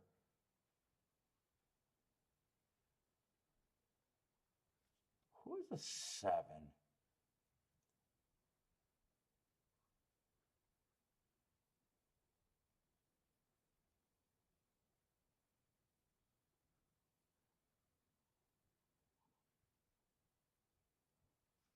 Seven, I don't like that much, and I gave him 8%. Where 6, I actually think, or I'm sorry, 8, I think is a little bit of value here. In fact, who has 8 been losing to?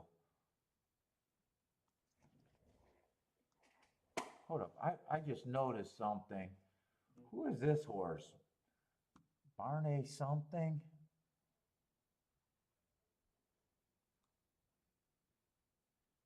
Oh, that's a 2. Yeah, 8 I'd have to really consider here. If he's been running with the 2, so 2 and 5 are the horses I like the best.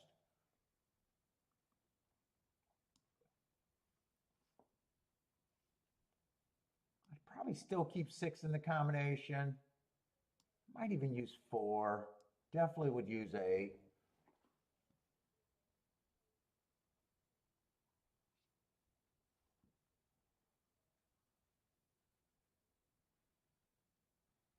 Oh, and I definitely would use 10.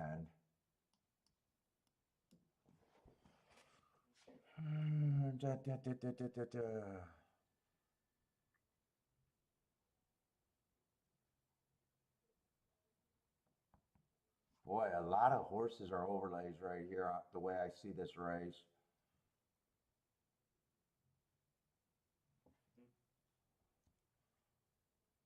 The best ticket I think I can get to is 8.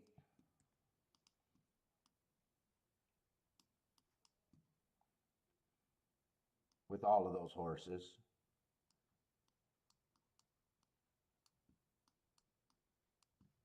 That would be the best ticket I can get to.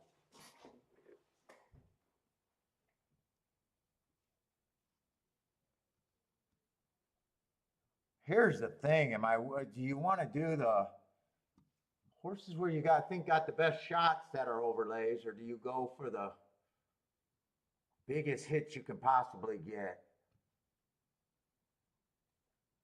Biggest hits I could possibly get would be the 8 and the 10.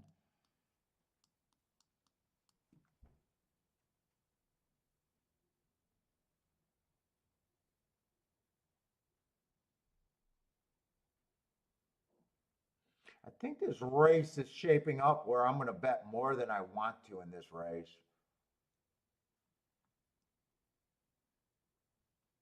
Can also do 8 and 10 to win. I think I sit out this race. I think I sit out here. I can make an argument to just take the 2 and the 5 at those prices as my keys in the win bets, and then I can make the argument, no, I take the 8 and the 10 there. They're bigger overlays. Still got Saratoga. I always have just a lot of freaking horses. And I think I sit out here.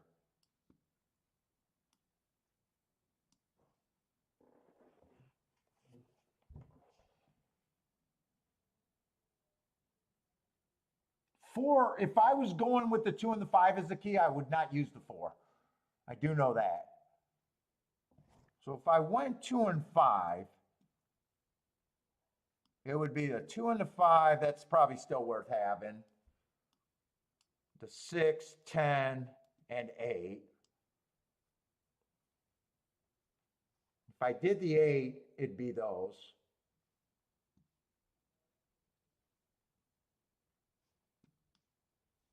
That I would turn around, but I'm not doing anything. I think if I play this race, I'd be going way more than what I think the race is worth.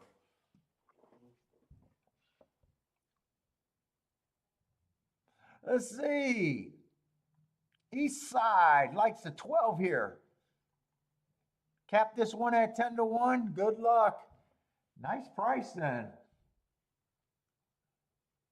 Oh, 7 ended up being a late scratch. I don't know how that would have affected my betting line all that much. That would have gave me 8 more points. You know what? I probably just say I probably don't upgrade any more long shot. I probably just split that and still say that these 2 horses I thought should be the favorite. That just makes them more playable for the win tickets for me.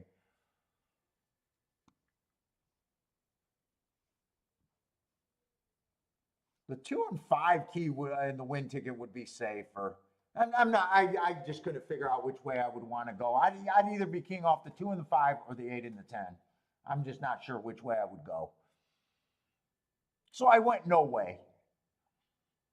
Frankie Tubbs likes 3, 5, 6 at the Toga. Good luck, Frankie. Who else got some plays? Where's Charles? I don't know. Maybe he's with Razor, or is Elle doing a show? Elle might be doing a show for Saratoga today. Let's see if I'm right about the track. I think 4 and 6 are going to get burnt up here. If I'm wrong about the track, well, they can go and carry on.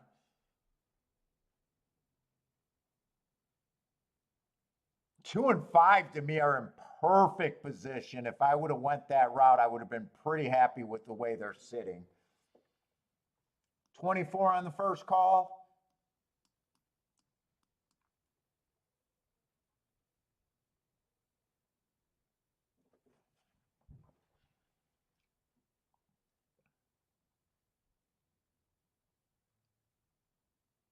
Let's see, 8, 10, and 1 are just all tied for being far back. But I am looking at Toga like they are going to come from not necessarily the clouds, but off the pace. They might be a little too far back for me to feel comfortable. 5 and 2 to me are still getting a nice trip. It just depends on if this 4 and 6 is going to go away.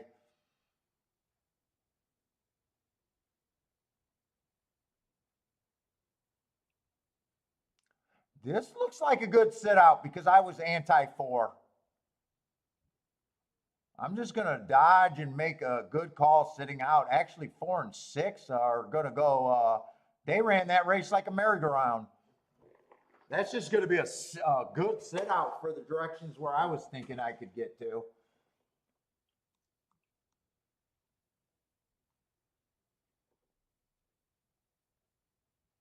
Ducking and dodging today, man. Just ducking and dodging. Yeah, chalky as fuck, right?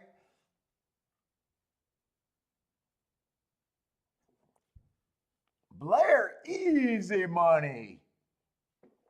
Michael Hall is booming. $100 profit for him.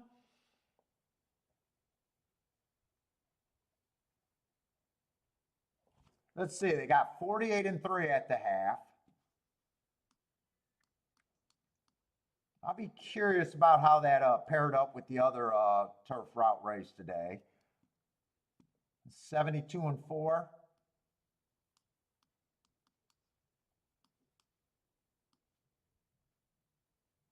Let's see, I just want to keep that there. So they would have went 24 and 3 around the turn and 24 and 1. Did I write down the other fractions for the other route race? On the turf. I don't know if I wrote those fractions down. They went roughly the same fractions there. Who won that race? Oh,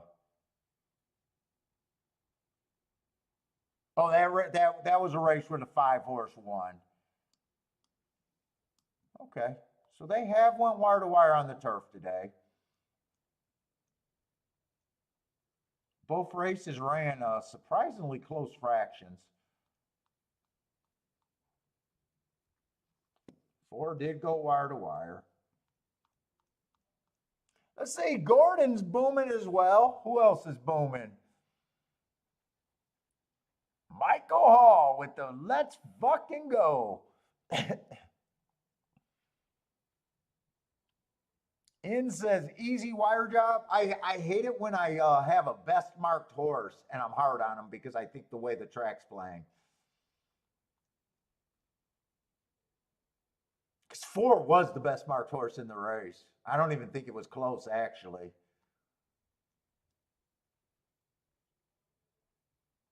Yeah, 5 was close, but 4 would have been better.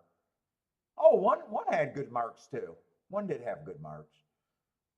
There was 3 horses that were up there as best marked horses.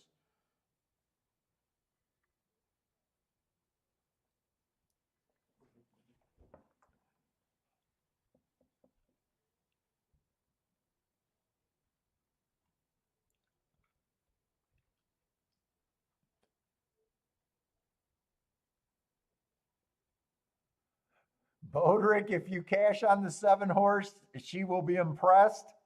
That's what it takes to impress Jennifer.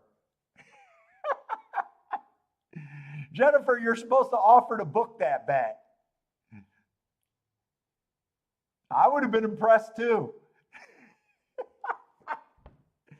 Bodrick's cashing with a scratched horse. I would have been impressed too. What's up, Lopez? Welcome to the show. What's up, man?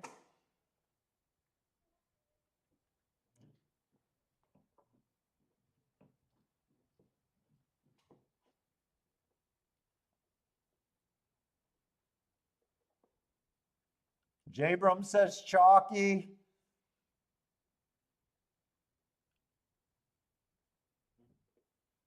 East side chalky as fuck. They've been kind of chalky today, right? Let's look at the results. So far, it hasn't been a super graveyard of favorites today. 15 to 1 on the exact, 33 to 1 on the double. Double's not bad. 33 to 1, 50-cent try, $26. That's probably not that bad for basically an ABC try for 50 cents. It's probably not terrible. Let's see. Last race they did have a 7 to 1 winner.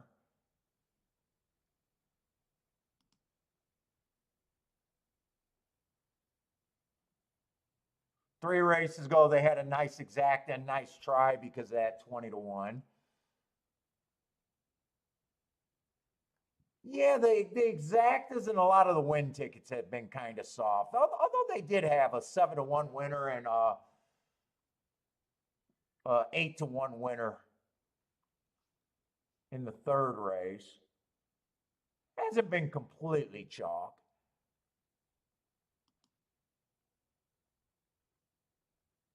But they've had more chalky races than not. I guess I'm not feeling the chalky because I hit that nice trifecta on a backdoor.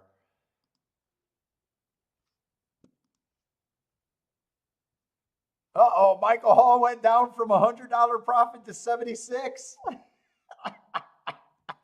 Michael, they hit you with the extra takeout, huh?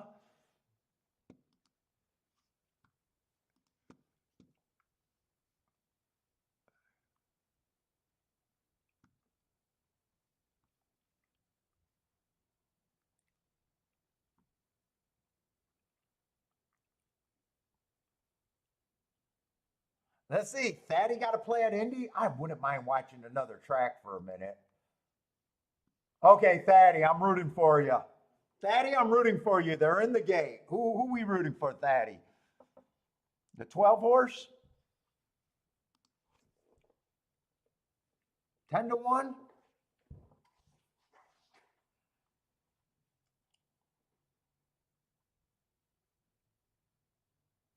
They got you with the handling fee.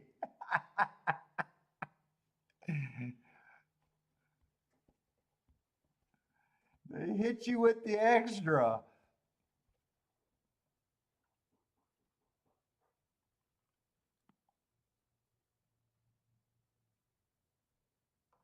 All right, they're off. I'm rooting for Thaddy's bet here. Indiana Downs. Horseshoe.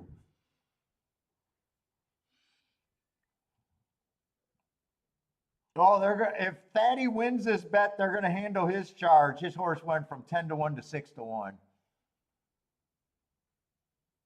Yeah, they're trying to get everyone with the handling charge there.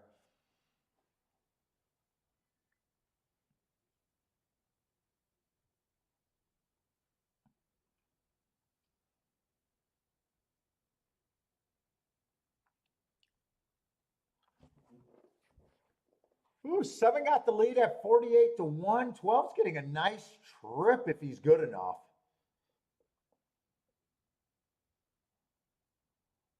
He got a 48-1 in front of him and another 8-1, and he's kind of sitting in the gravy spot.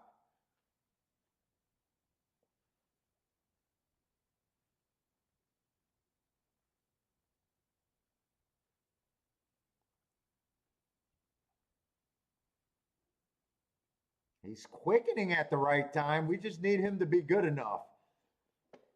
He's definitely quickening at the right time. It looks like the 7's done. They kind of rebroke. Come on, Thaddy. Come on, Thaddy. Get this 12 home for Thaddy. Get this 12 home. We don't want the place in show. Give Thaddy the win here. Let's get her home, Thaddy.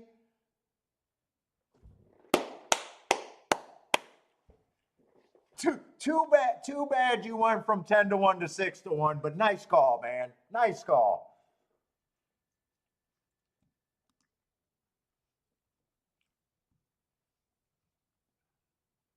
We didn't want to settle for the win place and show. We want that win for Thaddy. Dude, nice call, man. Nice call.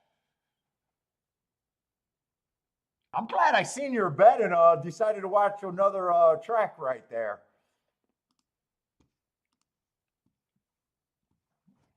Got it. Thaddy got it.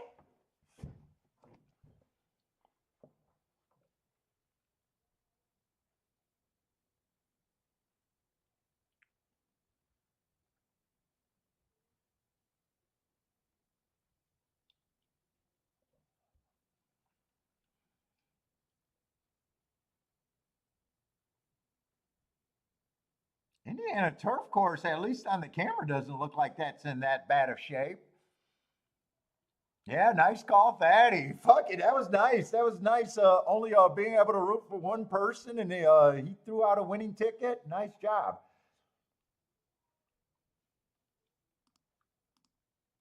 I wouldn't have known what to say if he fell apart completely. I would have just been sitting here like, okay. Daddy, you did not choke. You did not choke.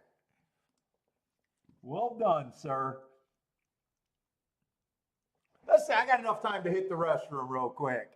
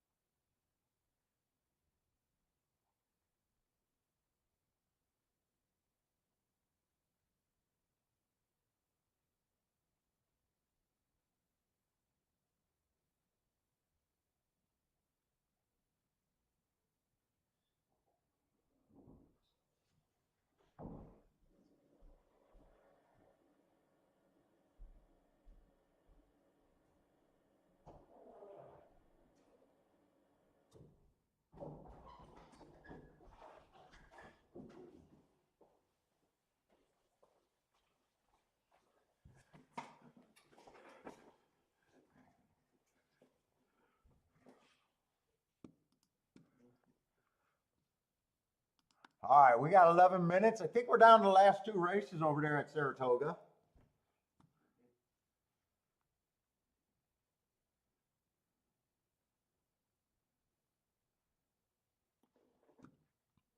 Grade 3, 6 furlong. I don't know if this is really a race that interests me all that much.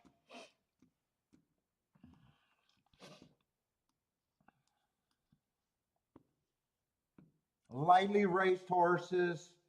I will just say that it does feel like these horses are getting really tired on the dirt. I don't know if the track might be backing up or not. It's just something that I noticed.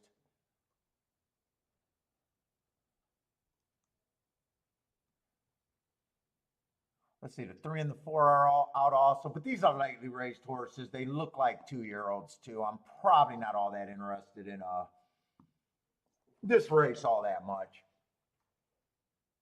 In fact, I'm probably at a spot with that single hit today. I'm probably at a spot where I wouldn't mind if I don't have to do that much right now.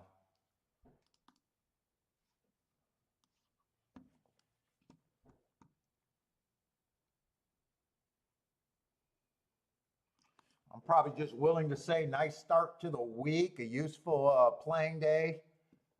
Not a huge day, but definitely on the plus side.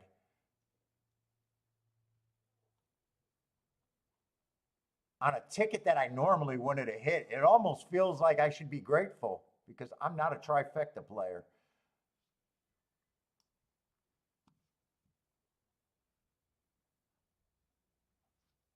Huh. You know what? I never put CL for a bias. I got to look up something on this horse. I might have thought I was a fast typer there. Let me look up something real quick before I put in his marks. Let's see, I got to think. Documents.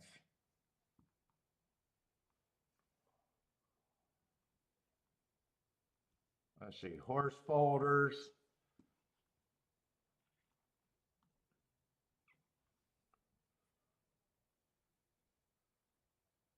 618.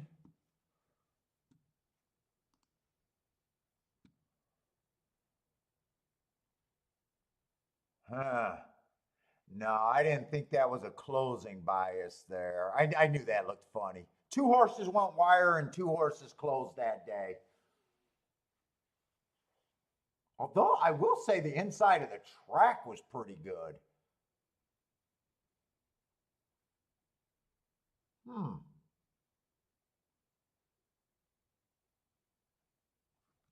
Who ran second every race? The inside of the track did look pretty good there. I'm not going to mark anything there, but I definitely wanted to check that. Okay. If the inside track was good, that means he would have ran with the bias, but I'm not going to. Parks I actually don't follow enough, so tracks that I don't play actively, sometimes I'm a little less aggressive calling a bias. Although I do make a lot of bias calls for my notes, I'm just, because I'm trying to do so much and I'm not actually playing the track that much, I'm a little less aggressive. Because I don't see the horses coming back. It's just data entry there, and sometimes you put I thought it was bias, and you may not have thought that if you were following the track all the time.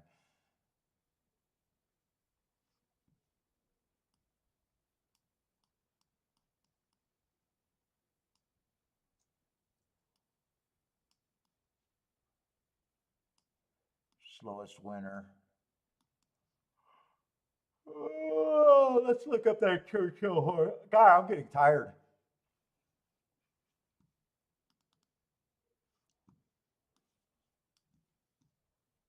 God, I hope I don't have a lot of work for tomorrow for prep. I do not. I've been at the computer all morning getting ready. I don't want to be on the computer all night for tomorrow's show. What was I looking up? Churchill.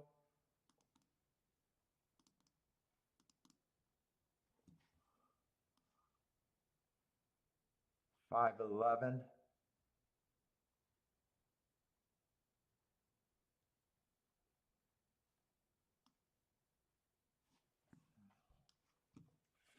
Let's see, I had an early pressing day that day.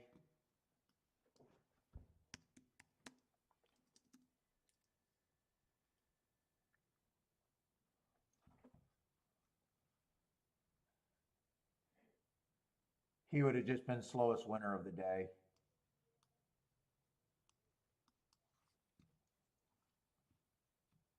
Done nothing wrong. I mean,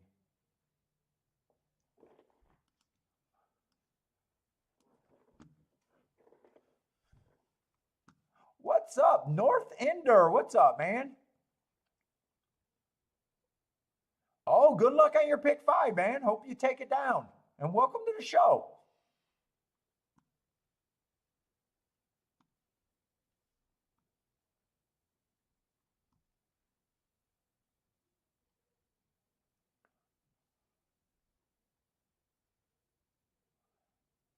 Is that this leg you're alive to the 5-7 or the closing leg? Don't tell me. I don't want to be considered the jinx. Hopefully you take it down and we don't have to worry. All right, let's see if we can handicap this race, even though I know that I'm probably not that interested in it right now. One horse. I had to fix a note there. I got him as average, matching strides with the fastest winner of the day there for the first 2 calls, 4.5 furlongs. I don't have a finishing call. And I'm comparing the time and the profile. So, the 2-year-olds, these are 2-year-olds. You got that in your head. I am comparing them to the times of the older horses that day. But I don't think that's a bad race, and I don't know why anyone would. He won by 5 lengths. I just got, as a pace, he was average and match strides with the fastest winner that day. And he won. 2's a first-time starter. I have no clue ever with first-time starters. The only time I really have first-time starters is if I think there's a track bias, like an inside bias. So he's just a horse that it's impossible for me to price.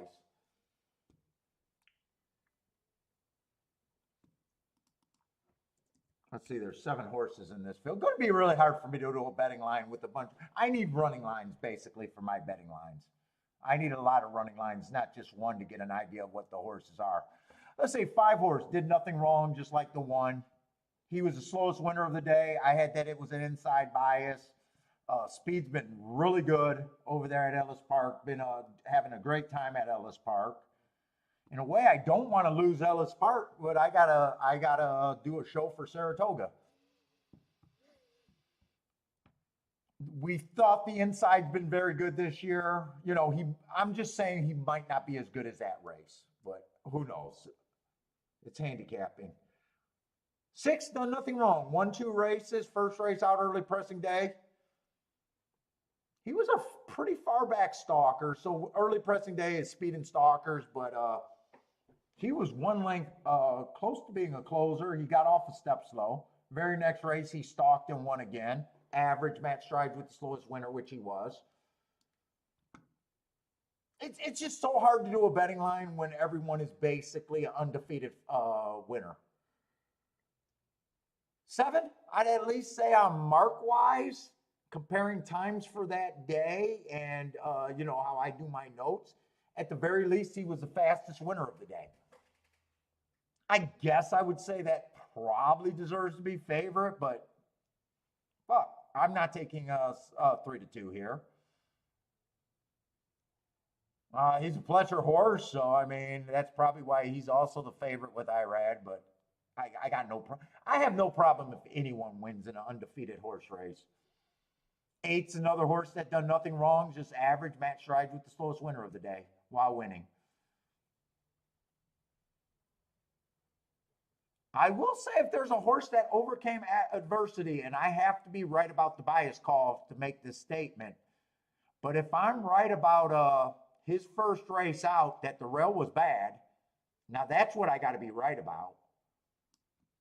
But if I'm right about that, that's a very nice race. I thought it was a bad rail stalking day. He had the rail.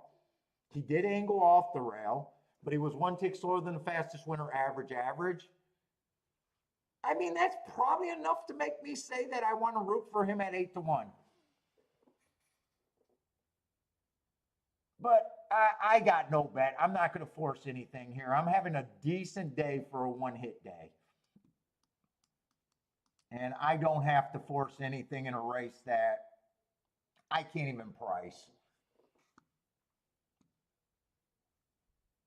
Michael Hall with another boom. Blair likes the Animal Kingdom breeding.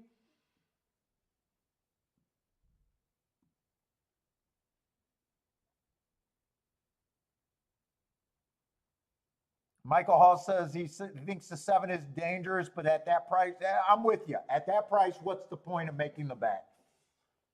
I gotta bet too big at 3-2 to be able to get what I need for a hit. Even if I put $200 on him to win, and he wins, to me, it's not even worth the $300 profit that right now at that price represents. When I got to say how dangerous I think this race is.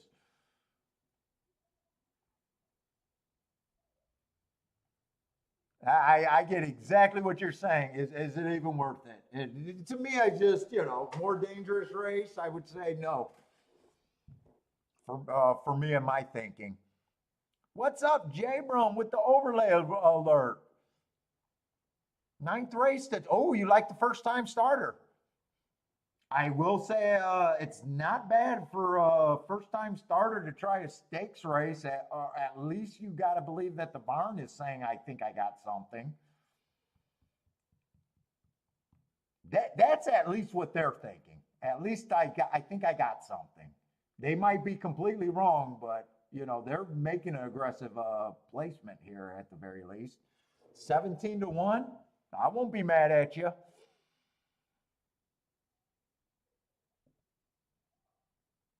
Let's see. Roland says 11 won't break, and 1 is a threat. 1 is a threat if he's fast. Thanks. North Ender, first time here. Thank you very much for checking us out, dude. We got a lot of shows there. I am not a tout. This is not about my picks. We're just doing a show that we're just trying to promote handicapping and better betting and showing people that we can get to horses.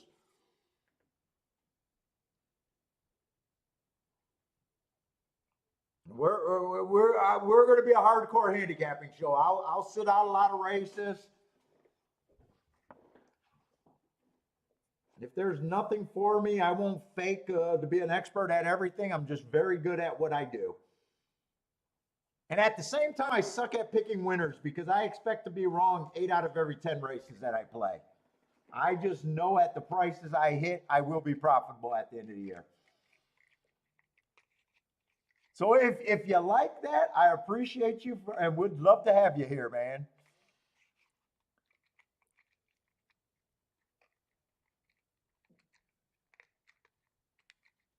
And we're probably gonna be doing all of Saratoga, so 5 days a week right now. We just getting off of a 3 or 4 day a week schedule.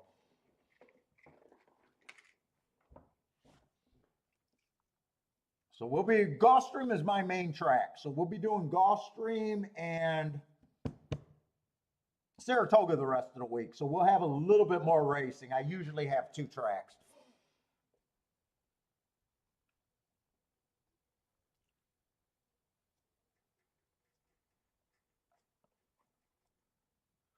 And we got about, I don't know, we probably got about 500 videos of us out there. So we've been around for a while. I think about 4 years now, 4 or 5 years before COVID, I started this show.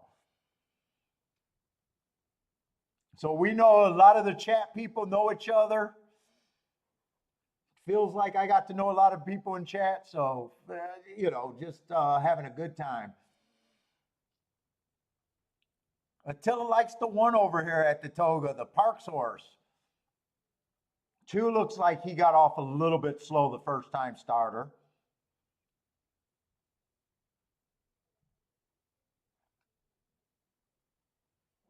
I say 1 did get the lead. 5 and 7 are right there. Oh, 11's farther back than I would like right now.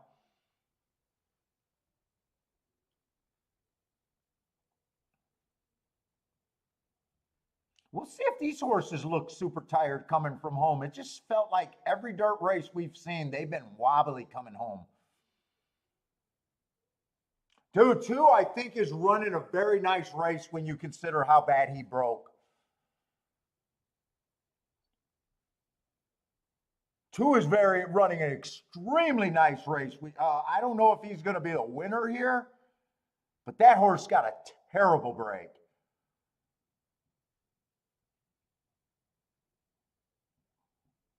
And let's get the bells and whistle going for J Brum. I think J Brum said this was his play here. Nice call, man. That was the first time starter, got a terrible break. I kind of lost track of where he was after that break.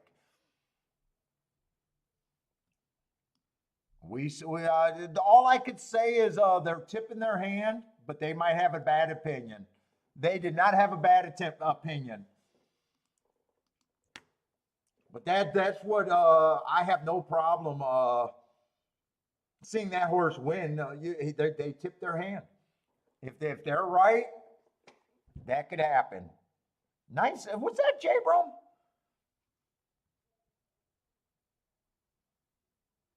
J Brum, let's go. Nice hit, man. Nice hit. Dude, I need fuck it. I don't even remember what my gifts were. Becky, you beautiful bitch. Who is Becky? Oh, Becky's the horse. Becky's Joker. You beautiful bitch is right on that one. Yes, Ryan H. Nice score for J Brum. Fatty, nice hit. We got to let J Brum run around his house for a couple minutes. I'm sure he'll be with the boom in a second or two.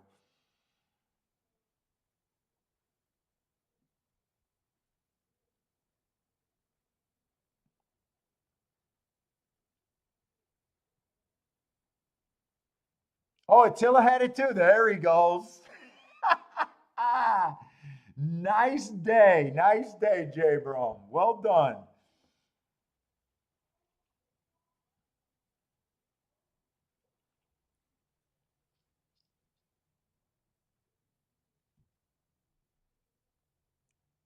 Did Attila hit that one too? Practical joke, first time starter with a bullet. This Saratoga racing is nice. Sounds like Attila might have had that too.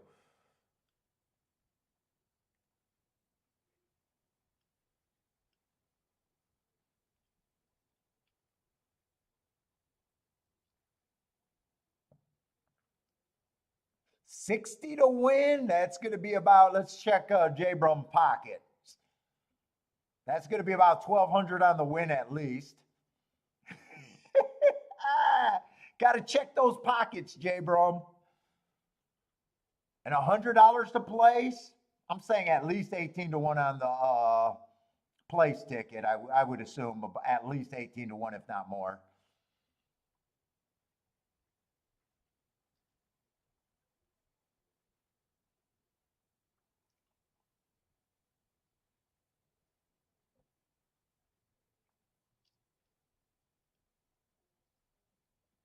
Lloyd, very good, J Brum. Absolutely.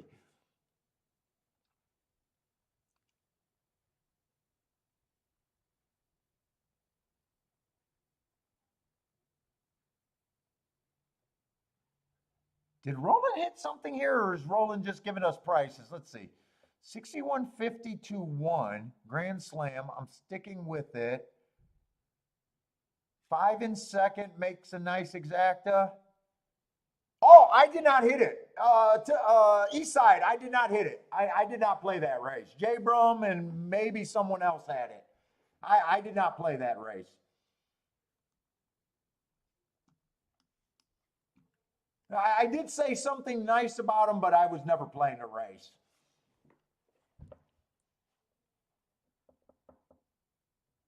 Oh, you're just giving prices. Okay. I thought maybe Roland had something going.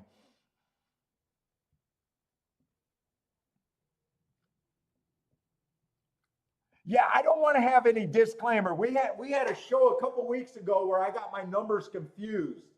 And I was super excited rooting for a horse. Thought I had a very nice exacta.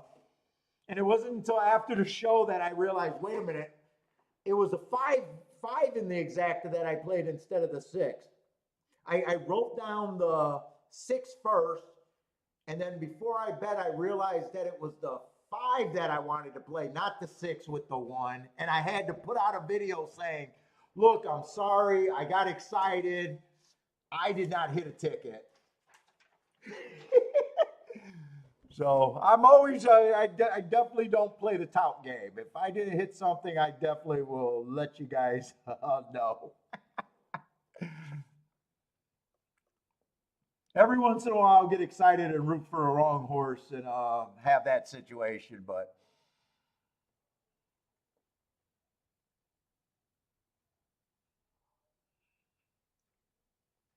guys on the chat room, they know the deal. We get our numbers mixed up every now and then.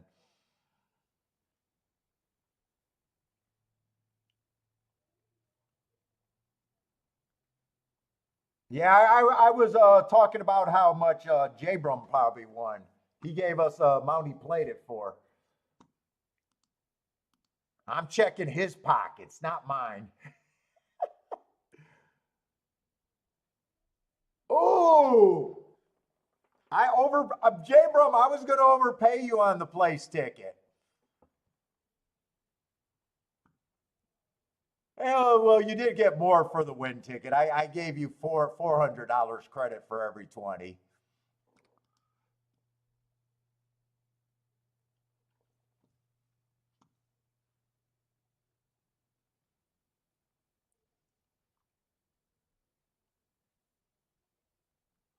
That's why you call Saratoga the great. Yeah, Chuck's been doing pretty good today, except for I think maybe 3 races are with decent prices for the win spot.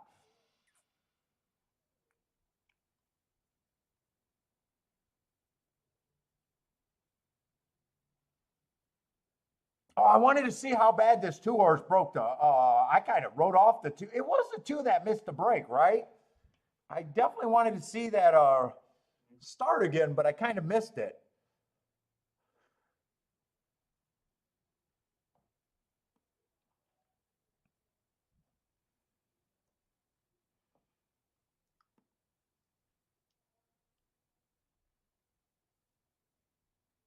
They look pretty tired coming from home. I'm not sure Saratoga's been a conveyor belt today. I don't think it has been. Horses seem, let's see if two missed this break pretty bad. I thought he did.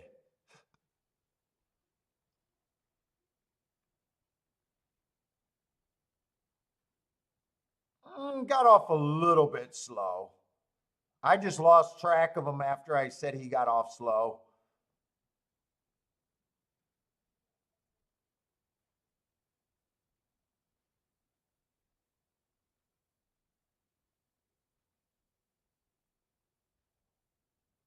He was never back farther than 2 lengths. So he didn't lose as much ground as I thought. I thought it was a way worse break than that. Let's see, Blair got to play over there at Colonial. Does anyone got to play at Indiana to root for real quick?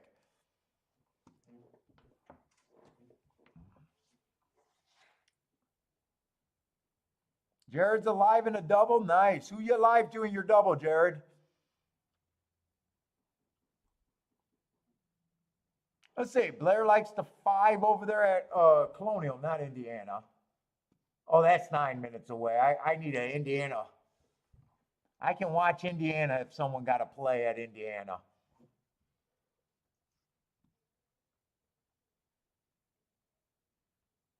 And we got one more turf race over there at Saratoga, and that's it for me today.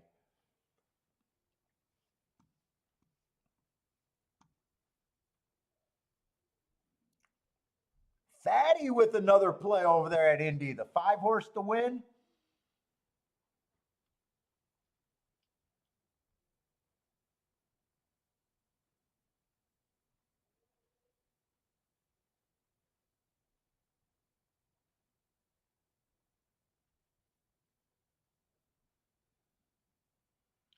Let's see, Jared with practical joke. Oh, breeding play.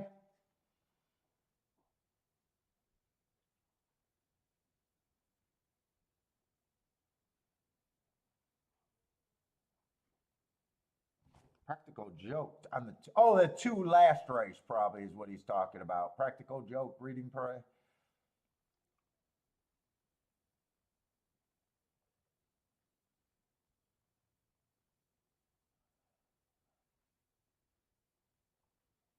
Let's see. I just want to see if there's any scratches other than the 3. Ooh, Kiki's cackling. She's cracking up there. Yeah, with that horse in the last race, I imagine the pick 5 will pay should be good. I'm gonna run to the restroom one more time and see if I can make it for the rest of the show.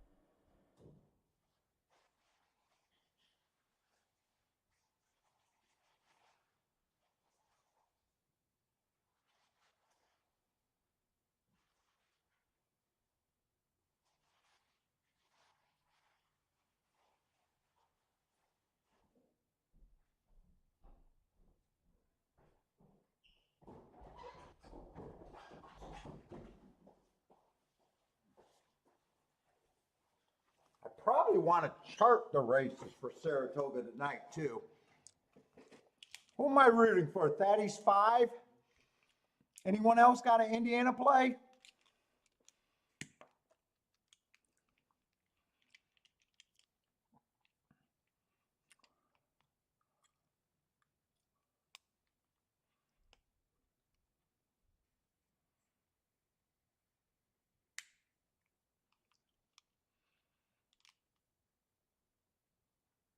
that the 5 coming?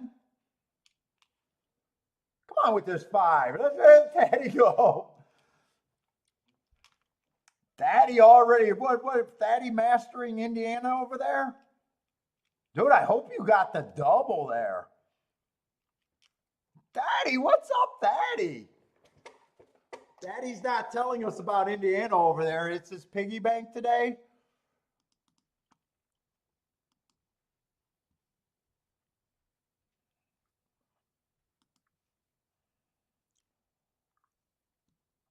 Oh, I hope you had I hope you played the double.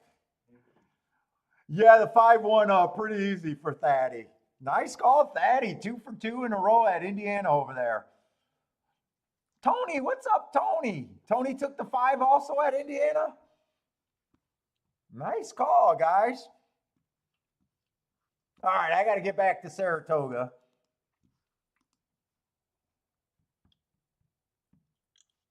Dude, Thaddy didn't give us the warning that he's Daddy didn't give us a warning that he's a Indiana savant over there.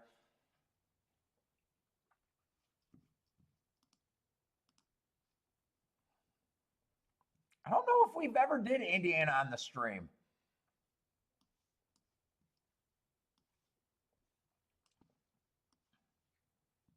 Tomorrow, for the rest of the week, we'll have golf stream in Saratoga. And Saratoga, I plan on doing all of Saratoga. So Wednesday, I don't know if there's going to be a secondary track. Thursday, Wednesday and Thursday, it might just be Saratoga unless I decide to do a second track those 2 days.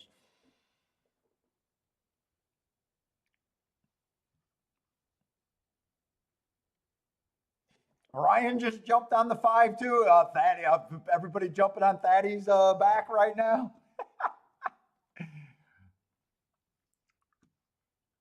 Okay, so they did close on the turf, and I really wanted to think that the turf was favoring closers at Saratoga.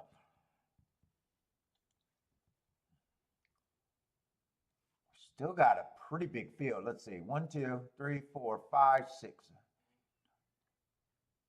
Looks like we still end up with 12 horses there, so I got to be brutally hard on horses. I do a 120-point betting line, so that means everyone starts at 10%, just random.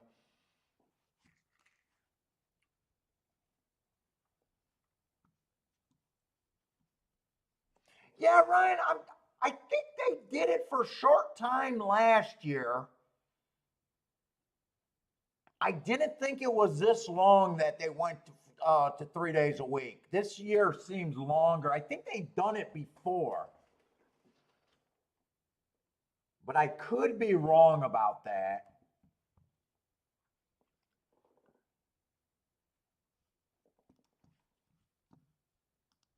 I'm curious. I want to look up. I shouldn't have got distracted right now, but I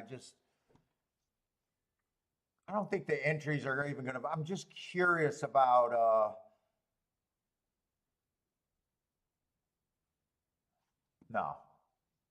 I just wanted to see what was running Wednesday. It's probably way too early for anyone to have that on there. Let's see. Let's see. 7's a big favorite. What we got? We just got a maiden claiming 40,000 on the turf.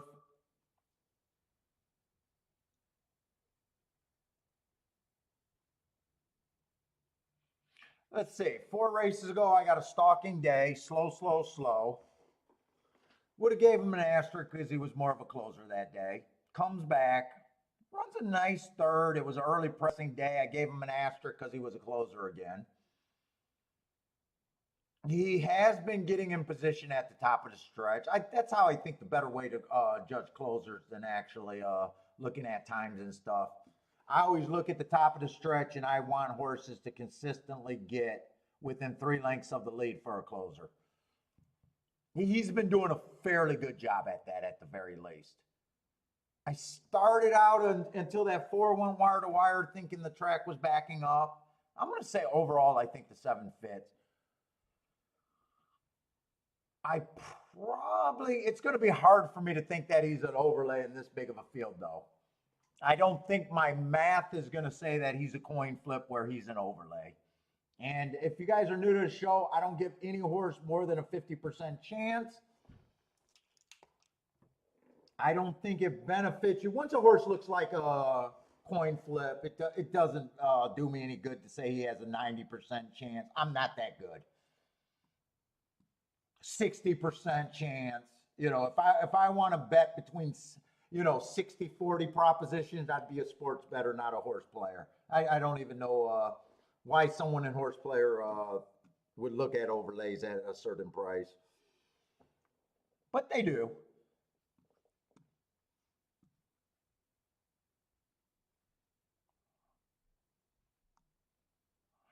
Let's say one. I just got him a trying turf for the first time. Well, not the first time. He's had a couple of failed experiments on the turf. Let's just look at the last three races. I got him a slow, 3 races ago, 1 race sample, 2 races ago. And last race, chased the slowest pace of the day, but still went slow.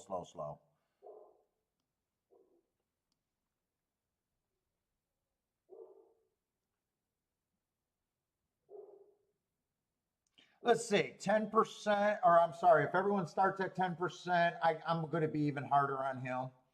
I'm just going to say he's priced right in my head at 50 to 1. Two's been running on the turf.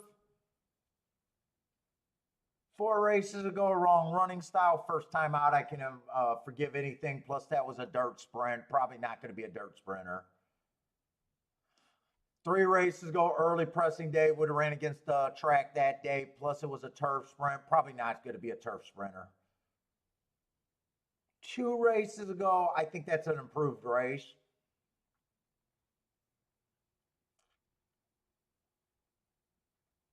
But I don't have times that. I think there was 2 races that day, and one of them was a mile, and one of them was a mile and a half. So I didn't do a profile that day. And then last race, I just got him as average. Probably not going to be a turf sprinter. I got a feeling in this field he might look like a player. 3's out. 4 only ran 1 race. I got stalking closing day. Didn't get in position at the top of the stretch. First race out. I don't even care. First race out. If you can get there, I'm probably not at 7-2. Is probably the problem. If he wins, I can see it. But the price in horse racing is everything, and I don't think I'm anywhere where I think 7-2 is any great value, or 3-1. 5 might be the speed of sprinter stretching out. Let's see, 3 races ago, I would have got him running on a speed favoring track, so he got an excuse. 2 races ago, I don't think that's a terrible race. Even though I got him as average slow, he still kept running at the end. He ran 6, but he was only 1 length off the lead at 50 to 1. I don't think that's a terrible race.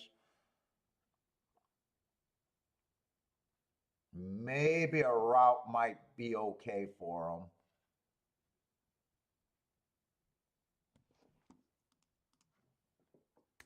I do think he should be long.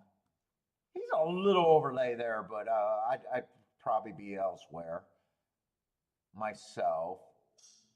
6, I can't get to the 6. I got to be brutally hard on the 6.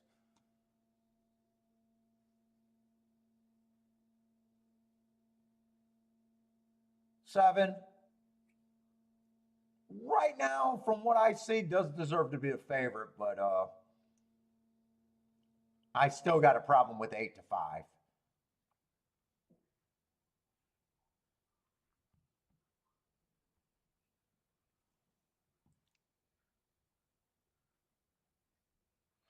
Eight would have ran, if I'm right, a speed favoring track first time out, improved every race since then, but he's still a mighty reach for me.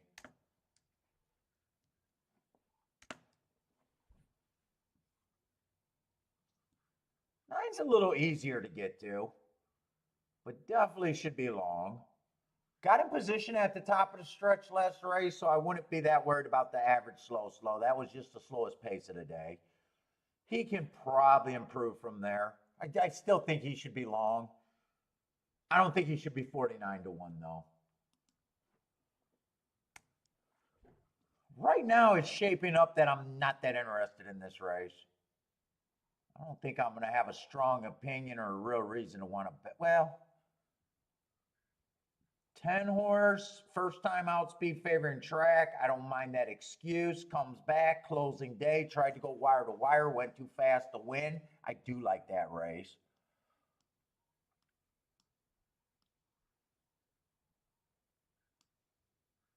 Two races ago, average, slow.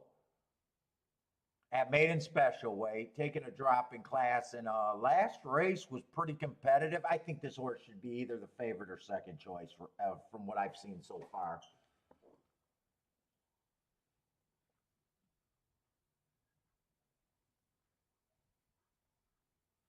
$11 gets points here too.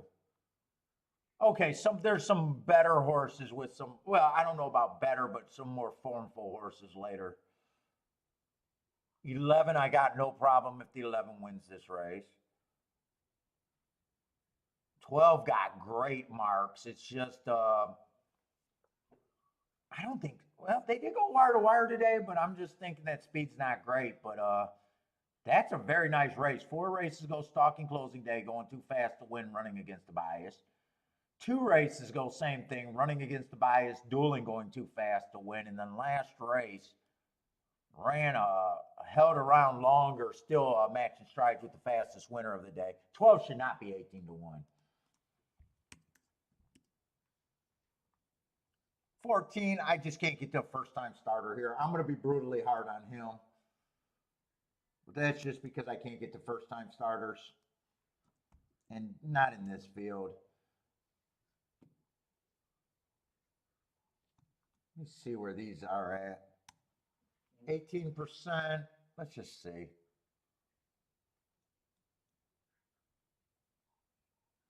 Two. Probably feels right at about 15%. So I think two is probably about an overlay here. 4.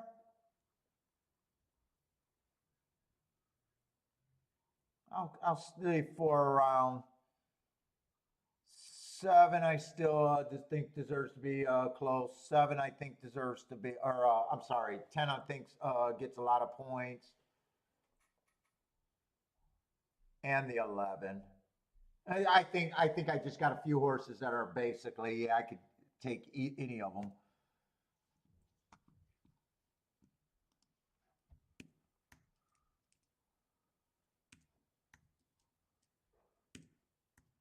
Right now, I'm not sure I got a play here. I want to touch anyone for a win ticket under a solid 5 to 1. So 4 is a little over bet. I would have to pair him up. 7's over bet. I would have to pair him up. 10, just perfectly priced. 9 to 2 is where he should be. 11 is the overlay. 12, I think, is a pretty severe overlay.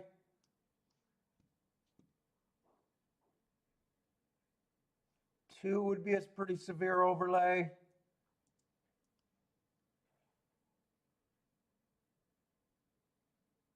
Then if I was doing exact, as it's still a big group of horses, it would still be 5, 7, 10.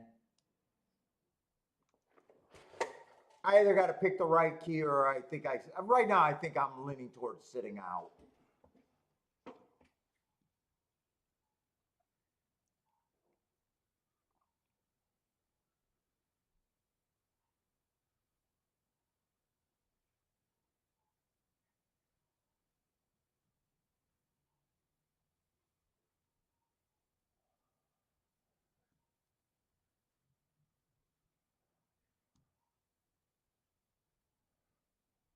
Jared needs everybody. 2, 4, 5. Oh, that's a lot of will pays.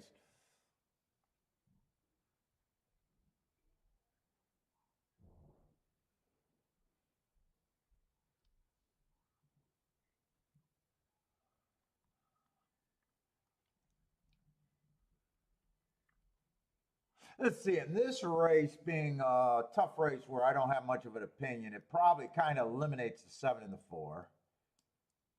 I would definitely have one of these as my key. Or even key the 10. It'd be with that group of horses. I think I just sit out this race. I'm having a nice day. I don't have a super strong opinion in this race.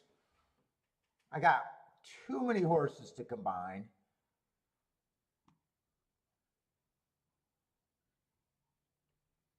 Uh-oh. I just lost my video. I was just thinking if I wanted just to do win bets here. 2 could be a win bet. 12 could be a win bet. And 11 could be win bets. I sit out here. I got 6 horses.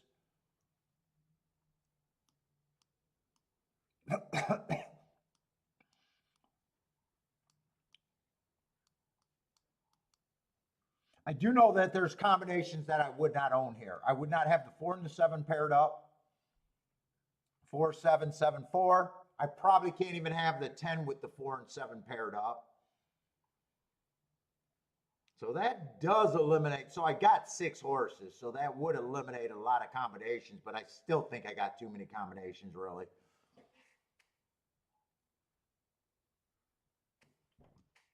And I'm not even sure if 4 and, well, 4 can probably be played with all of these horses, but I'm not sure 7 could be even played with the longer shots. Or I would here. Let's see.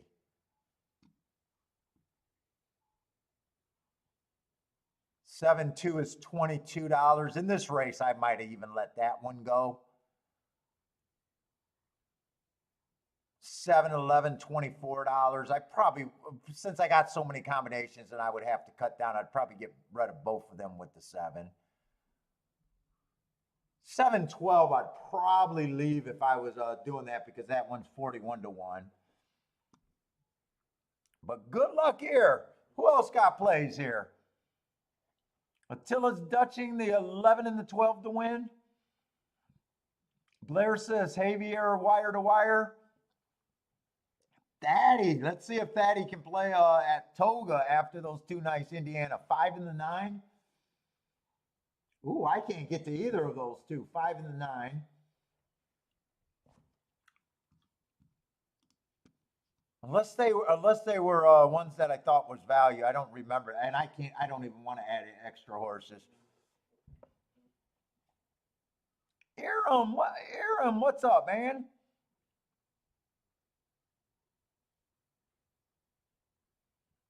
Jennifer wants her money from Jared. What, did you guys book a bet? There is no booking in this chat room. We're a legal operation. Let's see. Base got 1574. 15714 in a box.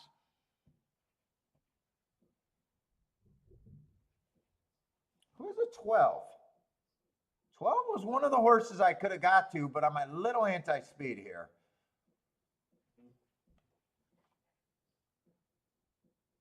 $47.4. I think that's the fastest pace, and these are probably the cheapest animals we've seen on the turf today. $47.4. I think everyone else went 48 and change, so I think this pace is hotter than let's see. 4's in position, 10's in, everybody's in position right now.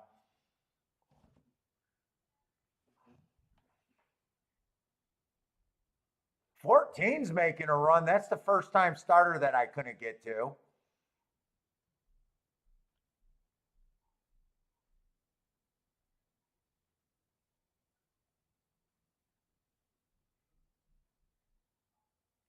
Seven's coming late, but 14 changed leads, and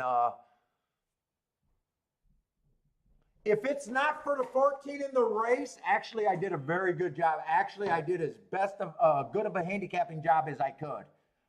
First time starters I ignore. That would have came in 7, I think 12-2.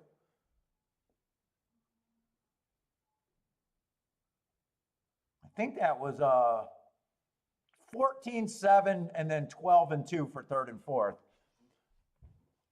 Base like that a winner.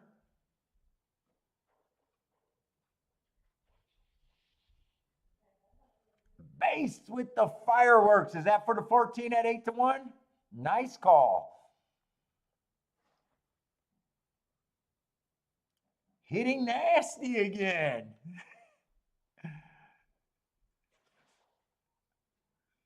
Yeah, whenever a first-time starter win, I look at the rest of my bet. He was ignored for me, so I'm just looking at where I was on the betting board and everything, and I did not do a bad job. In fact, I'm kind of glad I didn't play that race because 7 with the 12 was the only exact I could have played with the 7.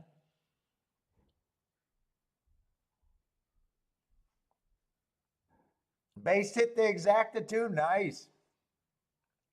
Thanks, Roland. I'm glad you guys, hopefully everybody enjoyed the show.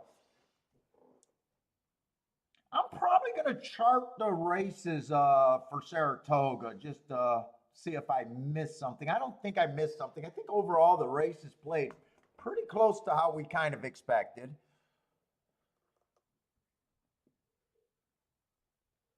But tomorrow we're going to have Saratoga and Gulfstream. We might have rain. It sounds like they're going to get rain for tomorrow, so they might be off the turf at Saratoga tomorrow, depending on if they get that rain.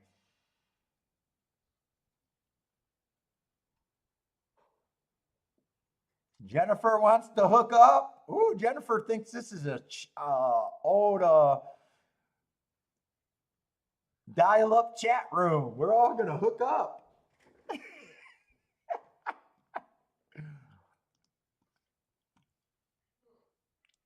What was that, AOL? Was that AOL back in the day? Dial-up. Oh, did you used to go on MySpace? I never did chat rooms. I'm a geezer. That was my age group, though, I think. Although I tell you what, these days I'd be swiping like a motherfucker if I was single. I'd wake up and just set a bunch of swipes on every morning.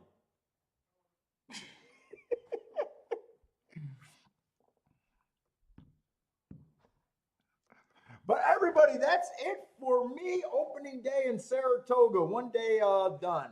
So hopefully everyone had a good time. Hopefully you guys got some winners.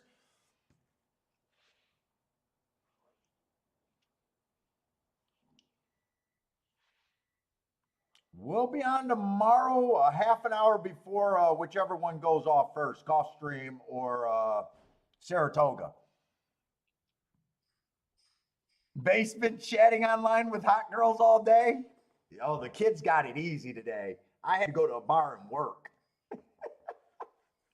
And I was not a smooth talker either. Kiki's like, no kidding. Although the Kiki better shut up because she was a stalker. I married one of my stalkers. All right, everybody. Thanks a lot for hanging out with me. Good luck if you guys are still playing. What, Woodbine, I think, going off tonight or probably around now. Tomorrow. Be back on tomorrow. Hope to see everyone tomorrow.